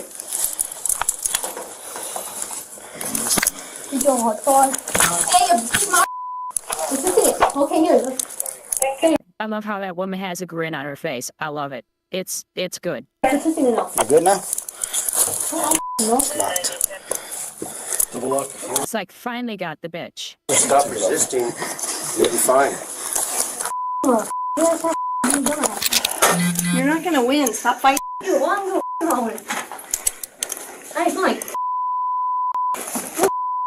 Hold on, Delia. Almost there. Give me a Don't sec. try this time. Alright. I'm gonna give you a finger there, okay? A finger there. Oh, Yeah. okay, that's it. Too tight. No, look. I got my finger. Okay, no pressure. I got my. Don't move. Alright, you're good. Thank you. Yeah, Oh, relax. shit hurt. Hi, you're retarded. Look how you're not. No, she's supposed to say alcohol. She took the lid off. Nah, you took the lid off. What the f*** you guys mean? Trying out over there. Oh my God. Yeah, I'm waiting for the detention center to call me to see if they're gonna Okay. hold, okay? So just relax. Detention center. That's retarded.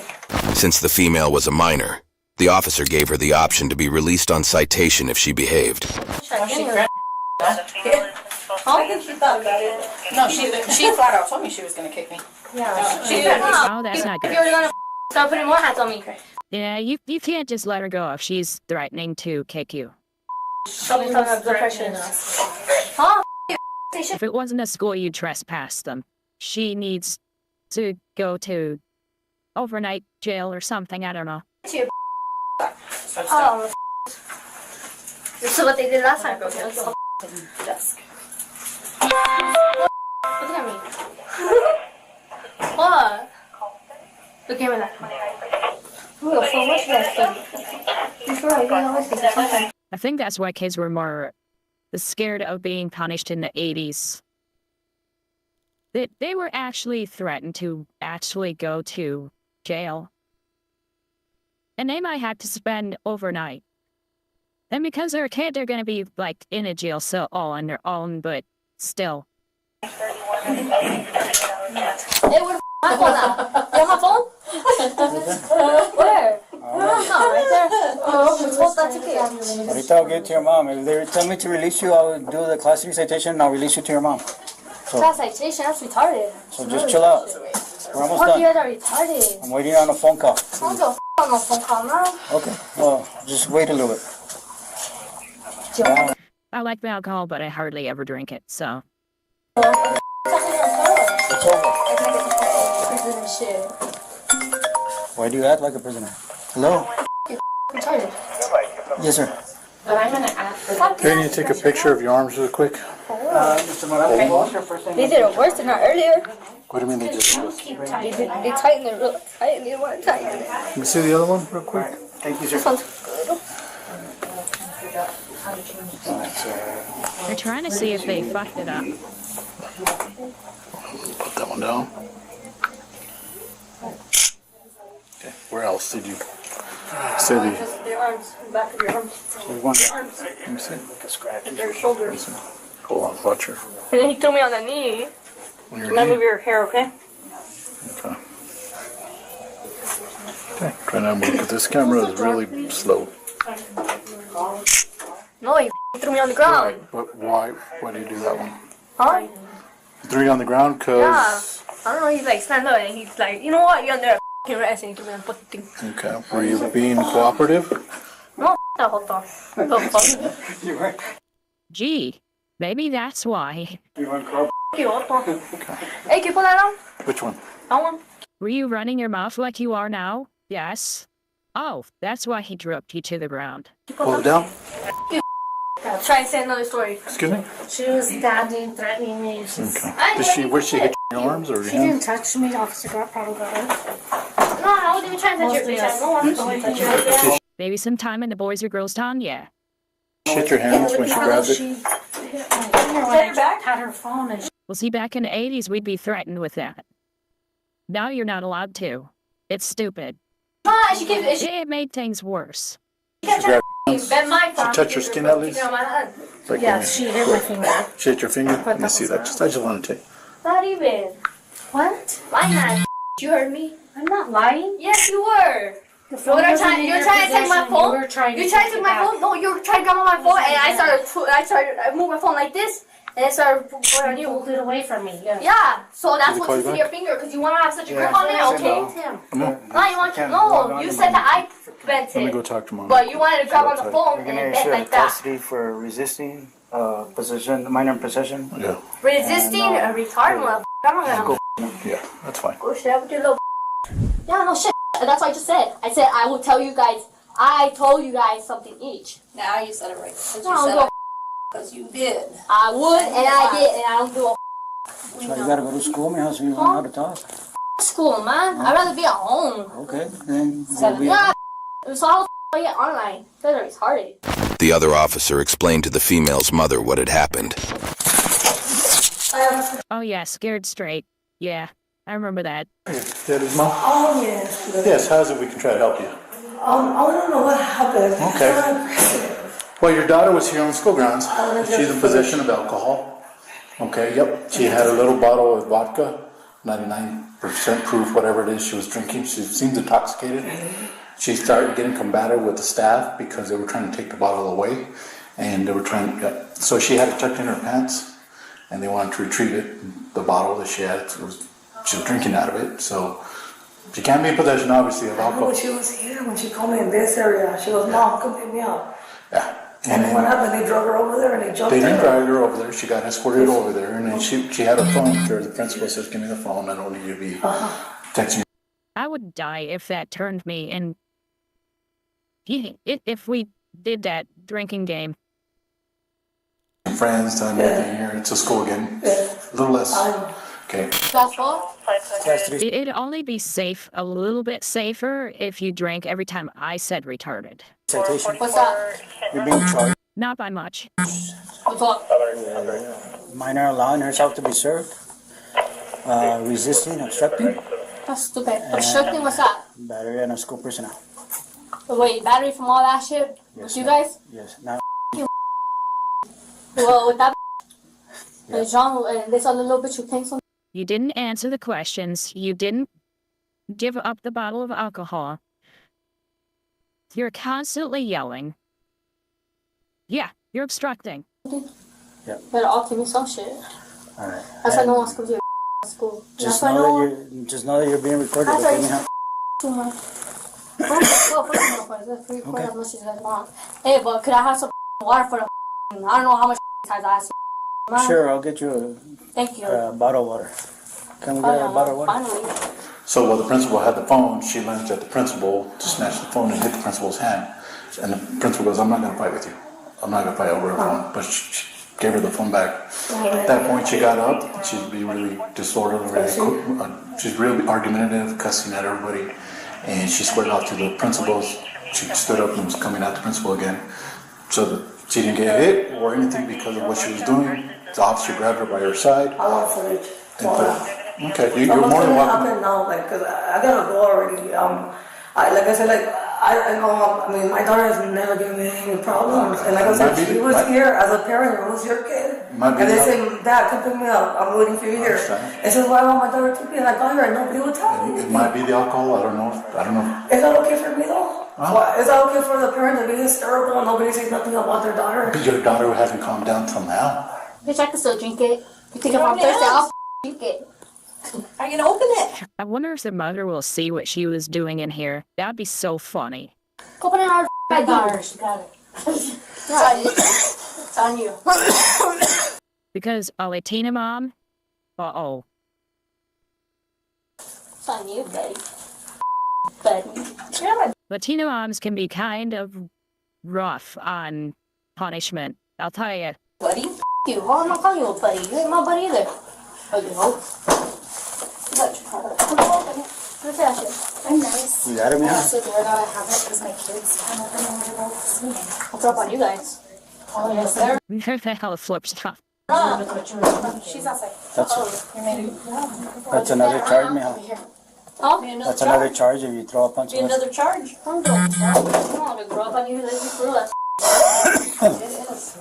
Your daughter again went for the alcohol bottle again on the table. She doesn't drink. I don't know what, but she had it on her. She doesn't drink, my God. I know, you can tell me. I don't know if she got it from another student, the fact that she had it. You know what I mean? So even right now, she slipped out of the cuffs and charged again. Oh, no. What's going to happen? I don't want her to be, obviously, like, Yes, I wouldn't be questioning her here. I'd still be basically through the door that's behind her. I'd go through there and question her out there. Just so people can come in and out without issue. The officer originally put the cuffs on her just to hold her because she wouldn't. Where is she right now? Tiempo with handcuffs still. She's not. Because she was already lunging at the principal. Okay. So she became a threat to the people in that small room. So are you the supervisor of this guy here? I'm his.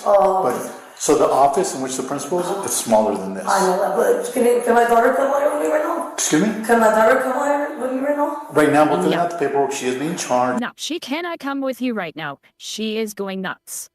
with 3 different things. I'm gonna fight that, and I want full footage for everything that took place. Yeah, it's bigger than that office. That's fine. So am I not going to take my daughter right now? She's gonna, as soon as we finish the paperwork. Can you just, because my daughter gets, how do you say, bro? You just do it so you don't feel like nervous when somebody comes in and you're having a conversation about your drunk daughter. Hard to like contain. You know, we are on probation. Me? That's why you keep people separated as much as Why, you gonna put possible. me on probation? No, I'm asking. No, don't put me on that shit. All right. Started. No, the drink boys, she said it again. Don't do that. You'll die from alcohol poisoning is how much she says that. Special shit. Special pen, not the one from your bag. Go, dumbass. I'll go get open this shit then. I can take this shit off. I'm gonna start bruising and shit. I'll swallow you, great tell. I asked you to want ice. You don't want any. You on your eyes. Ice ain't gonna work. You think I want ice? They're retarded. If she'd been home.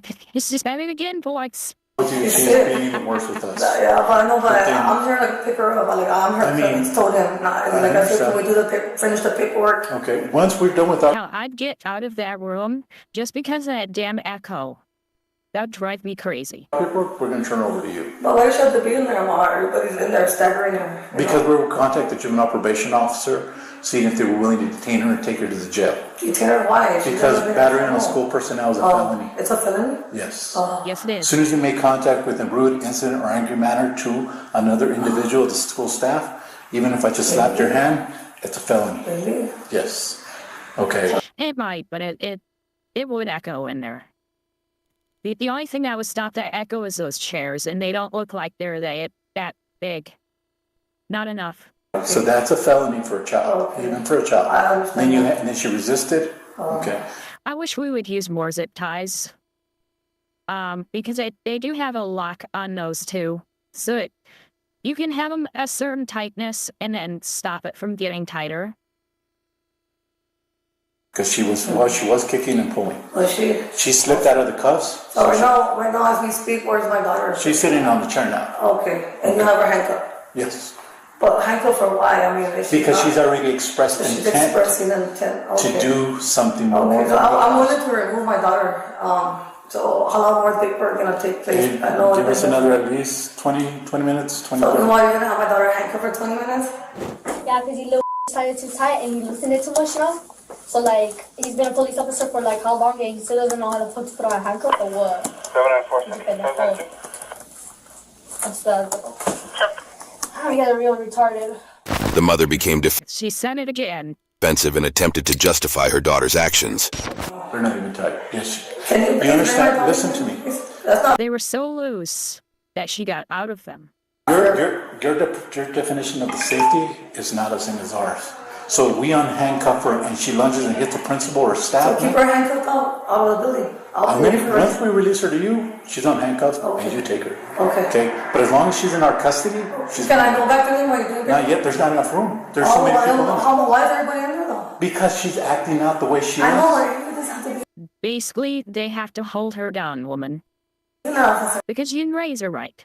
Now, again, like I said, she's probably going to get home and get a beating, and it's probably going to be from the mom. Because that's a Latina thing. Come on. That is a good thing. But maybe not the actual beating part, but actually being punished. This is not fair. Everybody does not have to be there. If she got We have give her the citation. We have 2 security guards in there, 2 female security guards. Okay. We have the principal, and assistant principal, and the officer. Okay. That's how many people are in there, in that small room. 4 people, I don't know. Yes. They're not on her. They're not touching her. Why are you so worried about it? Like, I need to get out. Like, do you think you give a But they also want to be able to question her and get everything done before her and the mom start yelling at each other. don't? So, you know that? So, I know what? You know that I don't care? No shit. I don't give a either. You give a no. No, you don't. The less people involved in a situation, the better. They're all retarded. But they're all verbally like to No, they're do something not. wrong. She's the one that's more verbal than anybody Is else. She's cussing and just calling people names and everything. Is she? Yeah. So now when She's calling people joto, she's calling this and that. She's just cussing. No, I understand. That's the minimum. That's also language. I know. She's just calling. She could get very belligerent. And It's hard to The kinds of locals that deserve the humiliation, exactly. comment her down. She's derogatory names. She's using it all. Okay. So her demeanor itself, I don't live with her, so I don't know if that's her normal demeanor. No. But she's acting out in that She's an manner. AAP student. That's why I said I have never had a problem with At that. this point in time, I don't know why she's acting out that way, but she is. Okay. And due to the safety restrictions, we're going to detain her. She's detained now, and she's been charged. As soon as we're done with the paperwork and everything, she is possibly going to get suspended, obviously, from the school. I'm gonna remove her from the school. But she's going to get turned over back to you. I'm sorry? She is going to get turned over when we're done, back to you. Like, how long is that gonna be? Because apparently whenever I called 911, you weren't already here. I was here. You were already here? Yes, my first You're the Officer concern. Lloyd? Excuse me? Are you Mr. Lloyd? No, I don't know who I that thought is. Mr. Lloyd was his supervisor. See, it's all mixed up. We don't have a Lloyd. There's a difference thing. You're saying jump like No, I they're called just them standing there. because they're all physically abusing her. They're all like, Nobody's physically doing anything to her. Because my daughter does not react to that. I understand. Nobody's touching her. If my daughter was like, how do you say, like, Nobody is touching like her. a problem child, I'll take it. Yeah, nobody's touching her. She's sitting there. Yeah. I'm gonna give your mom a copy anyway. She wasn't going to. Correction, all locals deserve that kind of humiliation, yes. Fight her? You're dumb. That's not what happened. Squaring off, yeah. What happened? Huh? Damn it, she said dumb instead of retarded. I almost had another drink. Wait a minute. Remember, listen, it's not your perception. If she felt that way, that's what she felt. No, that's not what she thought. That's not what happened. She might be thinking that in her like Okay, cuckoo but ass then that's brain. her. No. But that's her. Now. I don't. New Coco ass brain. Damn it. I could tell that's her. Okay, but if she. But like felt my part's gonna be different or what? your part, what do you mean? Like what? How much parts are there gonna be? Cause like I could see a lot of documents. There's and, 3 like, charges. Down. There's 3 charges. What kind of charges? Okay, you're looking at battering a school personnel. You're looking resisting and the alcohol. That's a lot, huh? That's 3. Yeah. Like that, huh? When you're It's not older, good. huh? Well, the one with the teacher, the school personnel, that's a felony. Oh, that's stupid. That's- But nothing happened with That's stupid. It's not stupid. You're stupid. the teacher. It doesn't have to happen. You don't have to injure somebody. It just has to be As long documented. as you how- touch that person. I didn't even touch that person. She touched my phone. I touched my phone. No, I had my phone in my hand. And she reached for my Okay. phone, and she kept trying to reach for my phone. I pulled it, in my and I went position, like, you no, can't it was get in it. my position. You I had it understand. right there on the desk. But I then got when it. at one point That's why you have them handcuffed from behind. did she have it with her? No, she was laying on the desk like that, and I was like, let me see my phone, and I grabbed my phone. I had it in my hand, and then she goes to reach it, and then she kind of getting my finger off. And Well, then all afterwards, all this stuff is stuff you I can grabbed my phone like explain. this, and I was like, huh? Okay. All this stuff is what you can explain Yeah. later. Yeah. I mean, but right now that's what it is. Fine. No.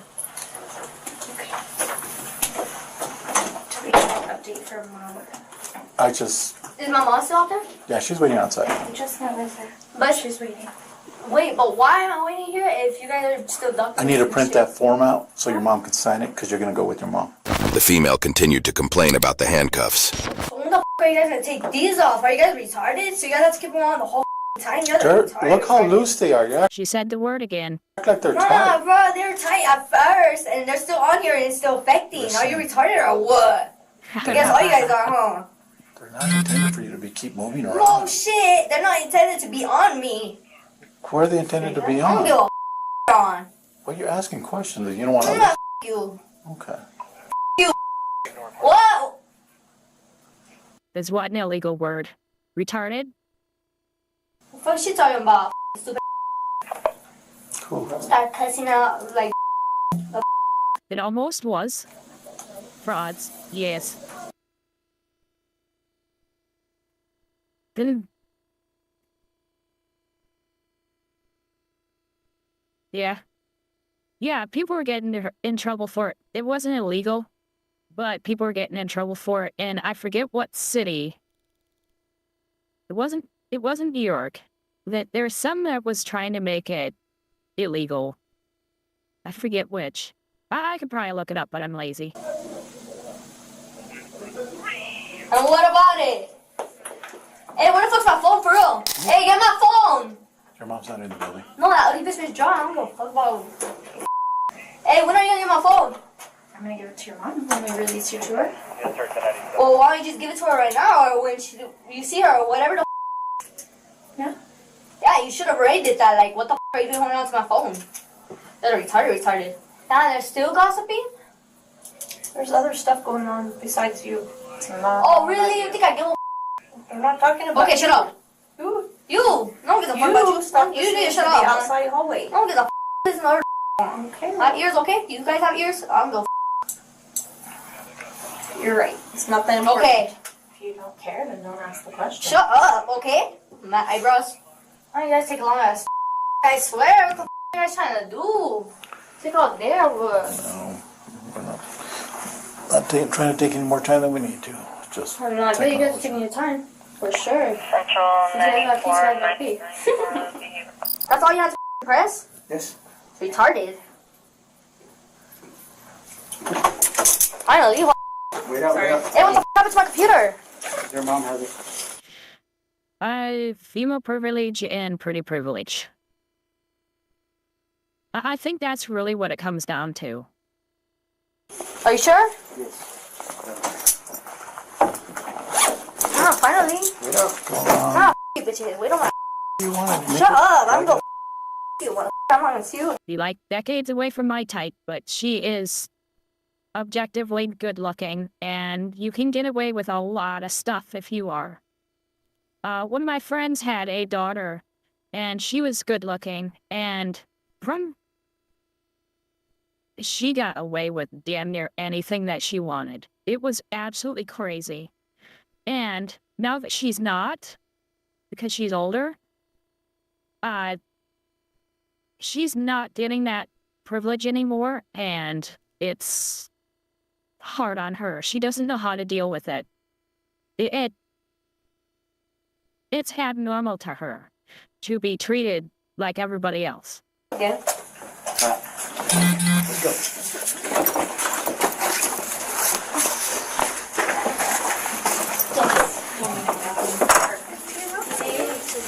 I just walk out.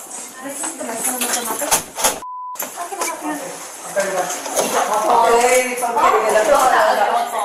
This is what she had. I know, right? This is what she You had. have to see it.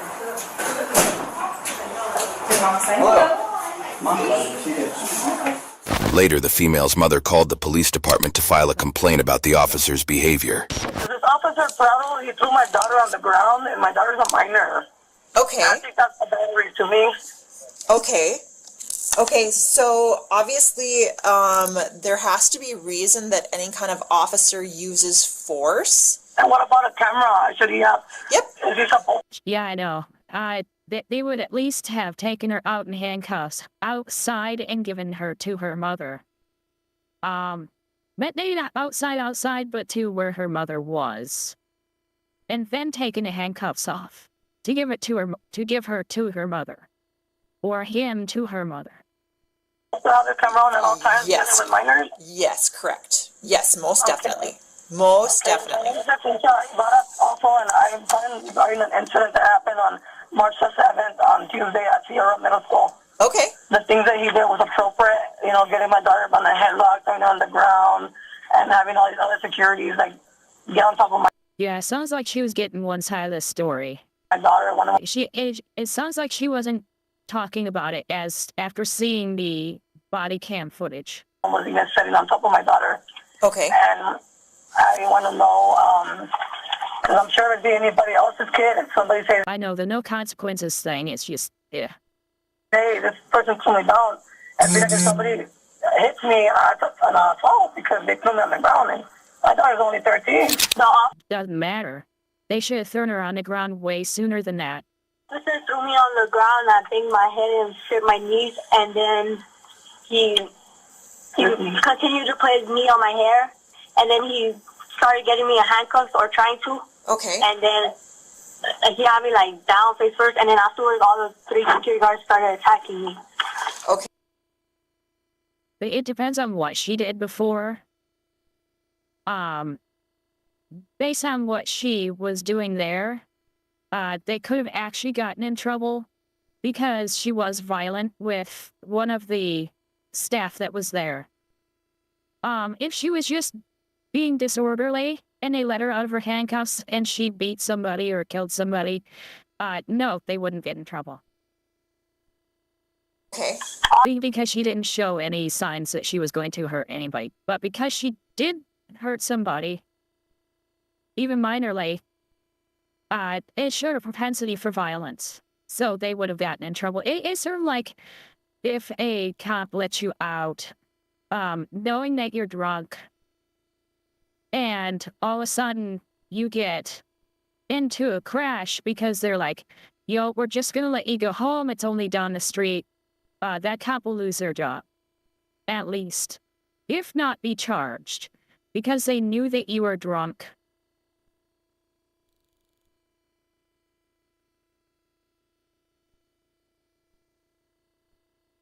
Slap on the wrist for... Oh, for Uvalde? Yeah, that was fucked up. I want to put a charge on that officer for battering my daughter because he has no right, regardless of. No, they had a right to do that. They had an absolute right to do that. They had to stop her. She was already violent once. They had to stop her. What they're trained, nobody has a right to throw anybody on the ground and have them bang their head. Yeah, they do. And keep their head, their leg pressed on their head for what? All she had to do was stop fighting. Okay. What's the reason? Dirty handcuffs. Why you gotta do Stop swearing. all that? I can definitely put myself in your shoes there. I'm a mom as well, and I would definitely want to make sure that anything that occurred was proper. Yeah. Does that make sense? And then another thing, yes. Another thing that was very startling to me was that the school people, they never called me. I had to call from my daughter, and then they had her in another extra room. Like when I got there, and they were refusing, like, for me to see my daughter, and they were refusing. My daughter kept asking for me, and they were refusing. The female was charged with battery on a school personnel, resisting and minor in possession of alcohol. YouTube thinks you'll love the video on screen. Click to watch now. Man, that chick was crazy. And I think I've seen clips of this before. I didn't see the whole thing, though. That was crazy. But they should have gotten her in handcuffs way sooner. Before she got as bad as she did. Because she had already attacked one person. The way that she was talking and everything, the way that she was making things more tense, was going to lead to another attack. And finally, we saw later that she actually did try and attack again. So, that was a mistake. They should have cuffed her way, way sooner.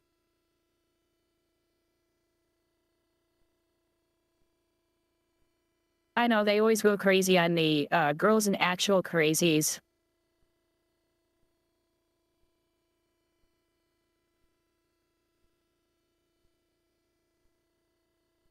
And there we go.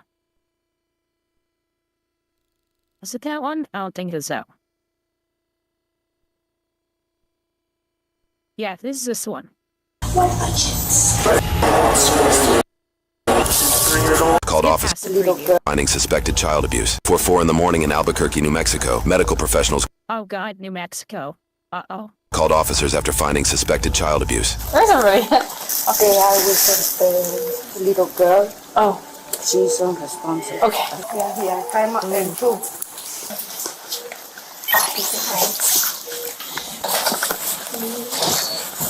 Is mom here? She's in room 11. Oh, she's down there? Okay. I'll go keep an eye on her. Thank you. I went out there, mom was checking in, she had two other kids with her, one kid in the car seat, another older daughter that was walking around, and she had this one, she was holding it wrapped with white glass. Mom said, she's just really weak. And then I tried to get a weight on her, so I brought her over and I was like, do you think she'll stand? And she's like, no, she's just really weak. So I'm like, can you hand her to me? She's like, no. And I pulled back the blanket and looked at her and she was cold. So I was like, let's go back to her room. Went back to her room, put her on the bed, she was unresponsive, so we grabbed her and pulled her back here. Covered in bruises, marks, so I mean, oh no. You can see her ankles. Is she clothed still or? She had underwear on. She was in a blanket or a diaper and blanket. She's got bruising around her neck. She's got bruising around her back. And her butt too. Looks like scars. You haven't gotten her information yet or anything? We literally pulled the baby, came in here, asked the clerk to make sure that the mom didn't leave. Well, I just want to make sure she can't sneak out while we're over here. So she can't push the door open? No, she cannot. Okay. Was it Lily? Yes. Okay. Lily's 5'8" Yes. Okay. I first pulled back the thing and felt her cheek. It's the parents' fault for turning her into a delinquent. Yep.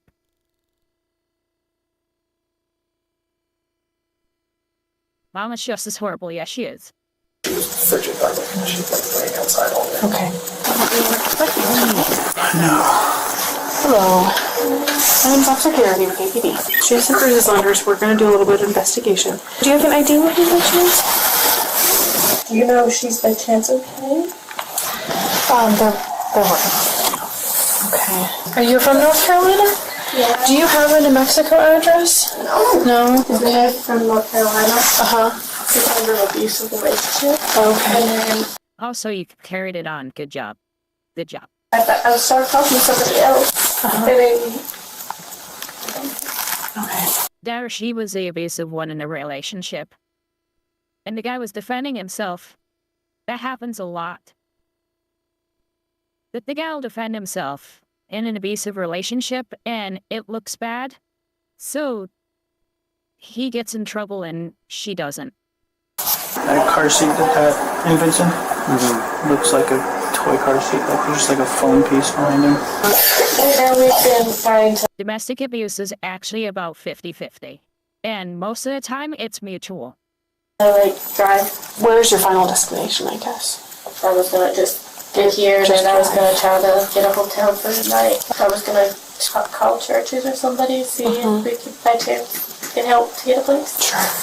What brought us to here tonight? She was really sick. Okay. And then she just wouldn't eat for the night to take like a nap last night or whatever. And we woke up and we weren't far, but I was too tired. Okay. I just couldn't drive anymore. Where were you at before you came here? Let's say right now it's Friday night, so Friday afternoon, or maybe late Thursday night is when you left Massachusetts? Yeah. Okay. The distance between Massachusetts and this hospital is over 2,000 miles and would take roughly That's a long drive. 31 hours to drive. Yeah, that sounds about right. 31 hours to drive. Carrie insinuates she's done just that. How long has she been sick for? A couple of days. And since in the past couple of days, has she fallen? She's very weak. It sounds like it to me, too.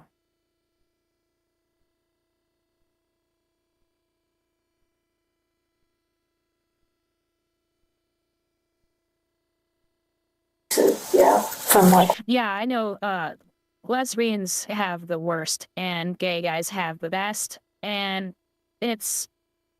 I think the abusers sort of find each other. I'll put it that way. For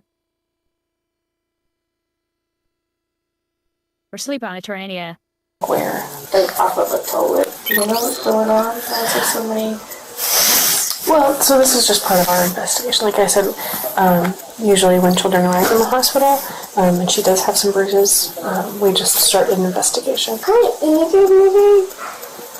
She's asking if she ate anything. Oh, I don't think so. I know I wrapped her up with her blanket to keep her warm. Yeah. Did you notice she was getting cold? Yeah, she was cold. Okay. But she's been shivering. I guess it's just a fever, but... Although in blankets, Lily was listed as wearing just a t-shirt and diaper. That night, it was 28 degrees Fahrenheit, or negative 2. Yeah, no. Unless that was a substantial blanket, which I severely doubt. 2 degrees Celsius. Have they been victim to any of the domestic violence back in North Carolina? Or? Yeah, she's seen her dad. Okay. Oh, it's because the baby's in there. Okay. You just witnessed it, but they haven't... She wasn't born. Oh, okay. She's only 6 months. Yeah. And I would never... Yeah. We're going to check in with 2 kids in, just for an evaluation. Not safe to go home. Yeah, no, we'll certainly be having detectives come out and stuff. We're just kind of at the very beginning stages, but yeah. Okay. Because I left North Carolina and went up to Mass just to stay with family, and then I couldn't do it because I felt like I was unwelcome. So I wanted to be on my own and just start fresh for my kid and not see me be abused by family or him or by anybody else. Okay. Was there any sort of abuse from your family? Just verbal. What's his name? Do you mind if I... Josh. And is he the guy that you were trying to get away from? He's one of them. Okay. Give me just a few minutes and let them do what they can do, and then we'll keep you updated, okay? Need water or something? I'm sure we could help. Do you want some water? Water? We can see if they have a snack for you. Are you hungry? Okay. You see what I can do, okay?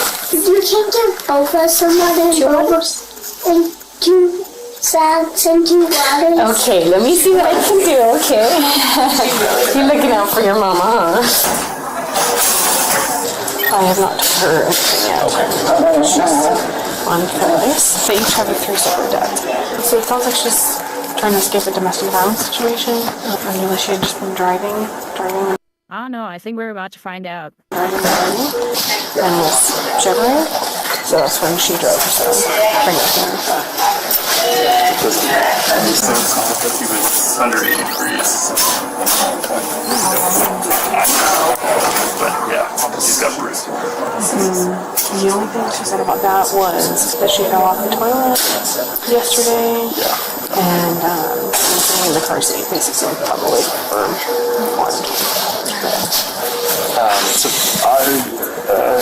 Oh, God.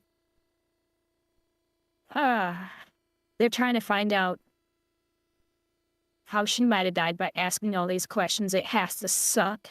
I mean, our concern is the kids. Is there a possibility they could get, like, water? Or do you have to check the kids, though, too? Because if they're hurt... That's what it sounds like. It sounds like she was left in the car. So we may not want to... They have bruising in places that we can't see. Okay. I just need someone to take custody. What might be best is if we put the kids in a different room first, even if the kiddo, oldest daughter, freaks out a little bit. We can bring them onto the conference room. Oh, God, this is gonna suck so bad for them. What did you say her car was? A Kia. Okay, With a Massachusetts in the parking structure? Okay. Officers find Carrie's Kia in the parking garage and take note of something unusual. Did you look in the car? It is surprisingly clean for a car that drove across the country as far as you can see. There's nothing, no dirt, no food, no crumbs, nothing in the front seat or the back seat. There's a small pile of clothes in the trunk. So, Carrie, we just have a couple questions for you separately. Could we speak to your conference room down the way? Well, my officer will stand with you. Oh, God, finally. He'll stay here with me. Almost followed me. Okay. I just want to say hi. Do you want a popsicle? Like popsicles, what color do you want? Purple one? Let me get you a purple one. Our doctor's coming. Okay. Could I check a couple things? Can I just see your tummy? Make sure that's okay. No? Okay. How about your legs? Your legs feel okay? They don't hurt at all? How about your arms? Do they hurt anywhere? No. Hospital staff's just gonna try to get those kids admitted before they let her know what's going on. So. Off camera, medical staff Gotta have them checking the kids out before they do anything. So they gotta have a reason to separate them. informed Carrie that Lily passed away. Officers asked staff about Carrie's reaction afterwards. And she, I mean, you know, she was weird about it. Normal reaction, and he's also a doctor, so they're not going to have the same kind of reaction to a death that people would normally have. But yeah, he's going to have that nervous laughter thing. I would too. Cried a little bit, but this scene, what could have happened? Were there already signs of rigor when she showed up? No. Okay. Oh God, I heard like 3 stories recently of babies being left in cars and dying of heat stroke. In the past, probably 2 weeks, I think it happened 3 times that I read. Yeah, so I had that shit pisses me off. It's really not that hard to not leave your kid in the car. It really isn't. that long. Yeah, I'm definitely not the one to ask about sort of timing on that, but it takes a little while to drop your temperature that low. She didn't impact by the news? She cried. No, she wasn't. She's just not feeling good. Yeah. Where's the kid? It's okay if I go in. I'm good with that scene. Usually go into the room. Yeah. Okay. And like signs of. There's a lot of bruising on the limbs. There's some scratches on her face. Her lips are. There's abrasions. I think it might be just like if she's coughing up blood, maybe. Okay. Yeah, it did seem like neglect at police. Okay. The scratches look pretty scabbed over. Okay. With the blood, I would have to imagine it's pretty fresh because it's like covering the inside of her lips. No, that's okay. There's an older scar on her inner hip. Underneath the diaper? Yeah. It looks like it's on the wrists and the ankles. And they look linear, especially it does look like she was restrained. Yeah. They said they tried CPR for like 10 minutes, but the doctor pretty much told me, it's like, we knew her pupils were already fixed and dilated. Like, this is just what we see, too. Yeah. Okay, let's wait for the detectives, because I think I've seen enough. Okay. Now, that is... The youngest one did. Yeah, I've seen it.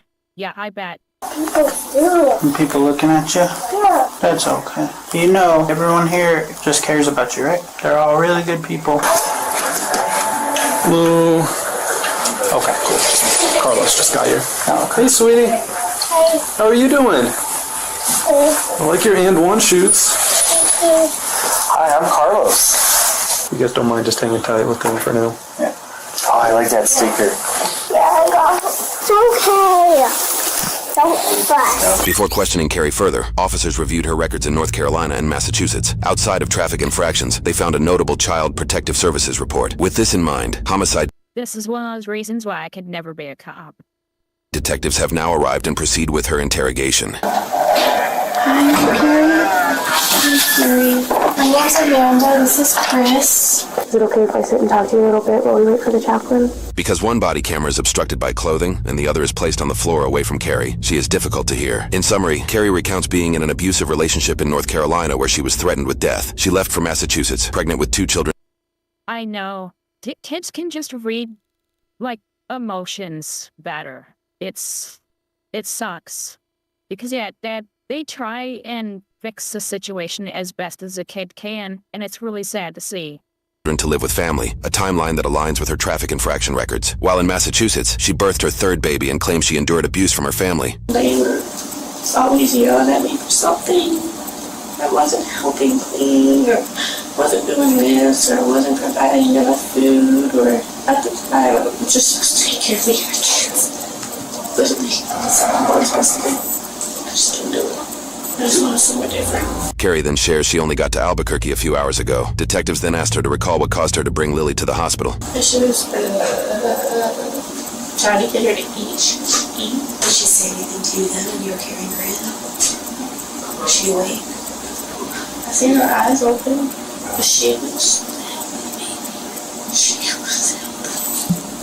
There is no way she was a healthy baby if she was 80 degrees by the time you had her in there. I guess she was just too sick, and it got worse. I didn't want her to have it.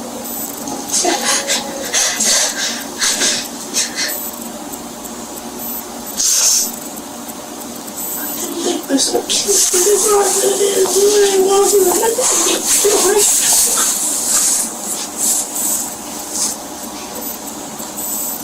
Oh yeah, cats.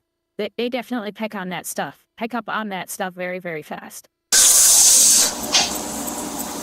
can imagine what you're going through right now, sweetie, and what your other kids are doing. They don't know about it. 5 popsicles. What? 2 lollipops. Wow. Ice cream, bag of chips, sandwich, graham crackers. She can eat. Oh, is that the little? She wasn't happy about it. They're just trying to fatten her up. Oh my god. Where's mine? We did not have one. We're not singing help. Detectives pressed Carrie for details about the route she took, but she repeatedly said she did not know. Do you have any history with, like, Child Protective Services or anything like that? In North Carolina, we did. They dismissed it. Somebody said we were living in bugs. Some bugs?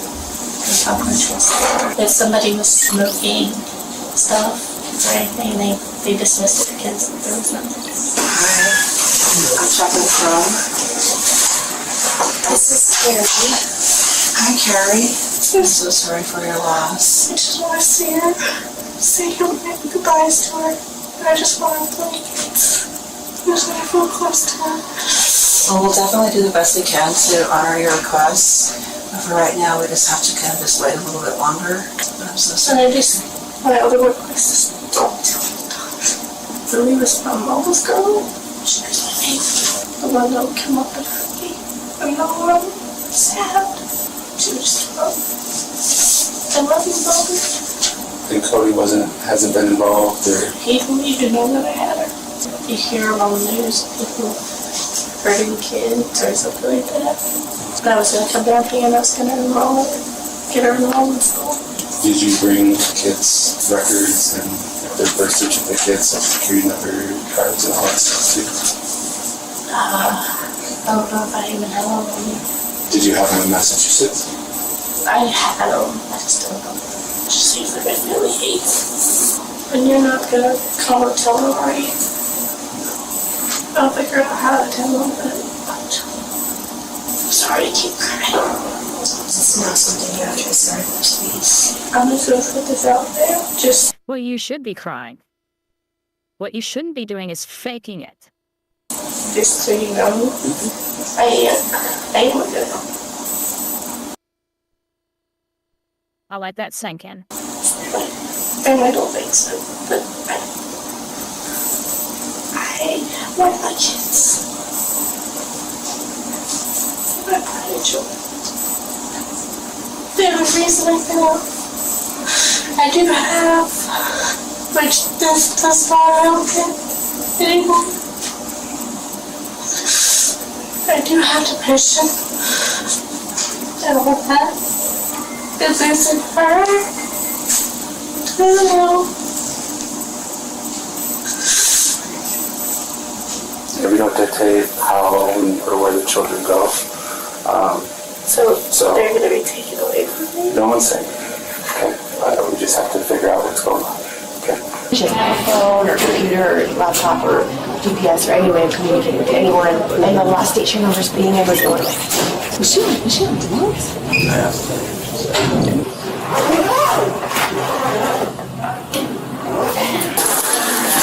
Yeah, we did not need to see that one. Quite the night. Yeah. So does it sound like mom killed her? What do you think happened? The other kids are like, can you share our stories and snacks with our sister? So they can go after the bed with her. Officials initially deemed Carrie a flight risk, but couldn't positively determine if she was responsible for the injuries. Due to the nature of the situation, they set up a hotel stay and provided her a cell phone for contact. And they're going to help me get clothes, right? Yeah, they'll help you get clothes for things like that. My kids are doing okay. Oh yeah, they're doing okay. Oh, did you? Because she likes to use shoelaces. She likes to play with the shoelaces? Massachusetts, my family has it. It's not a good situation. I give this to you to hold. Thank you. Yeah, I do enjoy it. Some days are definitely harder than others, but... Yep, this is one of those hard days. Not necessarily. I'm really sorry you're going through this. Might be good to put up a charger. Yeah, that'd be good. Not necessarily my ass. Good thing to have. And the phone's in the box, so you have that on you? It's in my pocket. Okay, perfect. You ever been to New Mexico? Dealing with deaths of kids is one of the worst things for cops. It sucks. Before? Seems like today was the first step for everything. Yeah, that's for sure. I've never lost a kid before.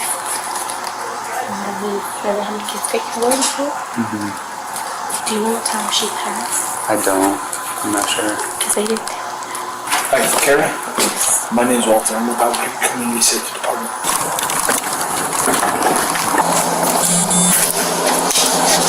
I believe she's with my grandma. Grandma will take care of her. I know it's going to be hard, but try to get some sleep. I think that's going to be the best thing for you.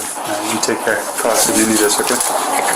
Roughly half an hour later, officers placed Carrie under arrest. Reports indicate an unreleased forensic interview with her daughter told detectives they had been staying at an apartment in New Mexico for the past week with other adults who sexually abused all three girls. While too graphic and disturbing to describe, Carrie's daughter provided explicit details that aligned with the physical and forensic evidence on the victim's body.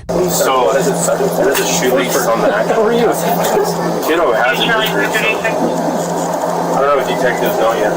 They're trying to talk to you. Records state that in a second unreleased interrogation, Carrie confessed she lied to detectives. According to news reports, Carrie's family in Massachusetts shared they kicked her out of their home 7 months prior in June. While in Massachusetts, Carrie allegedly moved in with Christina Pina Cantor and her son Austin Bing. Yeah, it did escalate quickly. That's insane. I figured we'd watch something a little bit different tonight than going back to the Karens after this. We need something calmer after this. It is not known how they came in contact with each other. Roughly a week prior to this night in January, Christina told Austin and Carrie they were going to move to New Mexico to live with her boyfriend, James Welch. They drove from It's an 18-year-old that gets 2 DUIs in one night. Massachusetts to James's apartment where the alleged abuse occurred. Carrie allegedly told officials Christina and Austin restrained Lily with shoelaces before continuing abuse. Her daughter also described the scene to detectives, indicating her mother, Carrie, did nothing but watch. Carrie allegedly stated she argued with the other adults after the fact about bringing Lily to the hospital and was permitted to go only if she promised not to tell authorities where she came from or how Lily was injured. This may be why Carrie suddenly stops talking during her initial questioning when she says she was talking to somebody else. I was started talking to somebody else. And then Later that night, officers moved in to arrest the other 3 adults. Police department. Police department, open the door. James? Yes. Welch? Yes. Step out, please. Who else is inside? Christina? Yeah. Step out. Turn around, face away from me. You're being detained for anything? We'll explain everything to you in a moment. Who else is inside? Nobody? So if we find somebody inside and you turn out to be lying... Can you lock my door? Oh, not yet. No, I'm sorry. Austin! They already know you're here. Come out. Put your hands up. Get your hands out of your pocket. Step out and face away. I just got my shoes. All right. No, Step out. Yeah, face away. yeah, what's going on? Face away from me. Yeah. Put your hands on your head. The champagne pit? Yeah. No one else is inside? No. We'll come and talk to you about it all here shortly. can you shut that door? Hold on just a second. Yeah, you're good. You're good. We have 3 individuals detained. We're going to make announcements to the 20 and clear it and try nobody else is inside. Albuquerque Police Department, you're not free to leave. You're inside, make your presence known. Come to the sound of my voice, your hands up and empty. Do it now.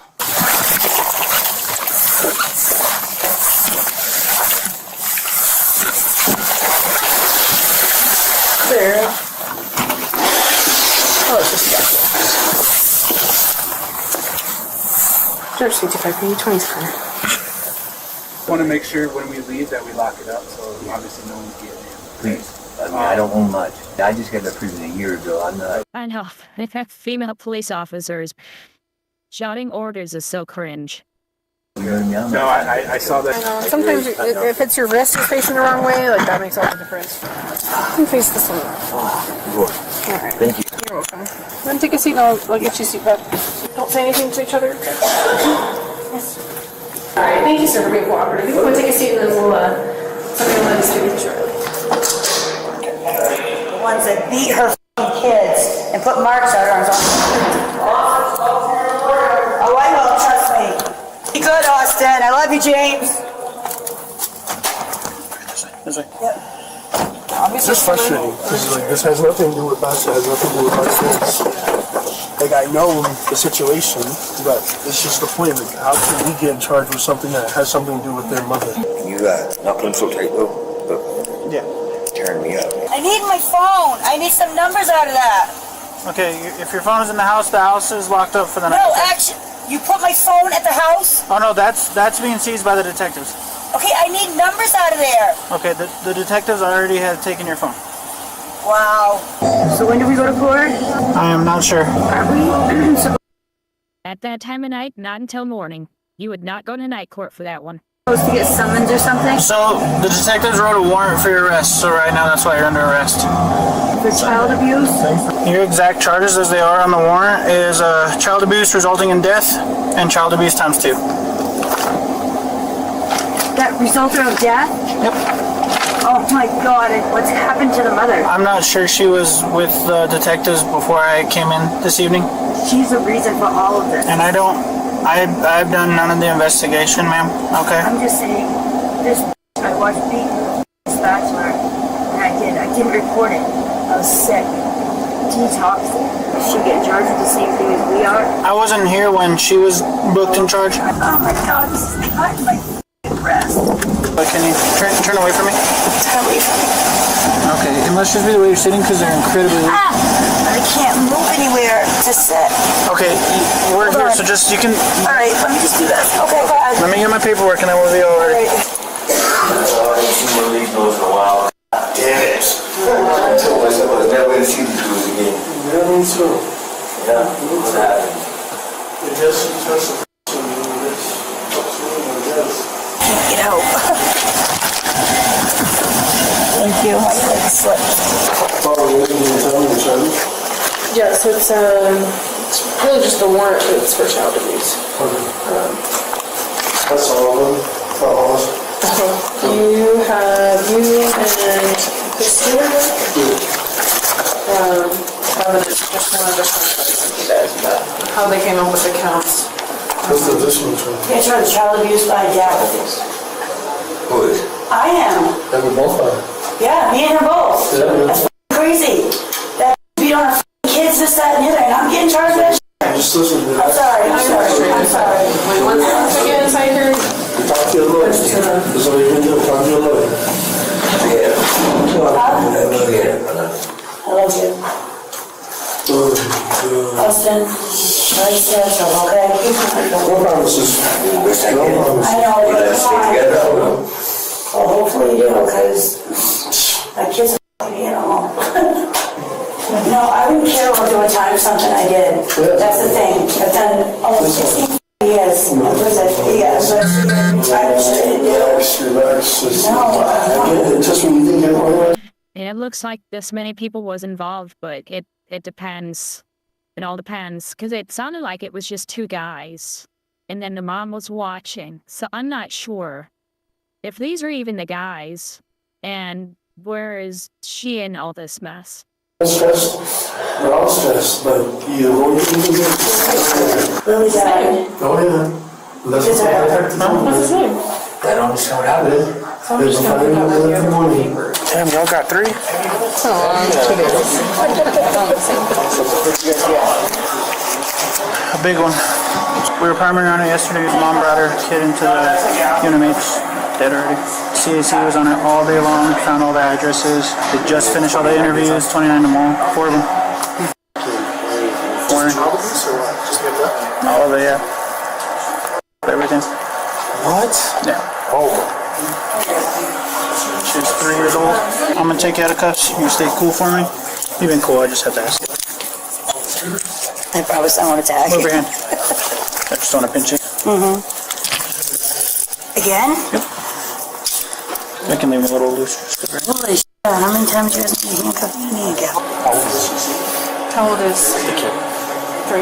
They have to take the cops' handcuffs off and put the ones from whoever's in there on, so. It seems stupid, but the cops actually own their handcuffs. And they have to buy new ones if they break. That's terrible. Like, it's unbearable. Criminal complaints. Pretty good. All 4 adults were initially held without bond. Carrie, who is being accused of transporting her children to New Mexico with Austin and Christina, is charged with 1 count of child abuse resulting in death, 1 count of kidnapping, 2 counts of child abuse, 1 count of tampering with evidence, and 1 count of aiding and abetting in criminal sexual contact of a minor. Both Austin and his mother, Christina, who are accused of being directly involved in aiding or conducting the alleged abusive acts, are charged with 1 count of child abuse So that's what they're accused of. All right. resulting in death, 3 counts of child abuse, 1 count of kidnapping, 1 count of tampering with evidence, and 1 count of failure to report child abuse or neglect. James, who is accused of knowingly providing a space for abuse, is being charged with 1 count of child abuse resulting in death, 1 count of child abuse, 1 count of tampering with evidence, and 1 count of failure to report child abuse or neglect. All 4 adults pled not guilty. According to news reports, while investigating Carrie's background in Massachusetts, local police identified several domestic violence reports that named Austin. He is named a fugitive from the state in New Mexico court documents. While Austin and Carrie currently remain in jail, Christina and James were permitted to leave while courts process their charges. In the meantime, Carrie's other 2 children were taken by officials and put under special care. As of posting this video, the courts are still deliberating on the charges for all 4 adults. Most cases are set for pretrial in April of 2026, well over 2 years after their arrest. The only case delayed is Carrie's, as she was found mentally incompetent to stand trial in May of 2025. For now, the court will continue competency I hate that. evaluations. If she's restored, the case proceeds. If not, charges must pause or be dismissed, and any continued custody must come through civil commitment. All 4 are presumed innocent unless proven guilty in a court of law. Yeah, well, I think they're just deciding how they want to charge her.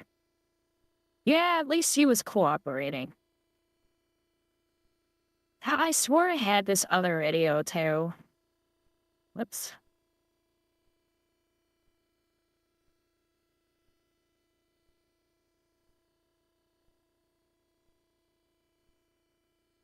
So I'm just hovering over them real quick, so. This is what happens when I save too much crap. Aha.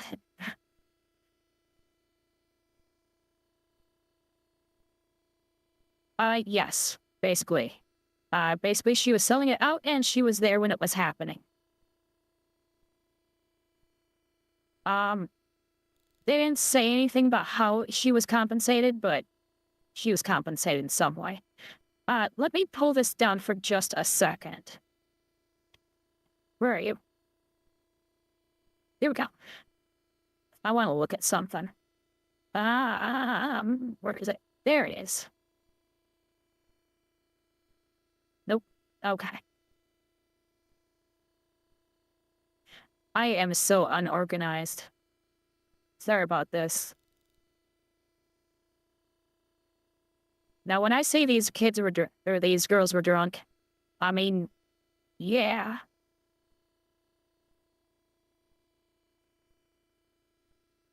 There we go. I know, Provo didn't stand a chance. And then there's that other girl that they had in there, too. And she was obviously abused. And so they questioned her, and they were describing the abuse. It's like, oh my God. So, yeah. This one is from Wisconsin, where they have all sorts of weirdos over there.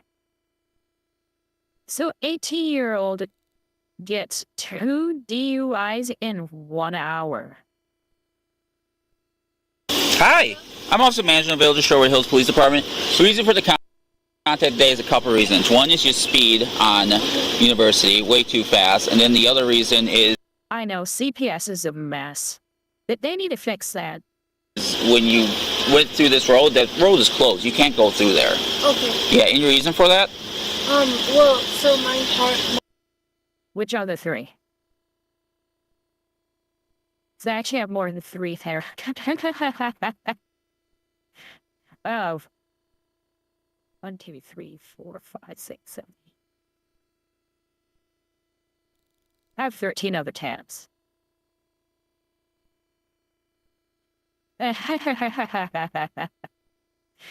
Well, a bunch of them are about the Halo situation and stuff like that. It is all combined. But I have one video that I put in the wrong place, and it's very, very funny. And it's about how bad the situation with female cops is. Which goes very well with what Mr. Daylight here said. Where... yeah, the police shouting orders is so cringe. Yeah. I thought this was a shorter one. Damn it.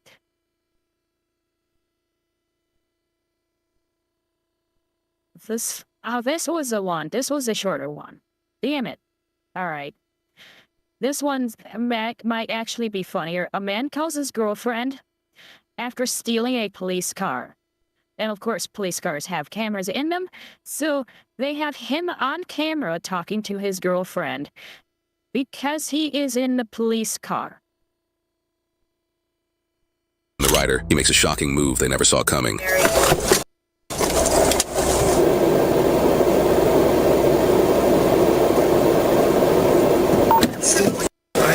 Hey, sir. I ain't playing that bully. I don't want to in your car and there's no issue.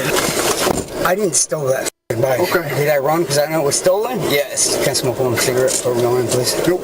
Look, man, I'm not trying to be an asshole. I didn't see you guys behind me for a long time. The owner of this bike is tracking it, okay? So how come he didn't get it from dude earlier this morning? I know who had that bike earlier. Who's that? I'm not aware. I can barely talk. I play have a drink of water. I don't have any water, man. I can't talk. I'm not trying to be I promise you. Well, you just told me you wanted me to get bit by that dog. Because I was upset at the time. Please let me smoke a cigarette, man, please. Cigarettes are going to dry your mouth out even more, man. I don't care. I'm going to prison, please. So tight. Please, man. You're cool with me? I might let you smoke when we get to jail. Why did you put him in there?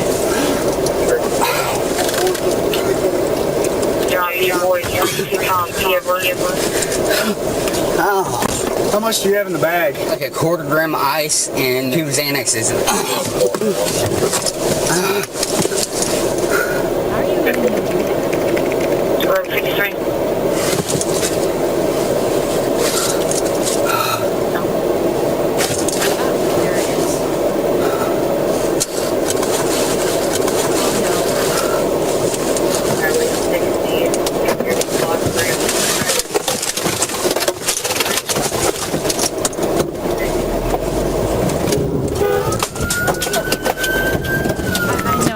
this is insane. He just, I don't know. I can't even imagine being like this. Is pretty much the only thing you can say. How do these people even exist? I have no idea. But yep, this is pretty much as funny as I expected.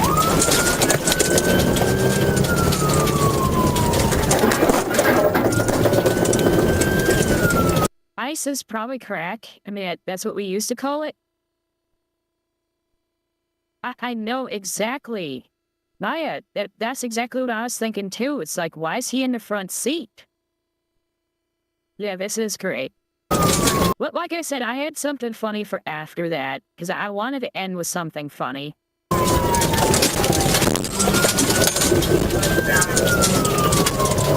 I mean, there's at least one camera inside the car that's on him as he's driving. There's a dash cam looking out. I know that'd be hilarious if he got away. And, unfortunately, they don't broadcast. All that stuff is usually recorded, and it's in somewhere in the trunk. But this is a truck, so I'm not sure where it'd be. And so it's all stored in the car, and then they have to take it out. Some cops are getting it so it's cellular, so that they can be broadcast to the station if they have to. But even that is not like 24/7.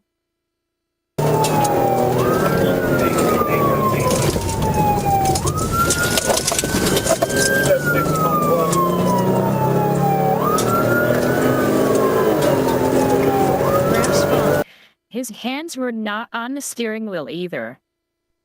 He's not getting that cigarette now.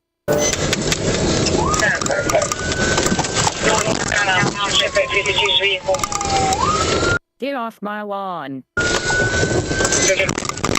he wasn't told. How did that happen, Lee?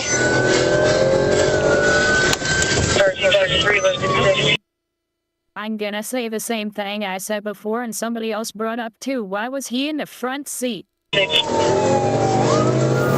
Oh, I bet he is stressed. He's the one who put him in the front seat. He put him in that car with keys in there. Yeah, I bet he's stressed. Okay, listen to me. I stole a cop car and I'm driving. You gotta meet me somewhere, baby, so I don't get caught. Where are you meeting me? Relax. Relax. Relax, baby. Where you go? Go up behind Ross's gas station. How long till you're there? There you go. There's your proof that he's stressed. Baby, how long till you're there? Where you at? You're in this? I know I stole a cop car. Where are you meeting me? Is just like completely out of it. How do you say something like that? He was handcuffed.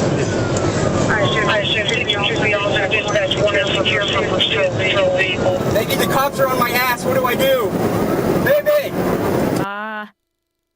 My guess, you stop and you pull over and you come out with your hands up and hope for the best.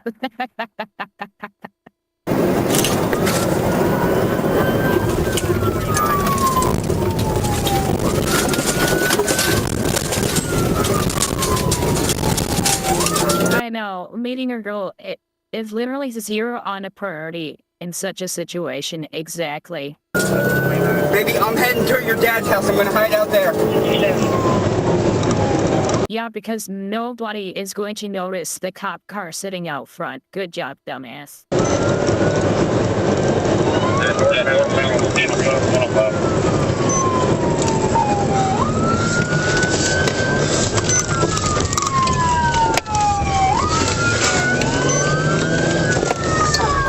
Exactly. He's just trying to drag other people into his bullshit. Eli says, looks like the boonies. He can't even get lost in a crowd. I know. It's not like he can go down into the city and get lost. Oh, shake it. How did that happen? His cuffs weren't tight enough and he was in the front seat. And you left the keys in the car.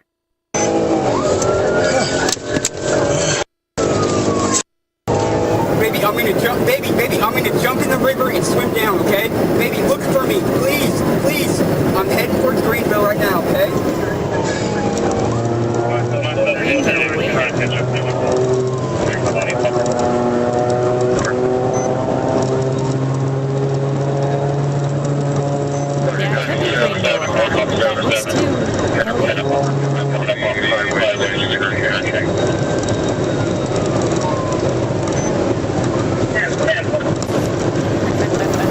Hey, you know where your village is at? I'm gonna try to hide somewhere around there. Straight up GTA shit right here, ES. Hey. What? I'm sure it has GPS in it, yeah. Love you.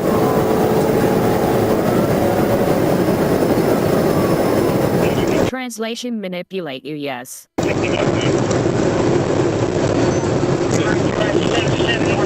He took the cops? I didn't see him. Dude, next thing I know, he was just... Yeah. The kid needs to calm his ass down.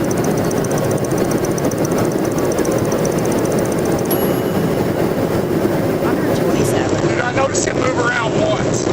I saw him move when we all went to press his bag. To the bag over. And he took his hands, both hands off that wheel to get his phone out, too.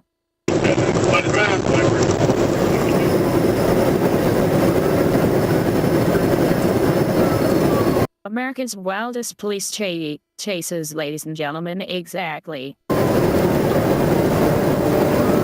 Mr. Daylight's butthole capable of crushing coal into diamonds.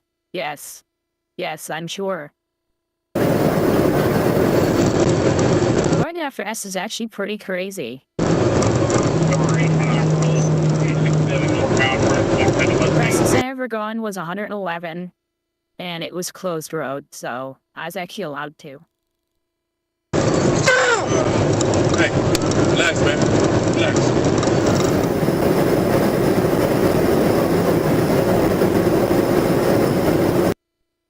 Yeah, crime has gone down, but yeah, there are more police chases, I think. I think it all depends on where you're at.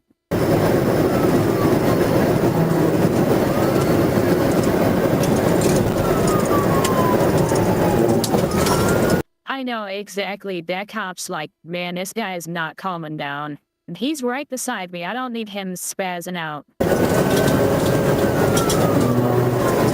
fun to watch. I have one that's even more fun, but I wasn't sure everybody's gonna want to watch it. It's a guy who was taunting the cops on a motorcycle and running away. He's got my phone, so I can't unlock the doors of my car. Alright, he's on 67 North. Okay, Chris just rounded the curve right there. Baby, York Village, they hit me with spike strips. Can't drive for much further. York Village, I'm gonna run and hide. Love you. Love you. We should be able to catch up. Right. You got the paint. Yeah, I know.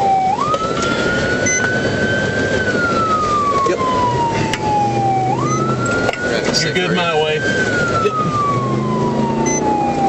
Oh, police chases out of Arkansas are fun to watch. They don't give a fuck. They will pay you at 100 miles an hour. Nice.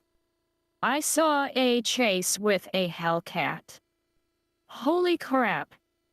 They gave up that chase because it's so fast. And he crashed himself. It was a disaster.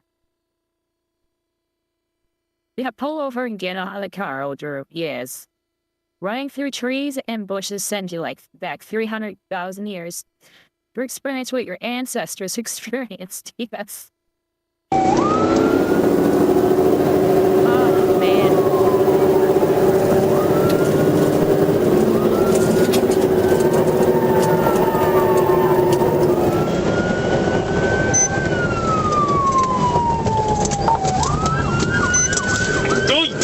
Bound on the 49.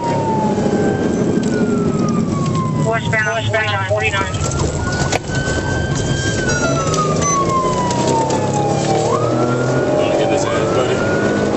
Oh, it looks Looks like the kid is finally calming down.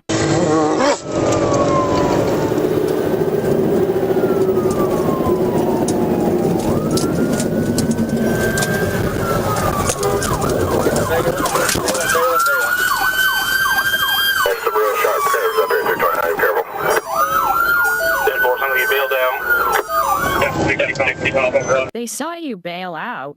I mean, Bailed on foot? I can't hear you. He said he did bail. He bailed on foot. None of his fears.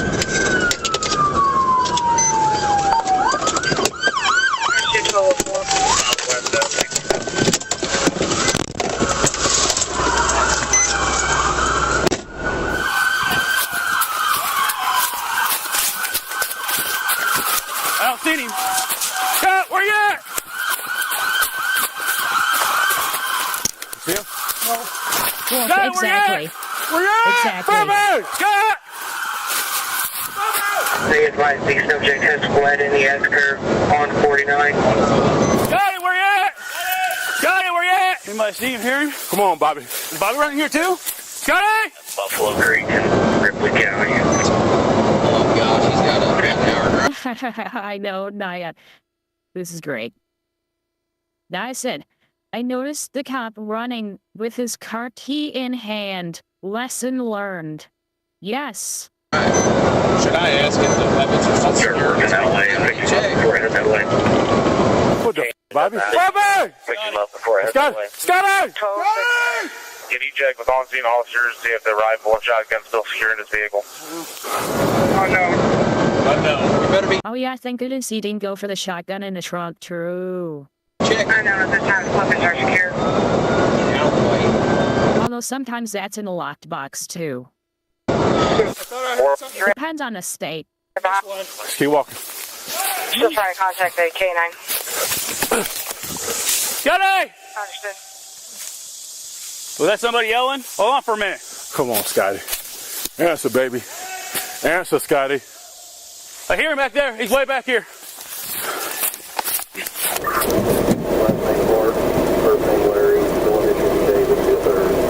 I'd be hungry to shoot. I can see 52's rifle is secure in his vehicle. A shotgun. You don't have the lock. Because not all the vehicles have these. That's true. Shotgun secure in the vehicle. Okay, that's good. 334 Wayne County. Do we know subject armed or not? You just heard me say that. They scan us. Oh, we're here, Chris. Over here, Chris. We got eyes, Chris. We got eyes on him. What do you say? Located the deputy. Is deputy secure? He sounds like a train wreck. They always. Yeah. I mean, I'm sure they're amped up. I get it. Hey, Kyle, does that not have the anti-theft device on them? They do. Yeah, they should all have the anti-theft. Yeah, here we are. Alright, 60. Go ahead, where you at? If I get my repeater on. But make sure all of the locations. I know. 905, 1110, 729 on scene. Bobby, which way they run? When I got on scene, Kelly was the only one here. You want some spray? I would put some on. There's a Forest Service road down here. Do you want to go down it? I'll jump. Just hop in back, Kyle.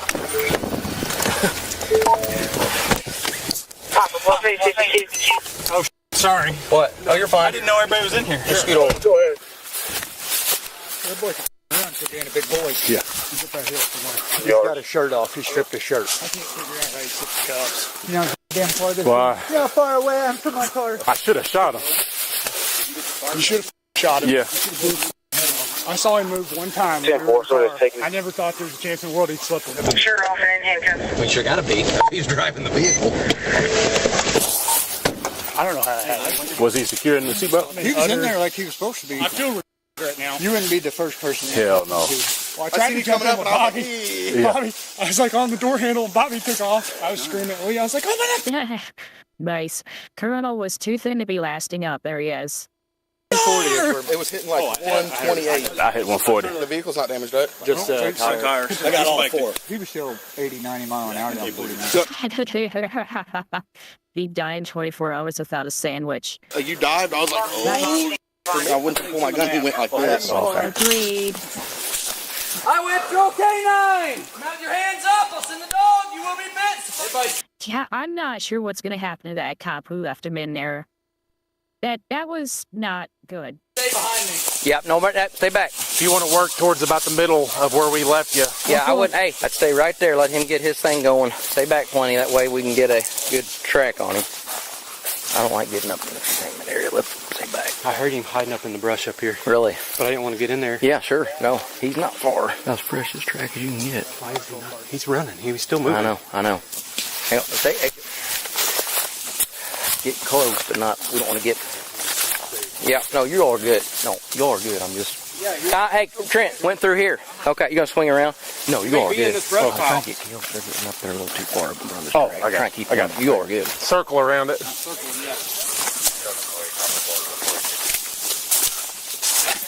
Hey, right here. Show me your hand! Show your hand!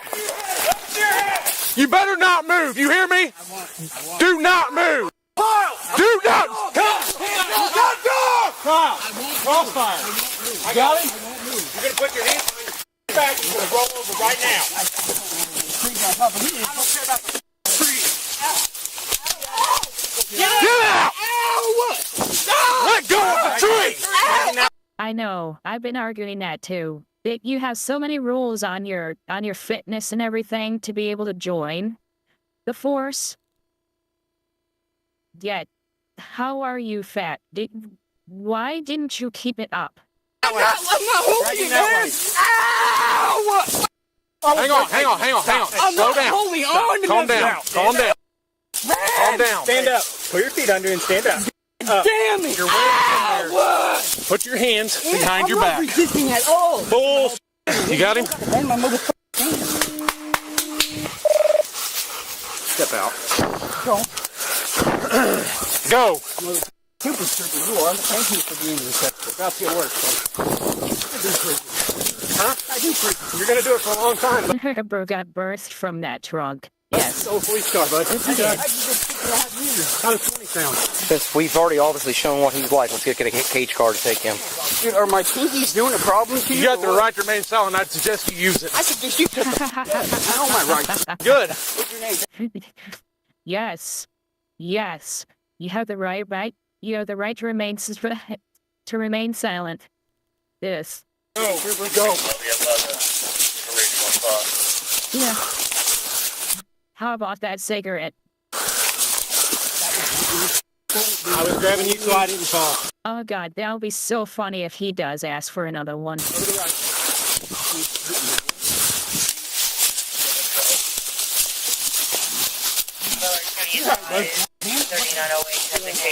What did my mother fall? Make sure you got no blood on it. He's bleeding. Had a couple scratches. Where you're at? Candy was coming over. Right, buddy. What's your name? What was his name? Which one? These two right here. Stinson Morgan. Thank you.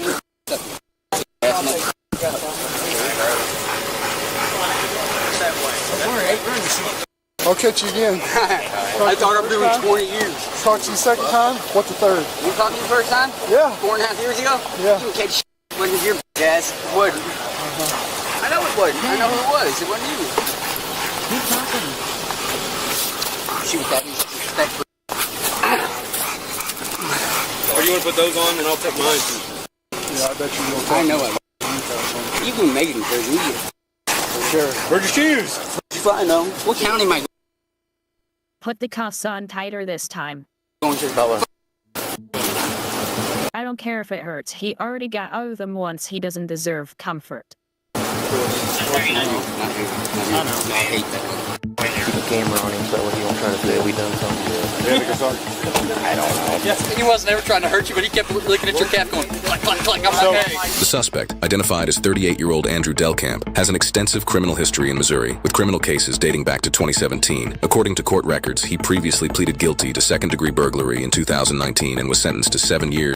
I know, right, Mr. Daylight? In the Missouri Department of Corrections. For this case, Andrew pleaded guilty in 2 separate Butler County felony cases on February 25th, 2025. He pleaded guilty to first-degree tampering with a motor vehicle, resisting arrest by fleeing while creating a substantial risk of serious injury or death, and second-degree burglary. He was sentenced to 7 years in the Missouri Department of Corrections for tampering with a motor vehicle and 2 years for resisting arrest, with the sentences ordered to run back-to-back. He received an additional 7 years for second-degree burglary, which was added to the previous sentence. In total, Andrew was sentenced to 16 years in prison, just 4 years shy of... How does 20 sound? Nice.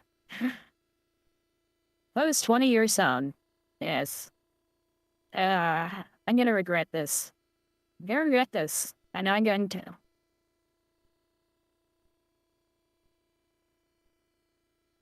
I'm definitely gonna regret this. Where are you being a bitch? Come on. I'm gonna hit refresh. Diddy got 4 again. Yeah, that's a cop, by the way. Yeah, that's a cop, by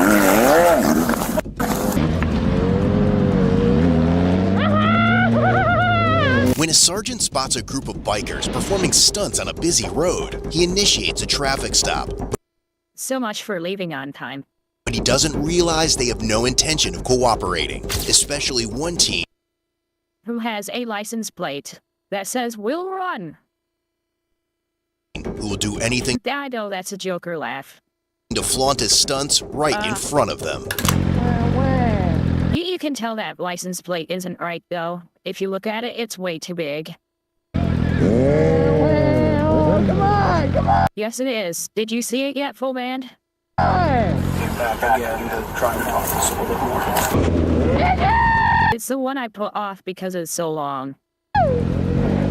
And only a chase. It begins around 6:42 p.m. on March 12, 2024, in the Port Orange area of Volusia County, Florida, where a sergeant... I know, again, use the fucking zip ties. Exactly. This, hey, he already got out of them once. He's just use the good stuff. Only the first minute? Okay. All right. observes 3 sport bikes popping wheelies and riding on their rear tires. But as he initiates a traffic stop, he has no idea the pursuit is about to stretch across counties, and that one teen biker in particular has no intention of stopping. Yeah, they're continuing north, coming up to that 95. I have no idea I'm back there, so I'm just gonna watch. Then why are they all so goddamn fat? Why are they so fat, Daylight?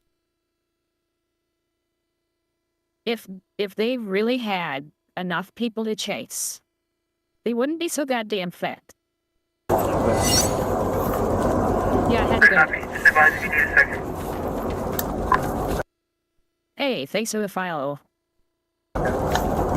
Soon the 3 bikes come to a stop at a traffic signal, and the sergeant notes down 2 license plates, while the third, a black bike, has no tag. There's 3 of them, you can't miss them.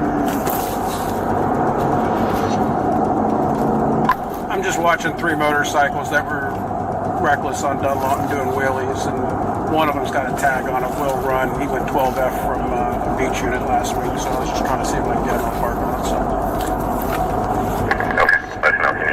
The plate on a gray bike reading Will Run. Will Run. The plate on a gray bike reading Will Run stands out because the sergeant recognizes it as the same vehicle that had fled from deputies during Bike Week, held just 1 week earlier from March 1st to 10th. Still left the line or the 3M? Just went through the line. The teen riding that bike is 19-year-old Ashton, and just like before, he has no intention of stopping, already setting his plan in motion the moment he realizes the sergeant is following them. Yes, he is.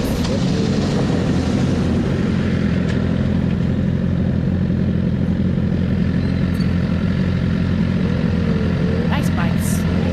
Can you confirm the spelling of that tag for that Will Run plate? Yeah, it looks like it's WILLRUN, but I'm not even sure it's a legit plate. It may just be a plate that he made. I copy, because that plate goes back on the black Chevy 2-door. It's expired. The cop I know? No, he's not. think I got an opportunity to grab the guy with the wheel run play for stuck to the light here at ISB. Hey, we can go both ways. Either we can take 415 there, or we can take this way there. I invite him out to the firing range. That'd be fun. Yeah, there's a cop, by the way. I copy. Do you want me to head on your way? Yeah, hang on a second. But Ashton and another biker quickly sense the sergeant's intentions and take off before he can stop them, leaving the third rider behind.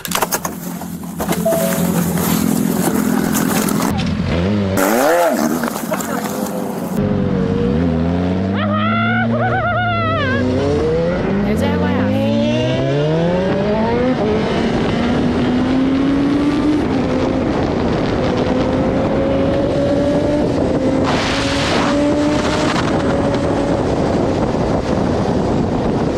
I've had a motorcycle. I'd be scared shitless doing this.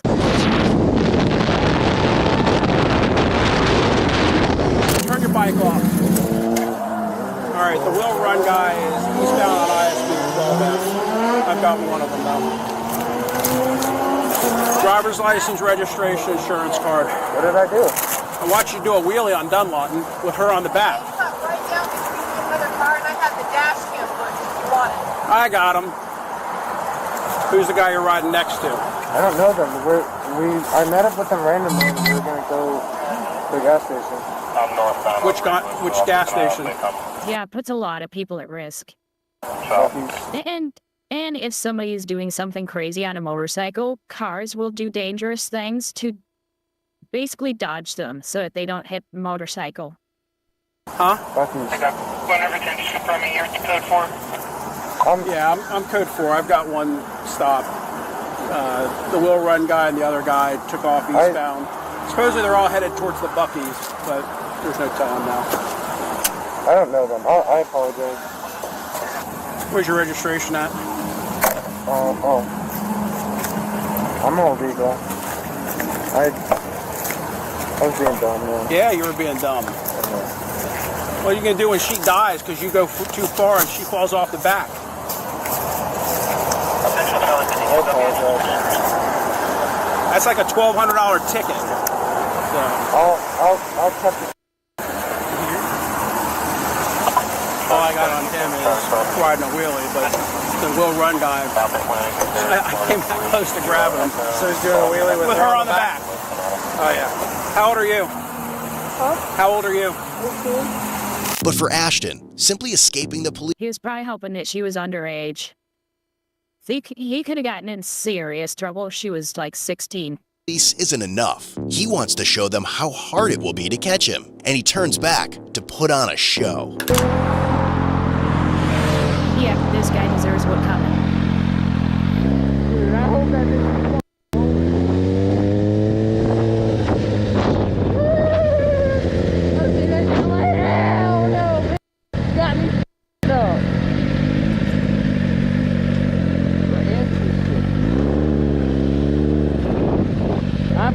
I just pulled into Wawa real quick. You passed. I see you passing. That's all you. I'm catching up.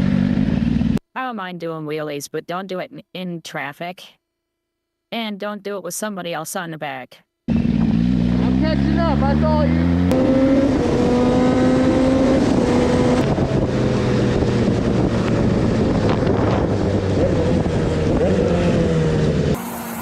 Oh, they are right there. The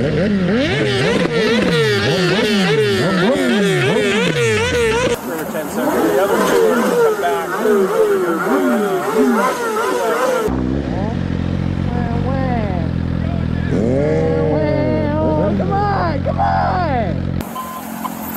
Come on.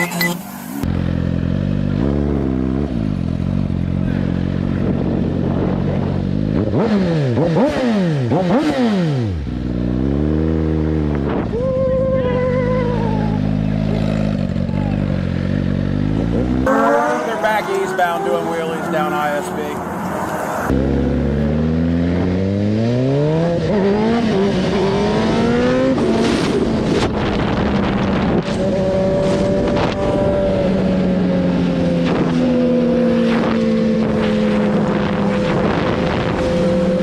As the off-duty lieutenant decides to take off after Ashton and his companion, the sergeant decides to stay back to gather as much information as he can from the third rider, hoping to learn where the group might be headed and where they can find Ashton. You know he'll be back. Oh, I'm gonna go yoke him off that bike. I was hoping that I could hold him back. I'm trying to get everyone over here. Are you good? Oh, and I'll give you your role on Discord when we're done with this train. With him? Oh yeah. Remind me if I forget. I'm fine. Yeah. I'm just gonna stroke him a wheelie ticket. Oh, I would 100%. 1166 with her on the back. Kidding me? But once isn't enough, and Ashton decides to return to rub his escape skills in the face of the police.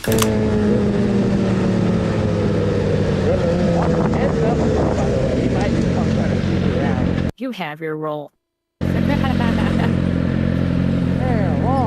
Alright, Daylight. You're gonna come at it. Look Good night. him. I should be too, but I have no common sense. She came back again to try and talk to us a little bit more.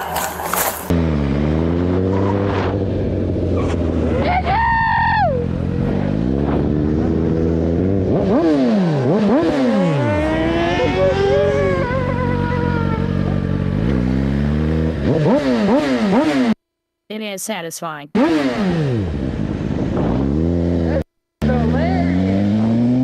Oh, it's hilarious, huh? That you're scaring the shit out of everybody in those cars? And they're both now westbound. I think they might get on the 95. See, I wasn't sure you guys want to watch just a chase.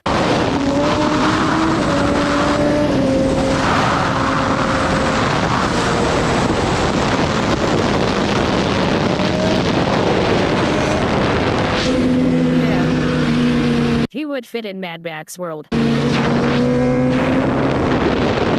One's a black crotch rocket, no tag visible. The other one's a silver one. Both wearing black helmets. So listen, man, no bullshit. You know this guy? No. I want that bike. I promise you.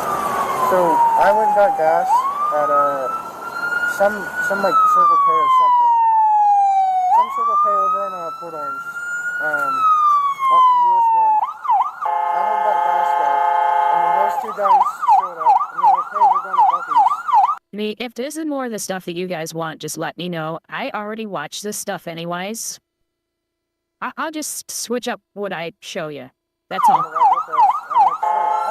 that. I have my tag up. I'm all legal. I don't do all that stuff. That stuff's dumb. This is a citation for riding a wheelie. Okay? 30 days to take care of it, or they will suspend your driver's license. That's your key back. You need to understand something, young man.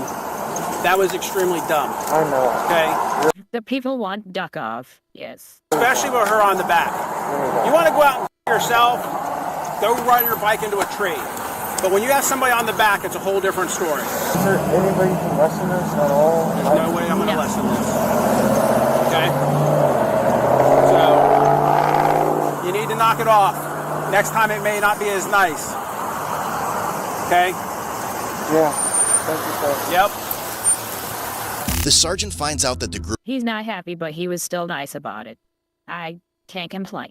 was headed to a convenience store in Daytona Beach. As more units are alerted about Ashton and his companion, several deputies join the chase, but they don't yet realize that despite their best efforts, this pursuit is far from over.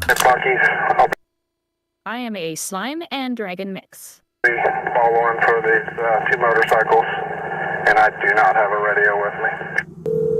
Yes, sir. So I wrote this kid a ticket. I'm working my way up to you. I'm going to come up Williamson in case they decide to spin back around down here and taunt us some more.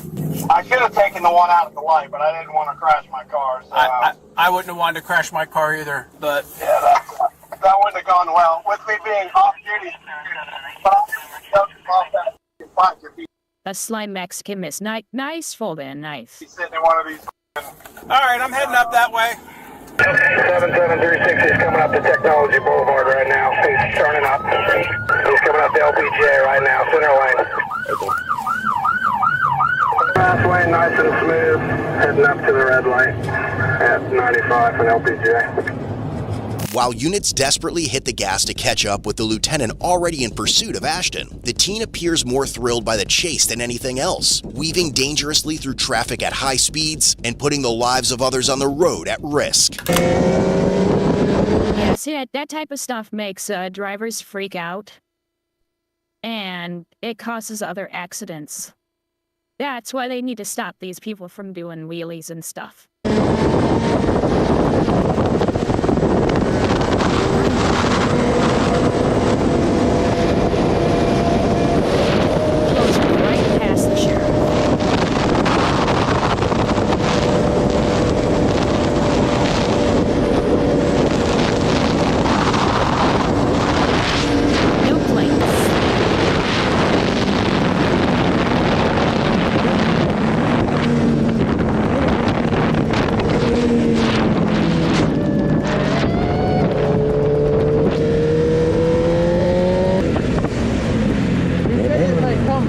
Come here. I'm like, no.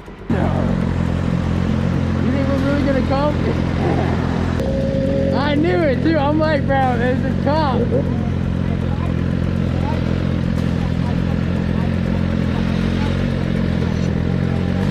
I always hated riding my motorcycle into the sun like that. See, it did go to the buckets. Yeah, might as well. I said might as well. Yeah, just be safe for you. Yeah. As Ashton and the other biker stop at a gas station, the lieutenant quickly catches up and attempts to block the black bike with his vehicle, but once again, Ashton and his friend manage to flee, only making the situation worse. We've been southbound from the 268 on 95, and we haven't passed the motorcycles yet, so they likely did get off at LBJ. They're at Bucky's. One's fleeing out of the parking lot, one's looping back around in the parking lot. If I can get some additional units. I still got Will Run in the parking lot. If I can get additional units. Oh, don't worry, you're gonna lose him soon enough. Here, we can get him off this bike. We're getting ready to get off right now, off the interstate. We're behind him, coming up to the light, and he is getting on 95 northbound. Southbound. 136, Air 1. Check the Tomoka Farms area. He's probably going to get off right there. Tomoka Farms in 92. I had Air 1. Your chopper's out there. Black. It's toast now. Sport bike with red wheels. He's got a black hoodie on with white markings on the back and a black hood. A black helmet. And he's got a GoPro camera on his own.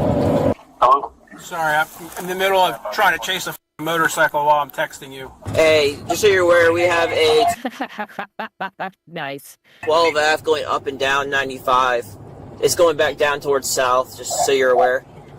Yeah, they notified us on the radio. Okay. Units going out there, just hopefully Air 1 can get up so they can track these. Alright, I appreciate you, man. Thank you. Yeah. Bye. Wait, the camera, no, he's down there. He's way down there. Way down where? Like, no, straight. Like where that semi-truck was, I just seen his little figure go up. You know, at face value, it seems like this didn't have to be a big deal, but these guys escalated it into something more. If they would have just stopped. We'll just make it worse for themselves. Play sounds like that guy's a ride-along. Stupid games, you win stupid prizes. But despite their best efforts, Ashton continues to evade them at high speeds, and all of the deputies eventually lose sight of him. He might turn on Airport Road, Air 1, so if you fly towards Airport and Pioneer and towards Tomoka Farms, you might be able to intercept him. But the units are not about to give up, and soon a Volusia County Sheriff's Officer helicopter, Air 1, locates Ashton on I-4, driving recklessly and running multiple red lights. Should have a GoPro on his head, and the bike is a like concrete gray, flat. Yeah, GoPro on the head. Looks like he's got some red writing on the back of that hoodie. Red wheels. Where are you at now, Owen? Let's see, we're passing the runway coming up on Riddle. Okay, that ISP. Yeah, you're running the red light through ISP. He's going to be westbound ISP. Ocean 30's got eyes on him. Is that the Yostar chick there? Right about at the bottom of his cord there? Go westbound. Okay, he's at ISB. Yeah, he's running the red light through ISB. He's going to be westbound ISB. Westbound Hagen Terrace. He's going between vehicles, running red lights. As most responding deputies lose sight of Ashton, Air 1 continues to track his every move, guiding units on the ground to his location. But even with constant eyes on him, deputies know the only way to catch him is if he stops somewhere, a possibility that for now seems almost non-existent. Well, Air 1's got him, so. Yeah, they'll have stuff for kids a lot of times.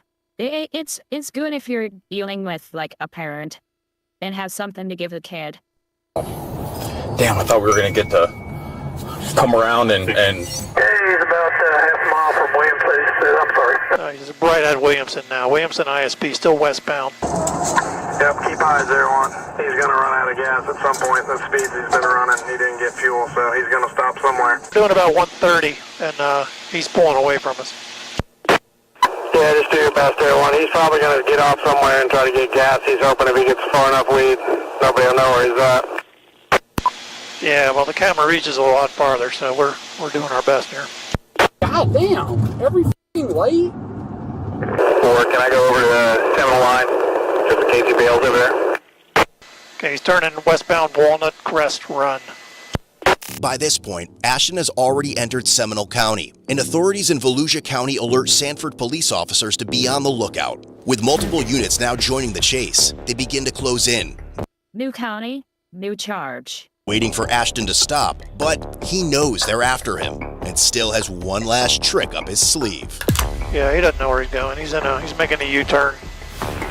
LE4 units, pursuit is not authorized in either stop sticks. Negative, not this time. Alright, he's driving into the woods. Walnut Ridge Street. Willow Bay Ridge Street. I think come that way for you. Yeah, if you want to go ahead and get them up. Alert to Air 1. Alert, go ahead. Yep, we were going to a fire. We can head over there now. What was the last street you guys are at?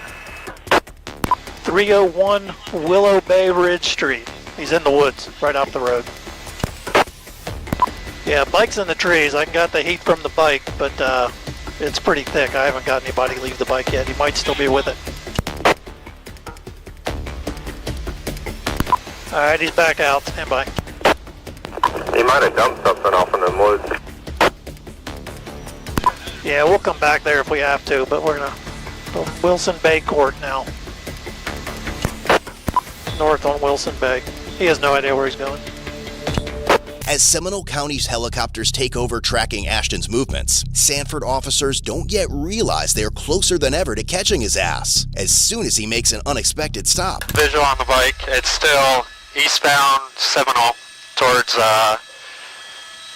HCA. At French, just ran the light at French, going westbound 46. Alright, he's at 7-Eleven. He's probably out of gas. Alright, black hoodie, get back on the bike, tan pants, black helmet, white bike, whitish gray bike. Coming back out, he's in the left turn lane, 600 Yeah, swapping out bikes isn't gonna fix this. and French, French making a left on first. Wait, 1933? 1951. Alright, somebody just tried to step out with him. He stopped at 2nd and Oak. Get off the bike. Get off the bike. Turn off the bike and get off the bike. Turn off the bike and get off the bike. Get off the bike. I'm just a kid. Remember him saying this. He's just a kid. I'm just a kid. 2 units making contact, 1 at gunpoint. Get off the bike. Get off. Just a kid. I give up. Bro, if you're older than 13, you should be bitch slapped for just saying that. Down. I give up. I'm just a kid. You messed up, bro. I'm just a kid. You messed up. I'm just a kid. Doesn't matter, bro. You're playing big boy games. Play stupid games, man. Stupid. 2-1, yep. You're done, bro. Second and out. Nah, bro, you're gonna run and put lives at risk? You're gonna call your mom? No, we ain't doing none of that. That's cute. That's cute. Will run. Look at that. Look at that. What's your mom going to say about that? We'll get caught. And you got a GoPro. We're going to take that as evidence. Alert to Volusia. They got one secure. Stand him up. Come on. Sorry, put your legs in. Was that fun? No, not really. Just a kid. I'm just a kid. I'm just a kid. Your life. You almost got hit several times. Now you make everything worse. So now you're going to jail in multiple counties, multiple felonies. Now your bike's getting impounded, you're going to jail for multiple felonies. Thank God you are still standing here, not there. Yeah, it sounded like they wave a cop and just give up. They probably will, because that was a pretty extensive chase. And those were some busy streets. Oh, we should have done that. That'd have been a good idea. Would you run out of gas? Yeah, I was trying to wave to that cop. I was like, hey, I'm just... What about when you were in Ormond Beach? Were you trying to give up then? When you were running past all the units? The body that you were running with? Which one? When you left Buc-ee's? Automatic suspension. Yes, sir. Same address. Still live with my mom and dad, but... Has your mom seen this bike before? How old are you? What did she say about the tag? What was that? What did she say about the tag? I don't know if she's ever seen it or not, so... What's 1,000 cc? This in his pocket. Yeah, he's recording the whole thing. Yeah, I took it off so we could submit it for evidence. He knew he was when he looked up and started seeing those out there. Yeah. What was your game plan, dude? Nothing really. I just didn't know what to do. I told you, find you pull a over cop and you and stop flag him before you down. kill someone. That's what you did. Or yourself. No, it was right inside of me. No, not legit. Yeah. Thought he was just a kid, though. Your eyes probably got about that big, too, when you went through that stop sign. You're an adult. It'll be a collect call from Johnny Paul Correctional Center. You're an adult. Anything easier for you guys? No, man, you're fine. The hard part's done. With Ashton finally in custody, he tries to convince officers that none of his actions were intentional, but they aren't buying it. And by the time his mother arrives, all Ashton can think about is his future and getting out on bail the same night. I just got off work before I hopped on the bike, but I do concrete restoration on B-side. Oh, yeah? Man, you're a hard-working kid. What is it with you guys running all the time? I didn't want to. Why do you think it's cool? You obviously think it's cool. I gotta be honest with you, dude. You know what happens when you guys pull over? I go, thank you for pulling over. Here's your warning. Bingo! That's what I usually do. But you guys, what you did? Oh yeah, we don't. There's nothing nice to say about that, man. How can I help you guys? Ashton, the The fleer? Yeah. family members, yeah. Yeah. I guess we just want to know what's going on. Can I, yeah, like... How old is he? 19. 19? Alright. What do you want to know? Just a kid. He's just a kid at 19. What's happening? Alright, well, I guess he ran from Flagler, then he ran from Volusia County Sheriff's Office, then he ran from Seminole, then he ran from Sanford PD. So he's got multiple fleeing and looting charges. Okay. So multiple felonies. So he's going to be booked at Johnny Polk, and he'll have a bond and stuff like that, but probably not, because he'll have a bond for us, then he'll get extradited to Volusia, then he'll probably get extradited to Flagler County. Yeah, exactly. I'm just a kid. I'm 38. Yes. Well, I'm 48. So. And for the bike, can I just stay with the bike? The bike's being towed. Do you know where it's being towed? I don't have that information, but I can get that for you. Okay. It has to be towed? Yes, ma'am. It was used in a commission of a felony. Yeah, every county's gonna want that. Yeah.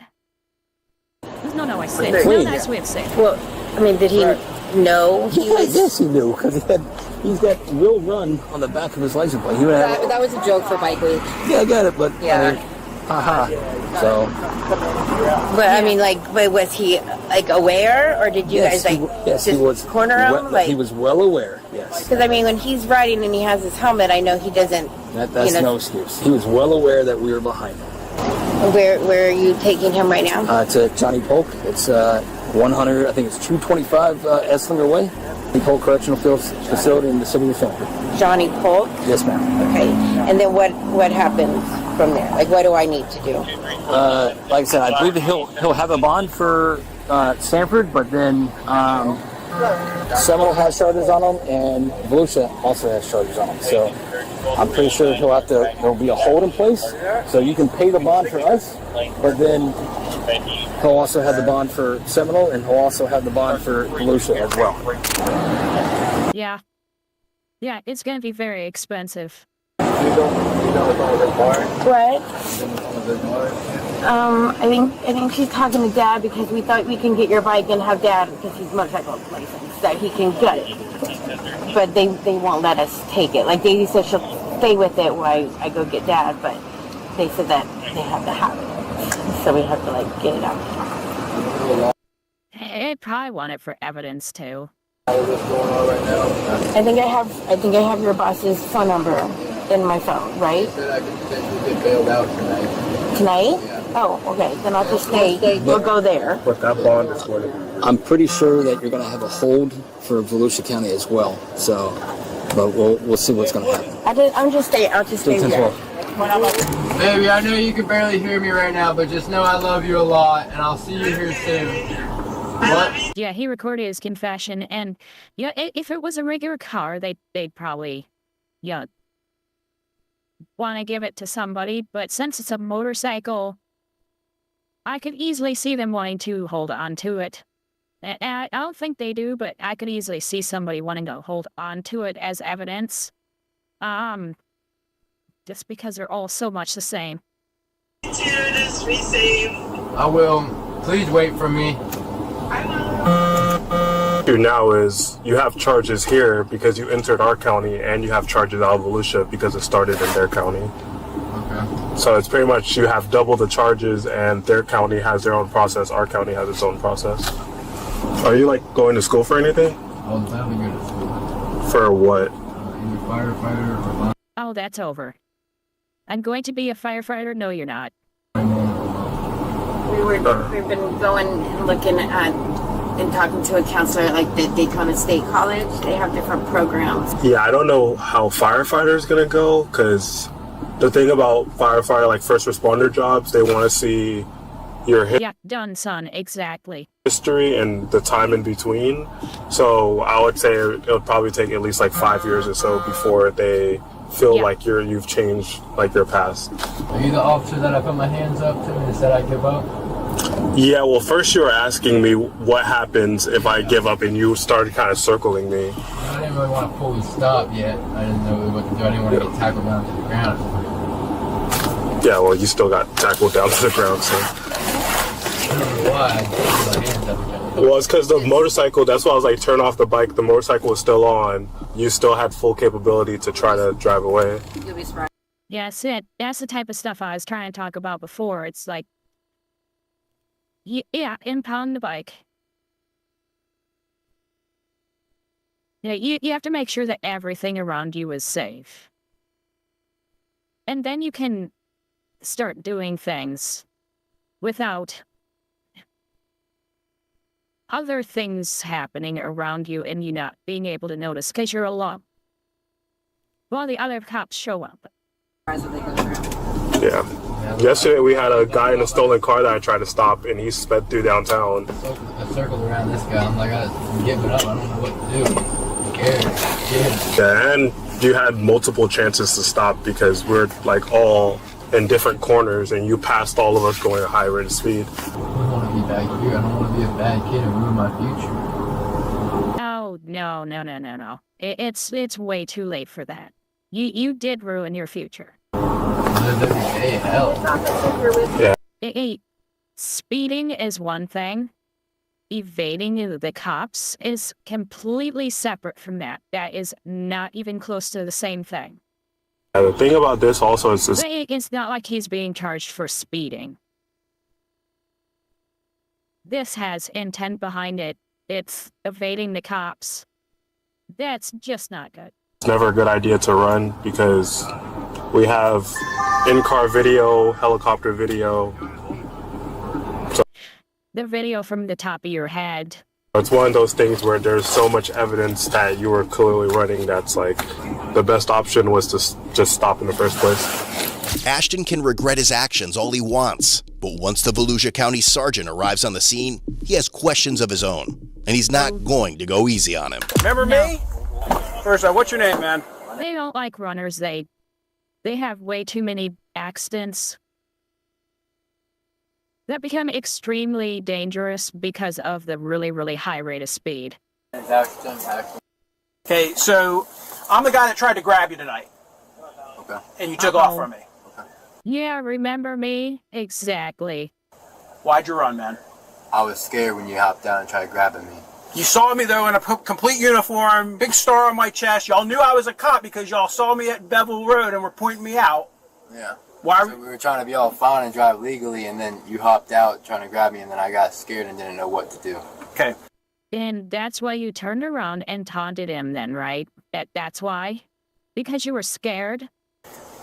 This is the second time you've run, though, in the past week.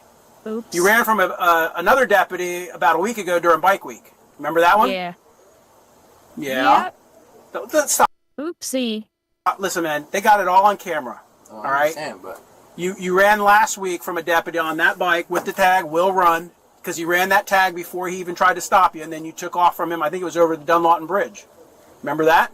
I'm not too sure on that. You got all kinds of problems, man. How old are you? I'm 19, sir. You're 19, and in a matter of an hour, you've chalked up 5 felony charges in Volusia County and a couple over here in Seminole County. I mean, who was the guy that was with you? I don't know his name. Where did you meet him at? At the gas station, just driving around. Which guy do you think I'm talking about? Both got black bikes, so I'm not too sure. Okay. Listen, you're in a position to help yourself right now, but lying about who the other guy Is that where I'm allowed to call bullshit? I'm allowed to call bullshit on that, right? isn't going to help you out of this. Oh, I know. Okay, so helping yourself right now is being 100% I give you a gooner roll there, Naya. honest Way to go. and not bullshitting me. And I am. I'm being honest. So the guy with the girl on the back of the bike, where did you meet him at? At a gas station. Okay, how about the other guy on the other black crotch rocket? Also at a gas station. What gas station? Can't remember anymore. You have no idea what gas station you were at. No, I've been through a lot of gas stations, so. Where'd you start your night out at? Where do you live? My house. Where's that? Avenue. Where'd you go after that? And we went to Wawa. Which Wawa? The one in New Smyrna. And that's where we all met. So that's the gas station you met this guy at? The Wawa on 44? Yes, sir. Okay. And I just seen them all there, and they were like, we just started riding from there. And which way I do think this is a parenting issue too. Yes. did you go from there? To be honest, I can't remember. Okay. So let me ask this question. When you were so scared that you took off from me, why'd you come back and start doing circles in the intersection taunting us? Because the person I was with told me, like, go back, let's see if we can help the other buddy out and try this. I was like, okay, So this guy you don't even know, you're so scared, this guy that you don't even know tells you, hey, let's go back here and taunt the cops, see if this other guy can get free, and you decide to go along with that idea? Yeah. See, that's where I'm going to call bullshit. I wasn't thinking right, sir. That's where I'm going to call bullshit. Now, Yeah, no I think shit. you know exactly who this other dude is that's telling you how to go up here and f*** the cops. I don't, officer. I just didn't know what to do. I'm a kid riding with a couple bikers, just having fun and just... Well, tonight you're a kid that's going to jail. Who are these ladies that are here with you? They're my mom and sister. How did they know to come over here? They probably tracked me on my phone. I'm wondering why I'm over here. And when we got to ISB, I got out of my truck to try and stop him, and he fled. I was able to snag one of the guys, though, that was with him that was also doing a wheelie. So while I was writing him a ticket, your son and another motorcyclist that was with him decided to ride back from wherever they had fled to into the intersection of Williamson and International Speedway Boulevard, doing circles in the intersection, taunting us to come chase them. He then... Oh yeah, he made so many mistakes. This is going to screw him up for a very long time. It's going to be more than 5 years to recover from this. fled again. It just doesn't sound like him, but I mean, Well, I'm not. it's all on video. Okay. Okay. Then, when another... It's all on his own video too. And it's even better on his video, which is why they showed all of his own video on this too. Another deputy tried to stop him because they located him at Buc-ee's in the parking lot. He fled from that lieutenant. And eventually the helicopter got on top of him. and he decided to drive over I-4 at over 130 miles an hour. Blowing through red lights. Blowing through red lights, in and out of traffic, and lo and behold, he ends up over here where... I-4? They get you the Gunner channel. And it's not the Gunner roll, it's my Gunner roll. Which makes it extra special.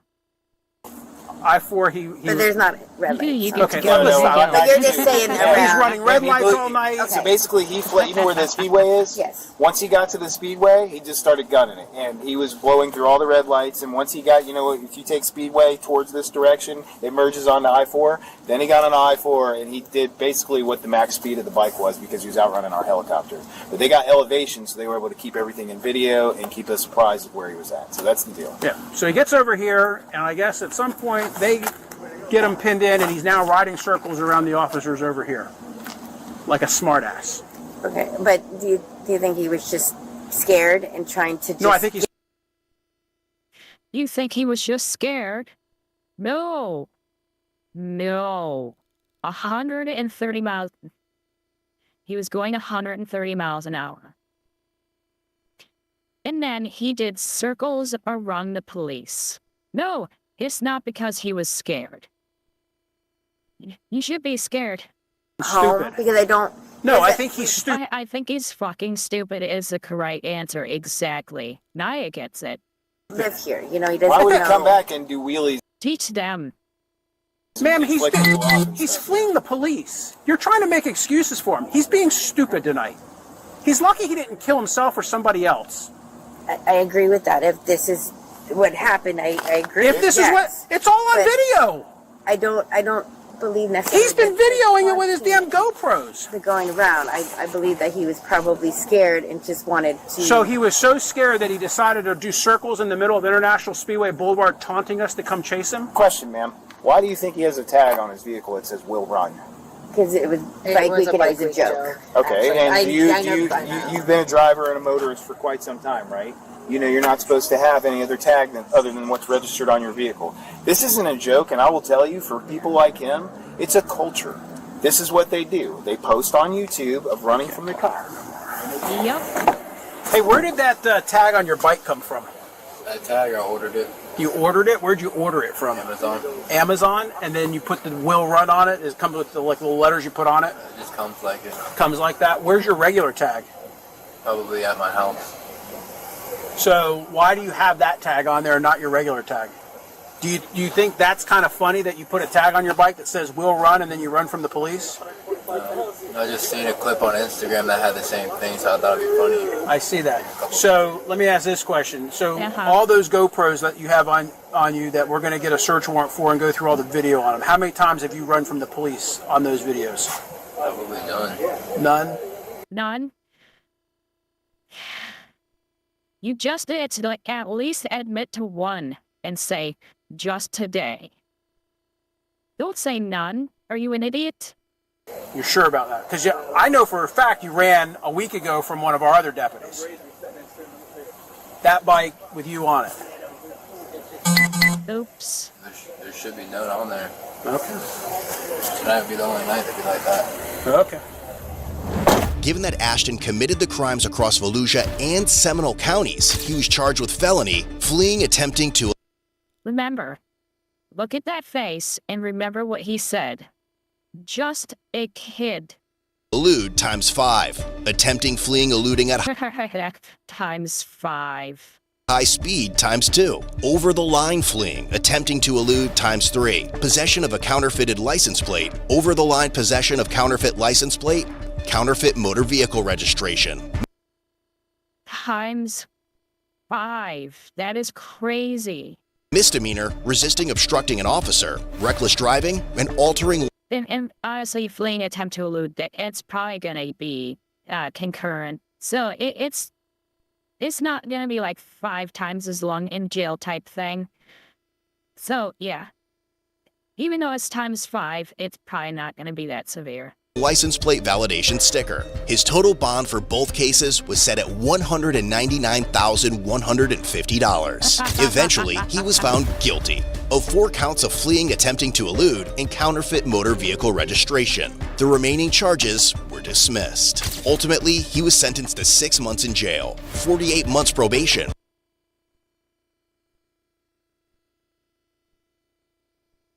He's definitely not going to get out of construction work yet. 2 years driver's license revocation and community service. Yikes. Man, is that white for all the trouble that he caused. 6 months. The 48 months probation, that's probably pretty good. The 2 years driver's license revocation, I think that's fair. And community service, without knowing how long that is, it's hard to say. Is it like 200 hours of community service? Is it 10 hours of community service? Doesn't say much. Don't just... Yes, yes.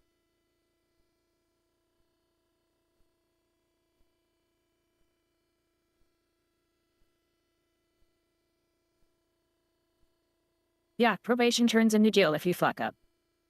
Yep. But 6 months is really, really light. And I know that's a lot of probation. That's not like a year of probation, that's 4 years of probation, but still. 48 months probably should have been how long he was in jail.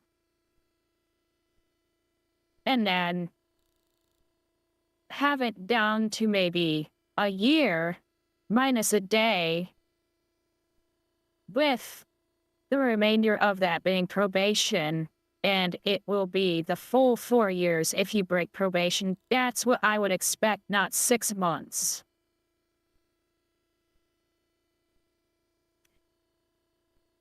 But he's not a first offender. They caught him a week ago.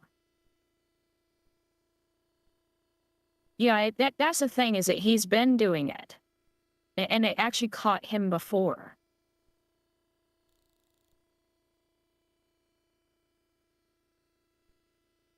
And I think a year is fair. If you have probation. A year minus a day means it's jail, not prison. An extra 36 months after that of probation. And you can't drive for 2 years. I think that would have been better than 6 months. As opposed to that's probably 6 months and then 48 months after that. Where I was thinking 4 years total, 1 is in jail, and the other 3 are probation. So I guess he basically got 4 years and 6 months in trouble. So, maybe. I don't know. That one's hard to say. But I like that video. I posted it on my Discord. So the link's there if you want to see it. It was just a really fun chase. So.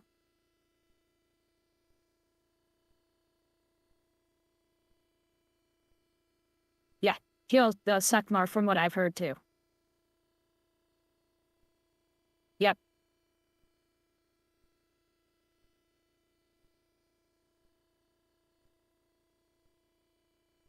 But that's like, Johnny Somali. He was going to go to the labor prison, and because of all this stuff that was going on with the court, and the appeals and stuff like that, it basically puts things off. He ended up not going to the labor prison, and he's in the regular jail, which is a nightmare. He would actually be better off if he went to the labor prison, because the labor actually wasn't that bad. It's not like it was hard labor. He was probably going to be like putting widgets together or some shit like that. It wasn't going to be anything rough. And you have, I think, regular beds in there, or if not regular beds, that the rooms are a little bit bigger. But the one that he was in, and probably still is in, is very small. 4 people are in there. 5 if they're, all Korean, but He's not. But he's probably not having to sleep by the toilet anymore. There's probably a new guy in there. They don't send people to the mines anymore? No. That'd be North Korea. They still send them there in North Korea, but not South. Come on. Which is out actually how the one guy couple years ago died. So he went to North Korea and he messed around with the poster and they put him in prison and he ended up having to do labor and he got sick and he was in like mines or something. And he couldn't take it anymore. And so he ended up getting very sick and ended up dying. Yay, North Korea, it's better than the United States, right, bro? So that's what he was saying. It's better than the United States being in North Korea. He found that out the hard way, didn't he? Oh. Alright. I need to eat and sleep. So, I'm gonna head out. Like I said, Nara, you have your Gooner Roll, you have access to that channel. That channel is going to just be for, like, announcements and stuff like that. We have anime night, so I'm gonna announce what anime that is. That type of stuff is on there. Plus, anything that has, not exactly safe for work. You can post that in there too. So, everybody have a good night. I am tired. I kind of need to sleep now. Sorry it caught me late. Yep, I'll be here tomorrow. 7 p.m. Eastern like normal, and I'll probably be playing a game tomorrow. I think I need to play a game again. Hey, thanks for follow. So, I'm torn. I'm honestly half considering playing more Duck Off, but it'll probably end up being Palworld. So, we'll see. And then I just have some extra news and stuff that I didn't go through today, so I'm probably not going to have as much stuff. Yeah, Palworld is really vile right now. And then I'll also have my code up if somebody wants to play on my server as well. I can still have up to 4 people, so we can do that too. It's up to what everybody wants to do. So, everybody have a good night, and as always, don't do whatever I would do.